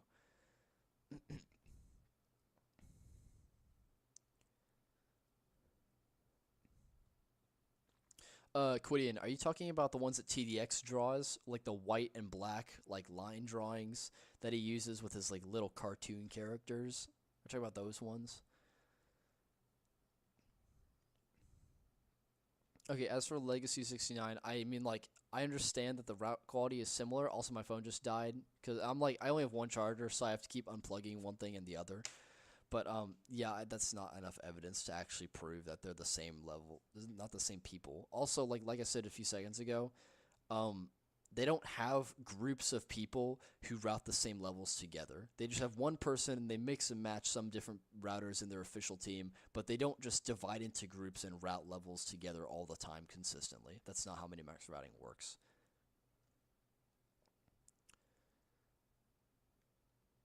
No, Legacy, that's not evidence. That's just an assumption. You can't have like the idea that all the levels look like they're almost similar styles and they're slowly improving quality overall, but that's just not true. Not all the levels have the same level of quality or the same routing style, and it doesn't mean that they're all made by the same group of people. Cyanex, Quidian. I don't like the lolicon art style. I know it's not actually called that. That's just a generalization. But the art style that TDX uses, or the art style that everyone else uses, where they draw characters that look like cartoon characters from like Cartoon Network, and they look like kids. I hate that art style beyond anything else. I don't want to get into that because I've talked about that way too much on like voice chat and stuff, and I can get into it at another time. But it's unrelated to Rolling Sky specifically. I just hate that art style. It's really abrasive and annoying, and I don't like how it's used. And I just don't think that any of the concepts they draw are clever in any sort of way. They just draw a character with an object that's in the future level and say, oh my gosh, guys, we're referencing and teasing a future level. No, you're not. You're just drawing one of your random lolicon looking childlike characters and putting an object next to them. It's not interesting in the slightest. I mean, obviously, I'm not an artist, so I understand that there's some level of like talent that goes into drawing these things. So I'm not going to deny that some of their drawings are like, I'm not going to deny they put effort into them, but I just don't like the art style at all. What levels do I hate the most? Well, what levels do I hate the most? Right here, in the actual dog shit tier. And as the live streams go on, this tier will slowly increase more and more, and we'll be able to see exactly which levels I hate the most. But as of right now, actually, I don't hate Volcano the most. I think right now I hate Golden Christmas the most. But overall, I think the Volcano is lower in quality than Golden Christmas is.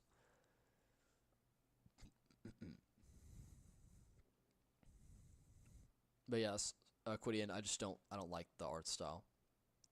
But I'm not going to deny that there's some effort that goes into drawing them. I just don't like it. Yeah, so, I mean, there's not really much else to say unless I find something else. Yeah, well, this is a really long live stream, and it did not need to be this long because most of it we were kind of just fucking around talking about random unrelated stuff, and I also took 30 minutes to set up the live stream as well. So, yeah. If I don't see any comment in like T minus 10 seconds that starts a conversation that I don't want to talk about in future live streams, then I guess we can end stream.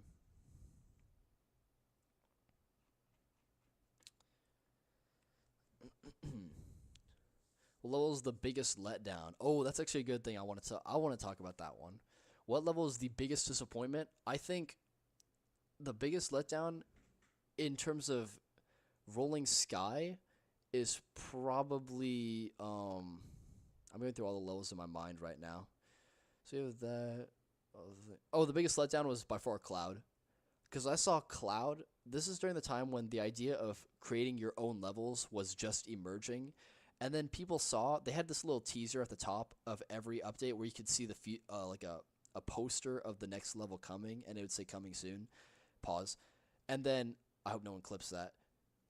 One day, during the winter update, people saw that there is a teaser, and it simply had a finger on it, and it was the Massive theme. And people saw that, and they were thinking, what on earth could this possibly be?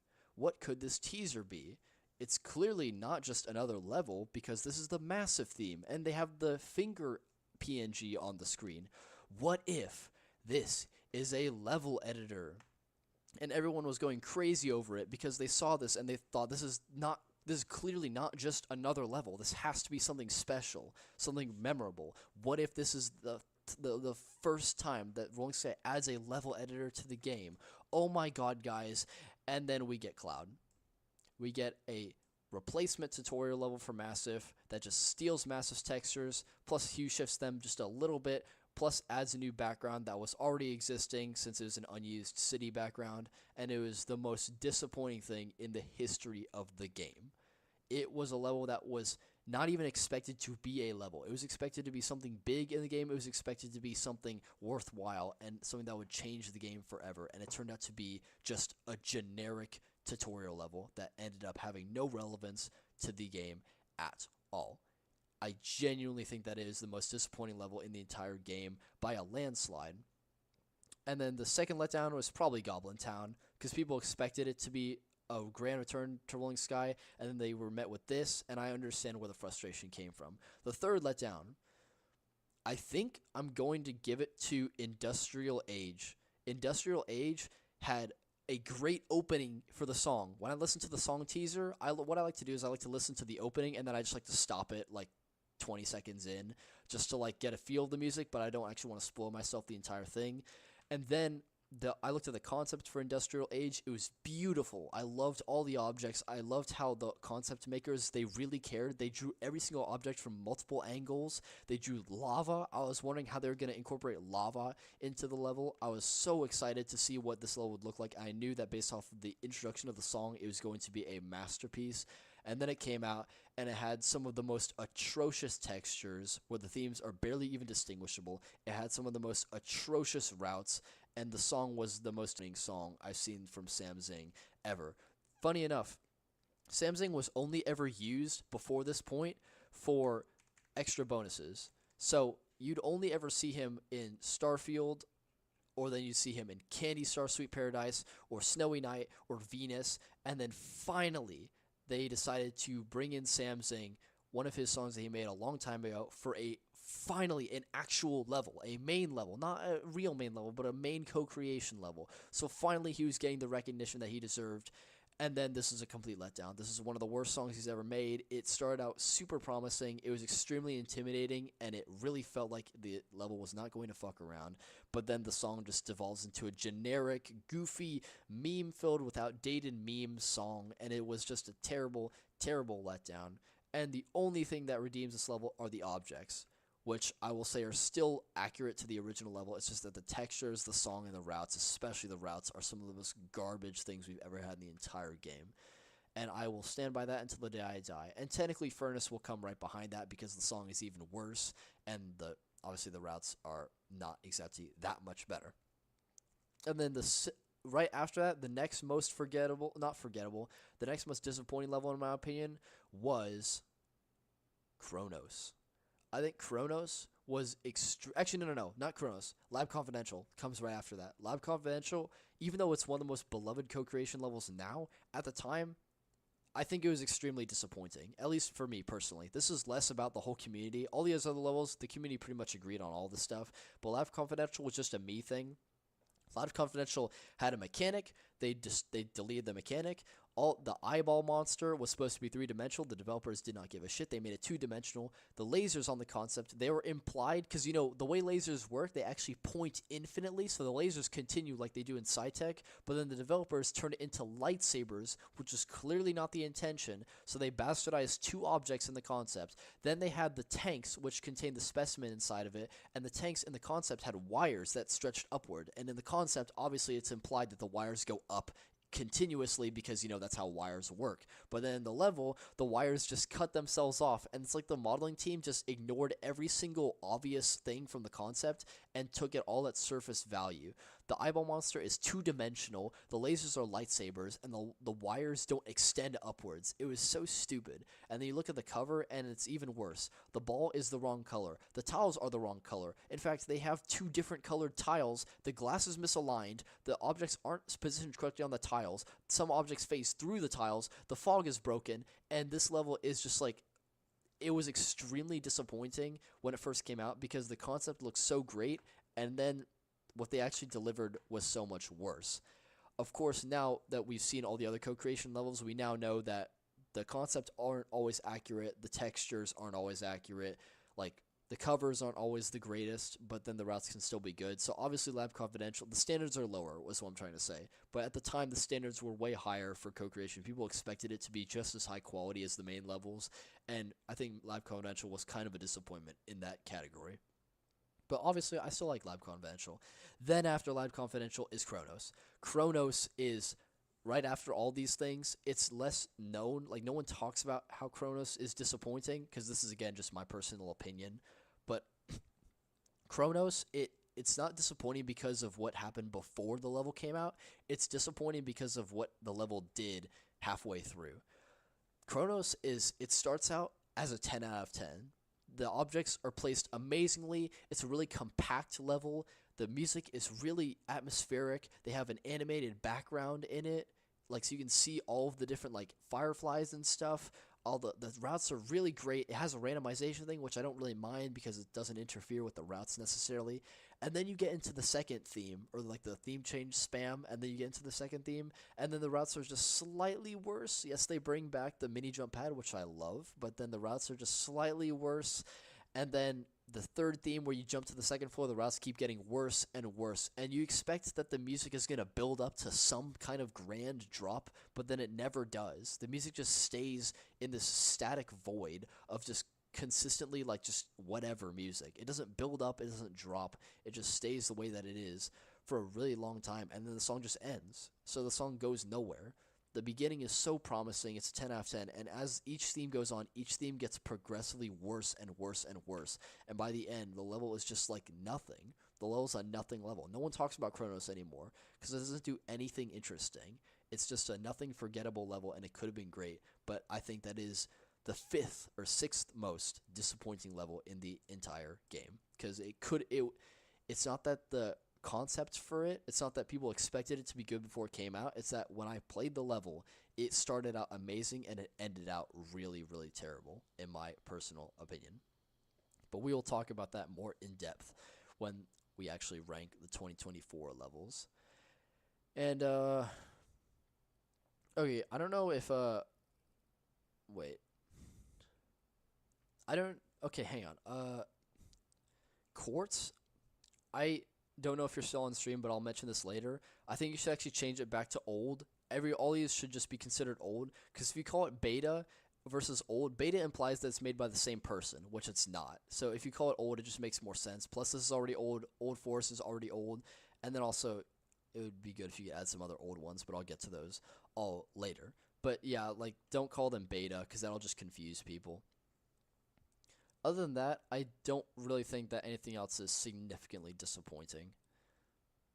I guess Tsunami is also another disappointing one, because, like, Rock Remix, people expected a red theme, they expected guitars, they expected it to be harder, like a 4-star or a 5-star, and Square Root himself wanted to do all of these things, but then Minimax either didn't let him, or they came to an agreement that it wouldn't be a good, it wouldn't be a significant level. So they just hue shifted the theme, and the routes are just garbage. Rolling Fan made, these are some of the worst routes you've ever made, and never doesn't change the themes. The song doesn't fit at all, no sync. Yeah, so Tsunami is also extremely disappointing.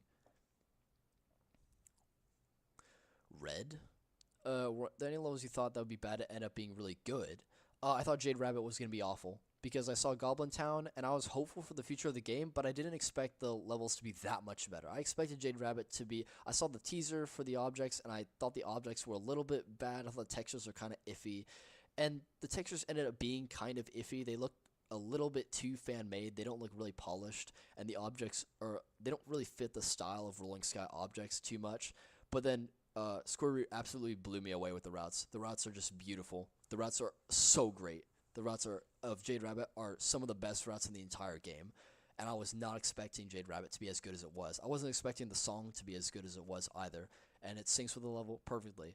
Another level that I thought was going to be garbage but turned out to be good is Dinosaur Valley. I expected I'll take that back, because I expected Dinosaur Valley to be garbage, and then I played it, and I initially thought it was garbage, and then I changed my mind, and now I think that it's actually a good level. So I'm going to get rid of that. Another level that I thought was going to be terrible and ended up being good was Bouncing City. I saw the concepts for this, and I just thought in my mind, this has no real meaning. All these objects are just like random techno babble stuff. They're just random technology stuff. The screams of 2019 level design, where we just have a bunch of technology stuff that means nothing. I didn't listen to the song before it came out, so I expected the song would be really boring. And then they called it Bouncing City, and the original concept was called Beat City. So I just thought, like, nothing in this concept is bouncing, so that just makes no sense. And then I heard it was made by Tenable, and I was not a fan of Tenable at the time, so I was just completely expecting the worst thing for this level. And then in the middle of class, I went to the bathroom, and then I decided to whip out my phone, and I saw the new update for Rolling Sky, and I played Bouncing City, and I was in that bathroom until the next class. And because I was so blown away by how amazing Bouncing City was. The objects turned out to be way better than I expected them to be from the concept. The routes are a 10 out of 10. Absolutely amazing. I put this level in the masterpiece tier when I ranked Season 1. Even though I don't like Tenable as a person, I think that his routing is perfect in this. The use of jump pads is perfect. I love how it spams jump pads because they actually finally gave this level a real concept to be remembered by and not just generic technology objects. So that was all really good. Bouncing City blew my mind away, and I did not expect it to be anywhere near as good as it ended up being. Another level that I didn't have any high hopes for whatsoever was what's another level that I didn't expect to be good? Oh, I didn't expect Samba to be good, because Samba was I didn't really like Brazil Carnival that much, because Brazil Carnival just had this weird thing where the mechanic was used horribly, the textures looked awful, the objects didn't mean anything, they were just a bunch of random Brazil-ish themed things. Not even some of them didn't even really resemble Brazil in a culturally respective way.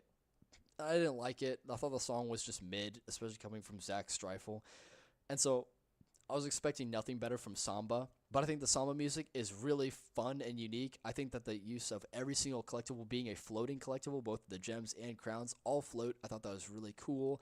I loved the routes. I love how it brought all the unused objects into this level, the objects that weren't used in Brazil Carnival, and Samba turned out to be a pleasant surprise, and I liked it a lot. Another level that I thought was going to be terrible. I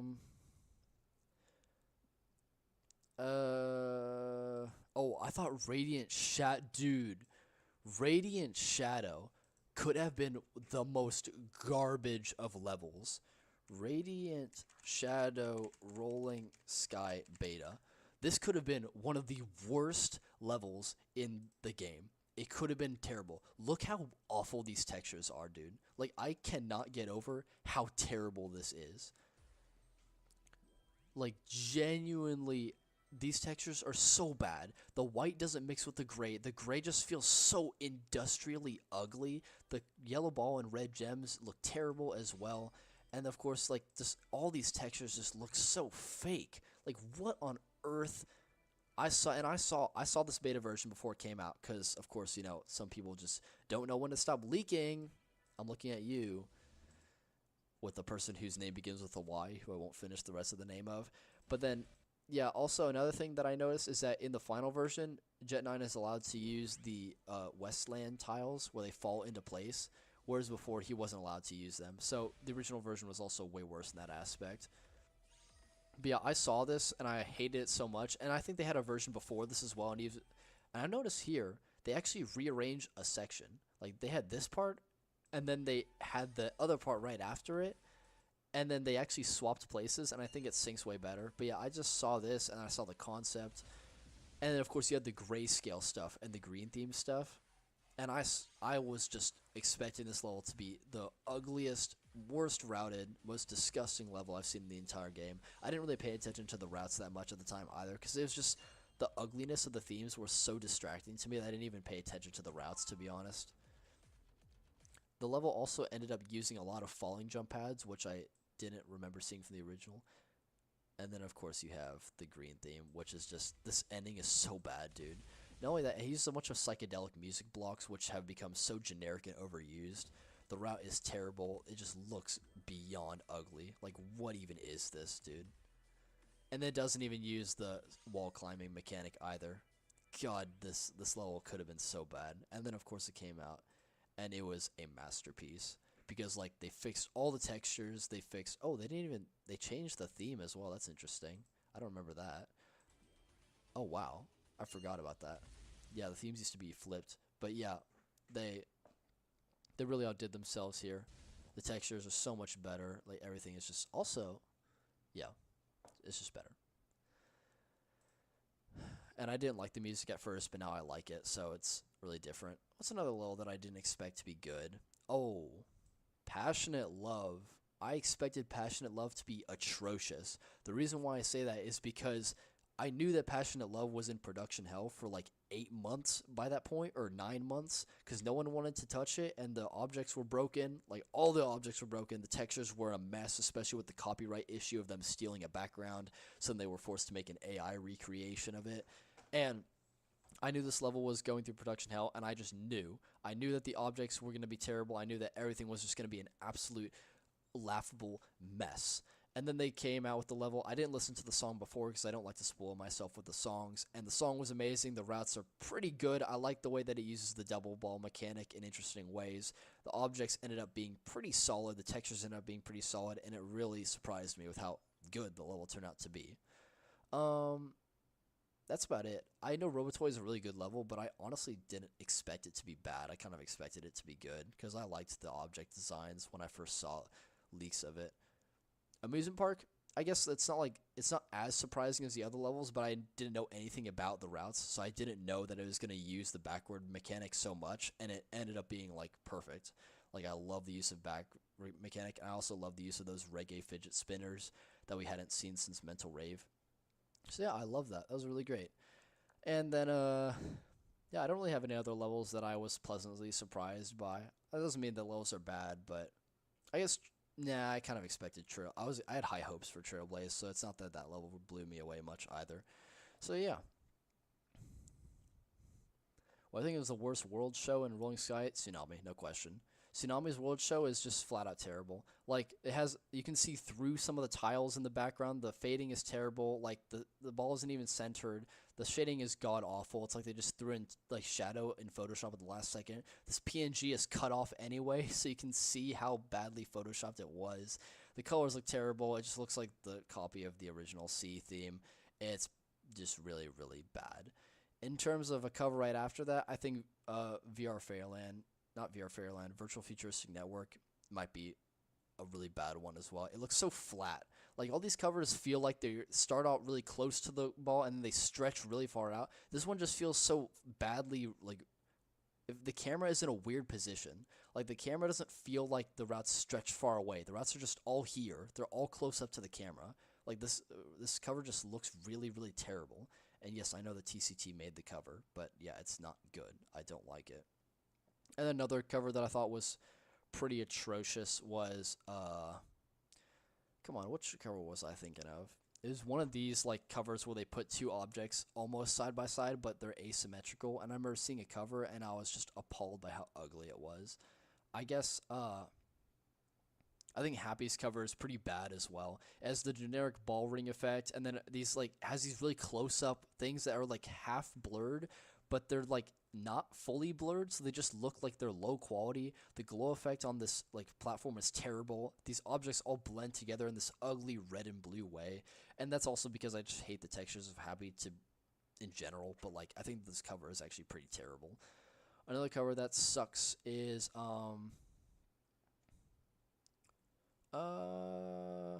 there was one level that I saw and I just hated the cover so much because it was such a disservice. I guess Melodic's cover is pretty bad as well. Like, you should not have an object this big, this close to the camera, because it just feels like it's taking up too much space in the cover. And then you have these two speakers, which just, like, adding this little, like, space here just is ugly. These notes look terrible, and, of course, the theme just looks bad in general, so there's not much you can do. But, yeah, this cover was really bad. Other than that, no, I don't really have an issue with many of these covers. I think that probably the best cover, I don't know. I really do like Trailblaze's cover, but I don't want to say much about Trailblaze's cover, even though I think it might low-key be the best cover in the game, because it's just so creative. I think Castle in the Sky might have the best cover. Like, Castle in the Sky, it introduces the rotating blocks in a subtle way. You see how the stompers are slightly different, how they incorporate the master texture design, so it just indicates that this level is going to be a really unique experience. So I really do like Castle in the Sky's cover. Relics' cover is also really good too. It shows the mechanic and it shows all the objects, gives you a good feel of how the level is going to be. What's another good cover that I really like? I guess I like Alone's cover. I think that Alone's cover is really clean, really nice. This is the first time they decided to make a cover based off of like not even gameplay. And then Faded's cover was also pretty good as well. I kind of hated Halloween Night's cover, to be honest. I just thought it was so generic looking, and having the ball like really far away in the distance was extremely ugly, and I did not like that, so I will not include Halloween in this. Yeah, I don't really know. Oh, I like Street Basketball's cover. It's not a masterpiece, but I like how it showcases the ball jumping into different hoops and whatnot, and it's very satisfying to see like all that gameplay going on inside the cover itself. Westland has a really underwhelming cover for a level that I think is like super, super good and filled with a lot of life and character. The West End cover looks really generic. I like this. This is not a very inviting cover. Like no one would care about the level because this cover is just such a generic looking thing. It doesn't do anything. Canyon Encounters, the cover has more stuff than any section of the level. The cover looks so stuffed with objects, and the level is extremely empty. The most clickbait cover has to be Unsuccessful Person. There's so many objects that they use that they just don't in the final version. I don't believe they ever use these like railing things, and if they do, they're used for a second. The robot things are not used. The splitting thing with the diamond isn't used. They use these rollers here, they're not used. They use the keyboard things, they're barely used. This is the most clickbaity cover in the game by a landslide. Another clickbaity cover has to be there's one cover that was made by the official game that I saw, and everyone was like getting extremely hyped up about it, and then it turned out the cover was just like clickbaiting everyone. Oh yeah, Lost City, these little triangle things, they're not even used in the level, so great job, guys. Another clickbaity cover. I need to find this one. I know that there was a cover that everyone saw and everyone was going crazy about it, and then it didn't even happen. Clickbaity cover. Don't worry, guys. I'll find it eventually. Oh, that was a mistake.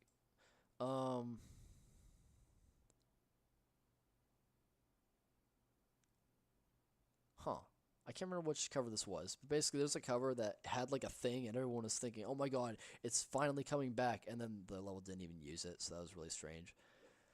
But yeah, I think Unsuccessful is probably the worst cover in the game. I think Sewing Factory is also terrible, not because of the cover maker's fault, it's just that the routes don't end up using any of these objects at all. So, you know, great job, I guess.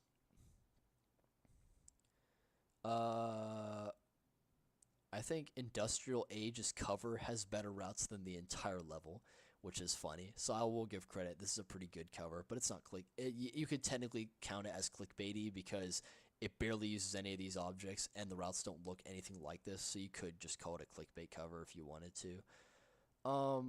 Ninth Anniversary is also pretty clickbaity because it shows all these objects that were being used, and then of course like you don't really see any of these objects unless they're in like low poly pixel form.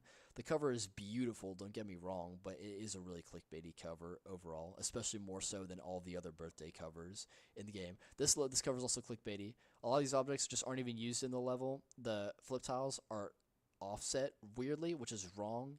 And yeah, this theme is in the level for literally a second. This is in the level for 1 second, and then never again, which is not a good look if you're not trying to have a clickbaity cover. So yeah, Unsuccessful Person, Industrial Age, and Nirvana and Time Machine definitely have probably the most clickbaity covers in the game. Yeah, Industrial Base has a lot of objects that don't end up getting used in there, so that's kind of an issue. Same with Legendary Racing.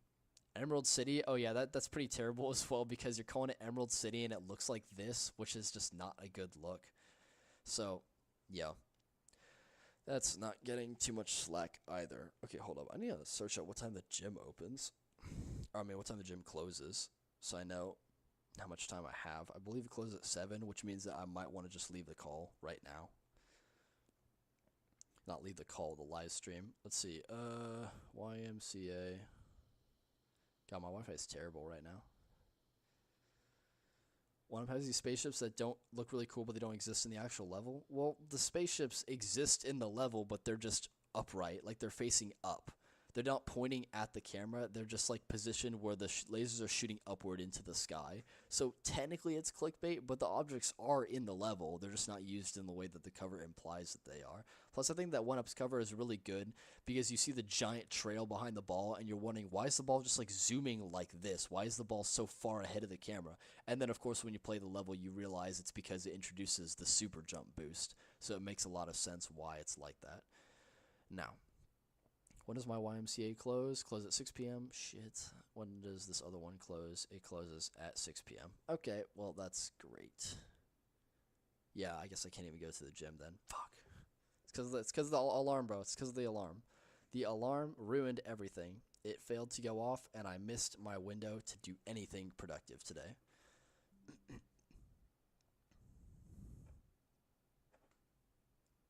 Chess Fortress is 100th level doesn't mean it's the best. Well, will you say, but I respect your opinion, as if, like, my opinion is that Chess Fortress is the best? I do not think Chess Fortress is the best. So, you don't have to worry about that, bro. I will not be telling you that Chess Fortress is a masterpiece anytime soon.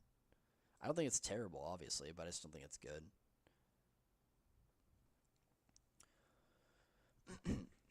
Mimic so much better than Cheetah Mobile and Emerald City is an S tier level. I don't know. I think that sounds like a rage-baiting comment. I mean, like, sure, you can believe that. I think Minimax is more entertaining than Cheetah Mobile. They do a lot of stuff that I enjoy reacting to more.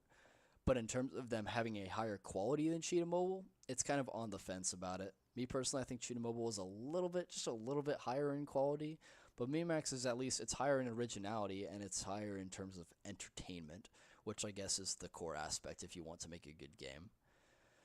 The best and worst textures in an RS level. This is going to be the most controversial thing. I mean, I guess I could say the worst textures are probably like, I don't know, like Eclipse or Breezy Summer or Frozen Winter, because those are the most unoriginal textures in the game in fan-mades. But the real culprit of the worst textures in the game probably has to be Tsunami. It's just hue shifted of the like, it's not even like all the objects and stuff are the same color. It's just the background is hue shifted by like 10%. That is objectively just the worst theme in the entire game. Like, that is the ultimate epitome of unoriginality, and it just looks terrible. It doesn't mean anything. It doesn't add anything useful to the game. So yeah, that probably is the worst texture. Coming right behind that is Happy. I know people are gonna flame me for this one.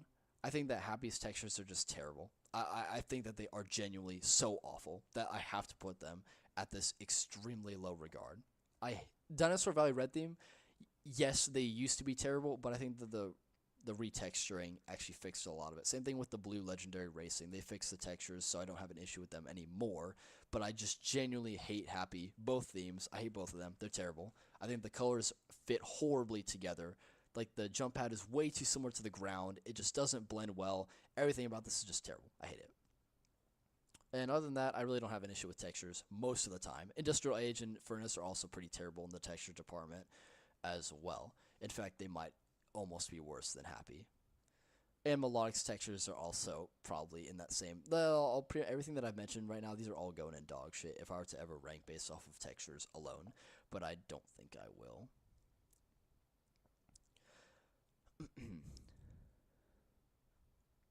Mr. Pro, bro.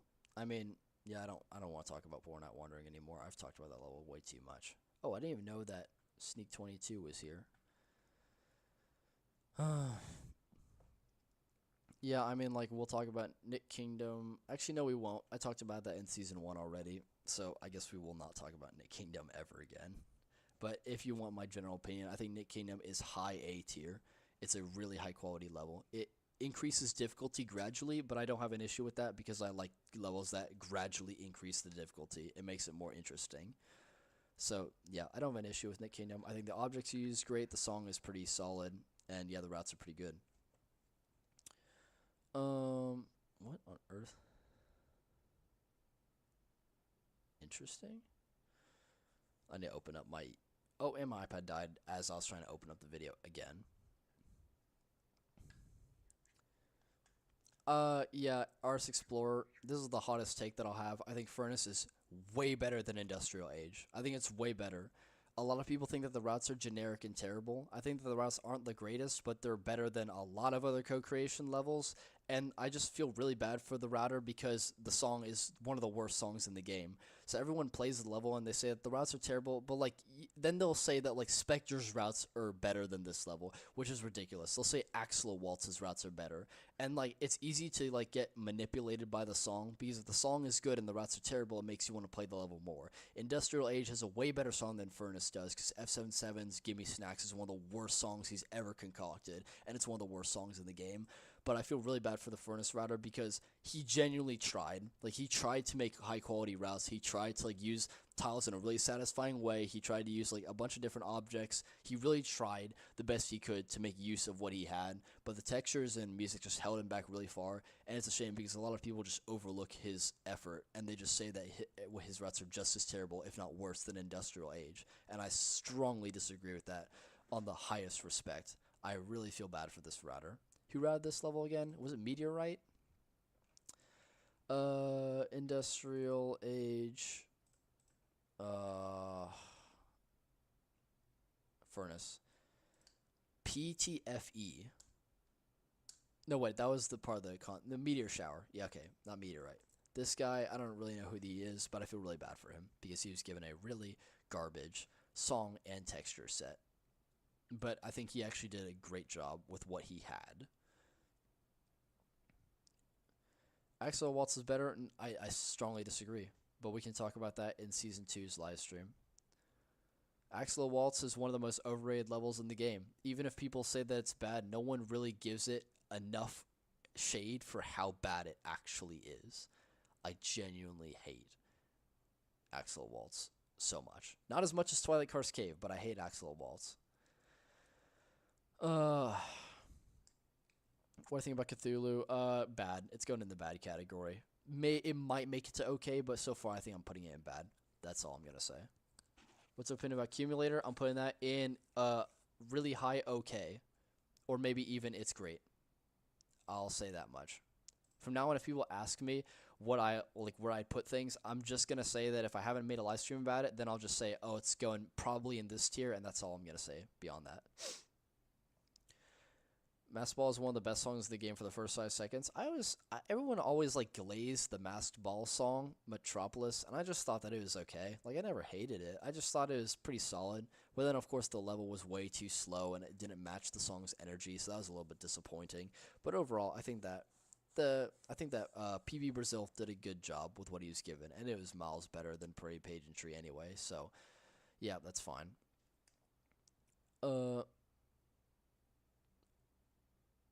No, okay, Ellie Atkins, I need to like point this out. I will talk about this more in depth later, but what I will say is that when I say that Axolo-Waltz is overrated, I don't see people going out and saying that Axolo-Waltz is a good level. They'll either say that it's mid, it's okay, it's not the best, but it's not horrible. And then most of the time, the only time this level gets brought up is when people compare it to other bad levels. They'll say it's way better than Industrial Age, it's way better than Furnace, it's way better than Polar Night Wandering, it's way better than Sewing Factory, it's way better than Twilight Karst Cave.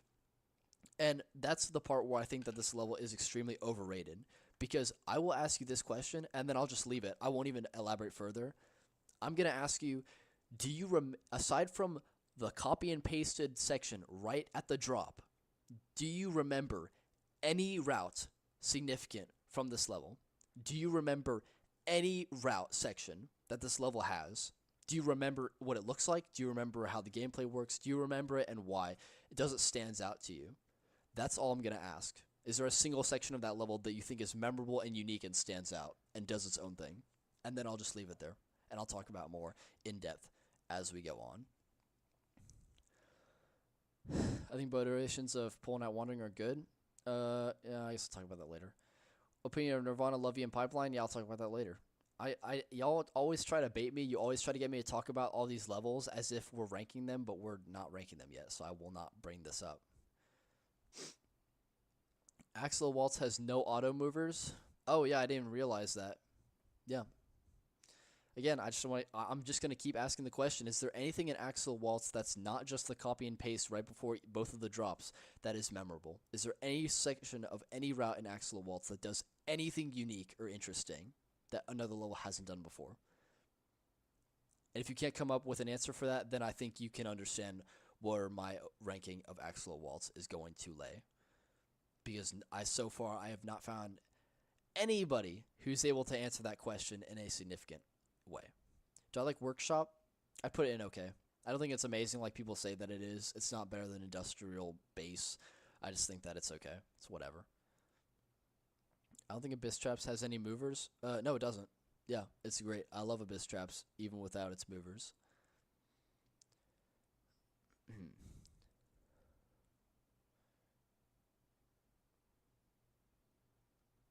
Do I know why Delusion Circle has a lot of words and symbols on it? No, I have no idea. In fact, like, we looked at all of it, and the message is something along the lines of, like, up arrow X, then wait, and then down arrow X, and then exclamation mark and question mark. It's really just a bunch of, like, gibberish. But then aside from that one part where he wrote wait, in those flip tiles. I'm pretty sure that the lyrics in that part of the song from Hookington, that song is originally called Mischief Maker, and I believe that the lyrics say wait in that section. So I think that's why he did that, but otherwise it's not like there's a hidden message there. It doesn't really mean anything. It's not like he wrote his name there. Both old Axolo and new Axolo. We'll just talk about Axolo-Waltz later, bro. We'll talk about both versions. We'll rank them separately.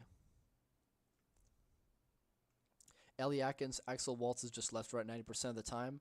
Again, I'm not gonna agree or disagree. I'm just gonna say, is there any part of the level that you remember significantly? Any part that does anything unique or interesting? Just think about that. It's a rhetorical question, or if you have a legitimate answer, you can say it. But I'll address the answer later. I simply will not. Like, that's all I need to say. It's such a simple question. It's like, and I know that, like, if more people like this level, then people would start hating on that question, and it would be like, what is a woman? Or if you ask what is a woman, then people like flame you for it. And if I keep asking like, what is a part of an Axolo-Waltz that you genuinely remember, I would get like canceled, because like I know people would try and like phase that question out, because it's such a simple question, and it kind of like, you know, uproots a lot of opinions when it comes to Axolo-Waltz. What's my favorite level duo?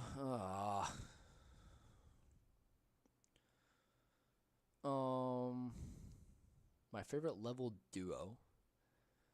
I don't know. It's hard because there's a lot of good levels, but then their opposite level is either way better or way worse. I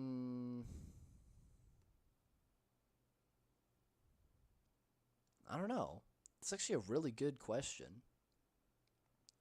I think I'd probably say Magic House and Delusion Circle are a pretty solid duo. I think that they're pretty good overall. And I guess I could say that Phantom Thief and Foggy City are a good duo. They're both really great levels, and they both complement each other. They both use objects that the opposite level doesn't want to use.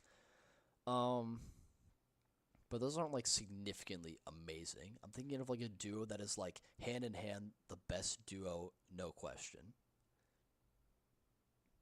I don't know. That's an interesting question. I really don't know. I can't tell which level is the best duo. It's hard, because like you'll rarely find levels that are on the same level as each other, and if they are on the same level, they're usually both just okay.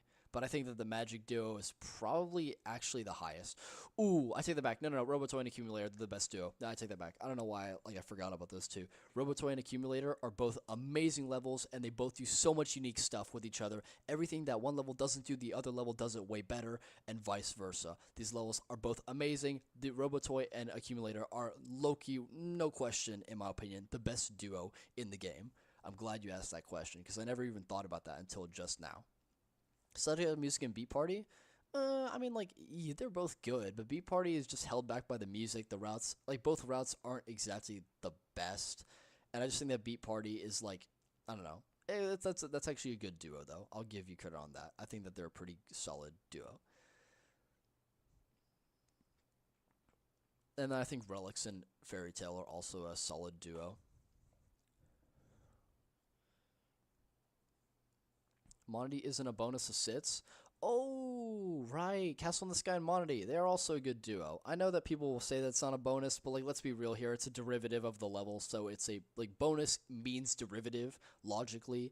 So like people just see it as a bonus for that reason, even if it's not officially a bonus. So if you count those two as main and bonus, then they are a really good pair together. They both use the blocks in interesting ways, and their songs are both great. They're both inspired by the Fat Rat. So one of them is just straight up taken from the Fat Rat. But yeah, they're both really good. I love it. I love their songs. Great stuff. 1, 2, 3, 4, 5. This might actually be the longest live stream. Isn't that kind of ironic how like these are like the shortest set of levels that we've had, and then the live stream ended up being the longest, just because like I said, there's so much to talk about when it comes to these levels. And also I've just been like wasting a lot of time and yapping about random stuff. And I was gonna go to the gym, but then like the gym closes in an hour anyway, so there's no point. I was too late. Was the worst level duo? Probably Industrial Age and Furnace. Like, they both have very little redeeming qualities. I know I was complimenting Furnace earlier, but no. And even worse than that duo is Twilight Karst Cave and Axolo-Waltz. That might be the worst duo in the game. Like, both of those levels are terrible. They both have completely irredeemable qualities, and not even the objects are good, unlike Industrial Age and Furnace. Another terrible duo is probably... Yeah, never mind. They're both... Yeah, those are the worst two duos, as far as I can think of right now. I think the most, like, the most mid duos of all time. Like, the most mid. Like, no one cares about them. No one ever remembers them. Like, they're never regarded for anything good or bad. Both of the levels are the exact same level of care. No one talks about them anymore. Is Nuclear Energy and Biology Lab. No one in the history of, like, the last year and a half has ever given a shit about either of these two levels. Like, after they came out the exact same time, so there was no hype generated before or after them. Nothing about these levels stood out. They were just generic nuclear levels. All the objects looked exactly the same. Nothing was that special. And both of these levels, even though the routes were okay, they just went into complete irrelevance. And no one talks about these two anymore. Like, this might be the most, like, forgotten, like, under, like, noticed duo in the history of the game.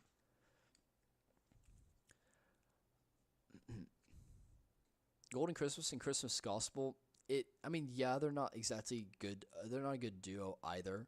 But, like, Christmas Gospel, I don't consider them to be a bad duo, like, as bad as other ones, because Christmas Gospel tries to fix a lot of the things that Golden Christmas failed at. So I respect that. It's like Christmas Gospel is trying to, like, distance itself from Golden Christmas. So I really don't mind that that's the case. Same thing with Samba. Samba really tried to distance itself from Brazil Carnival. It's completely different in its usage of its mechanic and its light effects and its objects.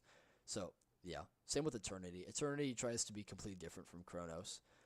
So I like it when levels do that.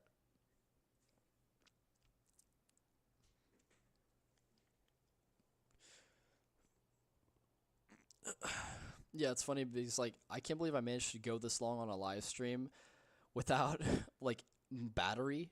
Like, my phone is used for my camera and my iPad is used to view stream, and I have to view stream through my monitor now because my iPad's dead and my phone is also dead. They're both teetering on the edge of, like, 5% and, like, both 5%.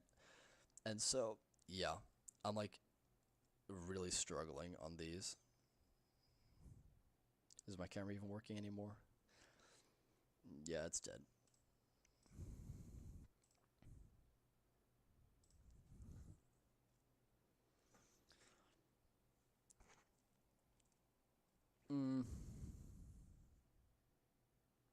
Droid cam. Hello. Hey, there we are. Yeah, this might be the longest live stream. That's crazy.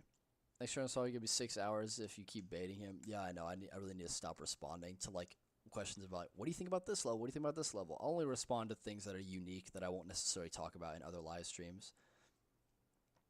Westland and Desolate Area duo. I mean, they're good. I mean, Westland is great, but Desolate Area is just fine. Like, it's okay. I don't think Desolate Area is significantly good. Yes, it does have the minecart theme as well, but it's just not that good. And I don't know. I think Desolate Area is just okay. It's not really special. Yeah, I think we've talked about enough stuff. No, we're not talking about the best bonus level. I don't care. Oh, the shortest era is the longest stream. I know. The irony. The irony, dude. It's funny how that turned out to be the case. Here's one last look at the final thing, and then here's one last look at the final thing. So yeah, we have no dog shit levels this year. That's how good I think 2020 is. I think it's really good overall. And obviously, technically, 2020 doesn't even include Goblin Town, so it's even better than it looks. Top 3 duos. We already kind of answered that. Doesn't matter. Yeah, y'all caused me to miss the gym, bro. And plus, like, to be fair, even if it was, like, I wouldn't have time for it even if we had an hour to spare, because today's a leg day, so it'd be a long session. But I guess I gotta save that for tomorrow now. Yay. Observatory's third crown is the worst crown in the game, but I won't elaborate on that further. It is the worst crown in the game, by far. Worse than Lost City's second crown.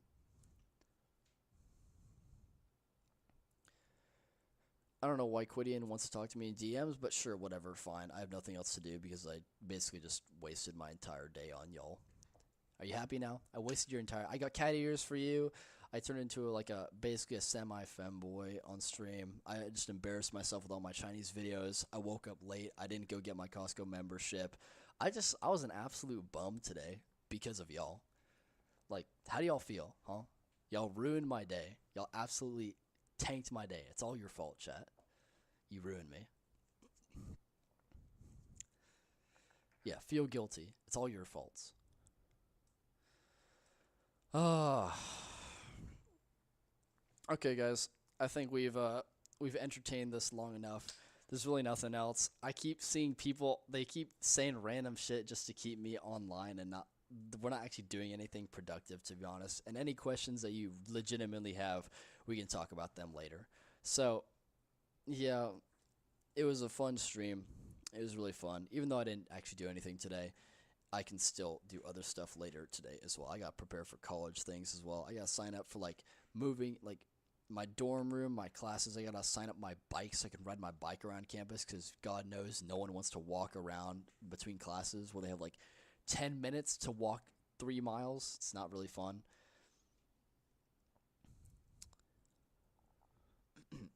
Yeah, we probably spent more time just fucking around doing random stuff than actually reviewing the levels. But again, we spent a lot of time on pretty much all the levels aside from mechanical power, because mechanical power just, there's nothing much to say about it.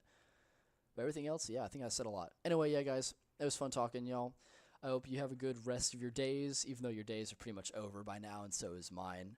I am hungry as hell. I've not had a single thing to eat, and I will see you guys later. I'm gonna wait for my camera to actually, like, work. My camera is just straight up frozen, bro. It's so bad.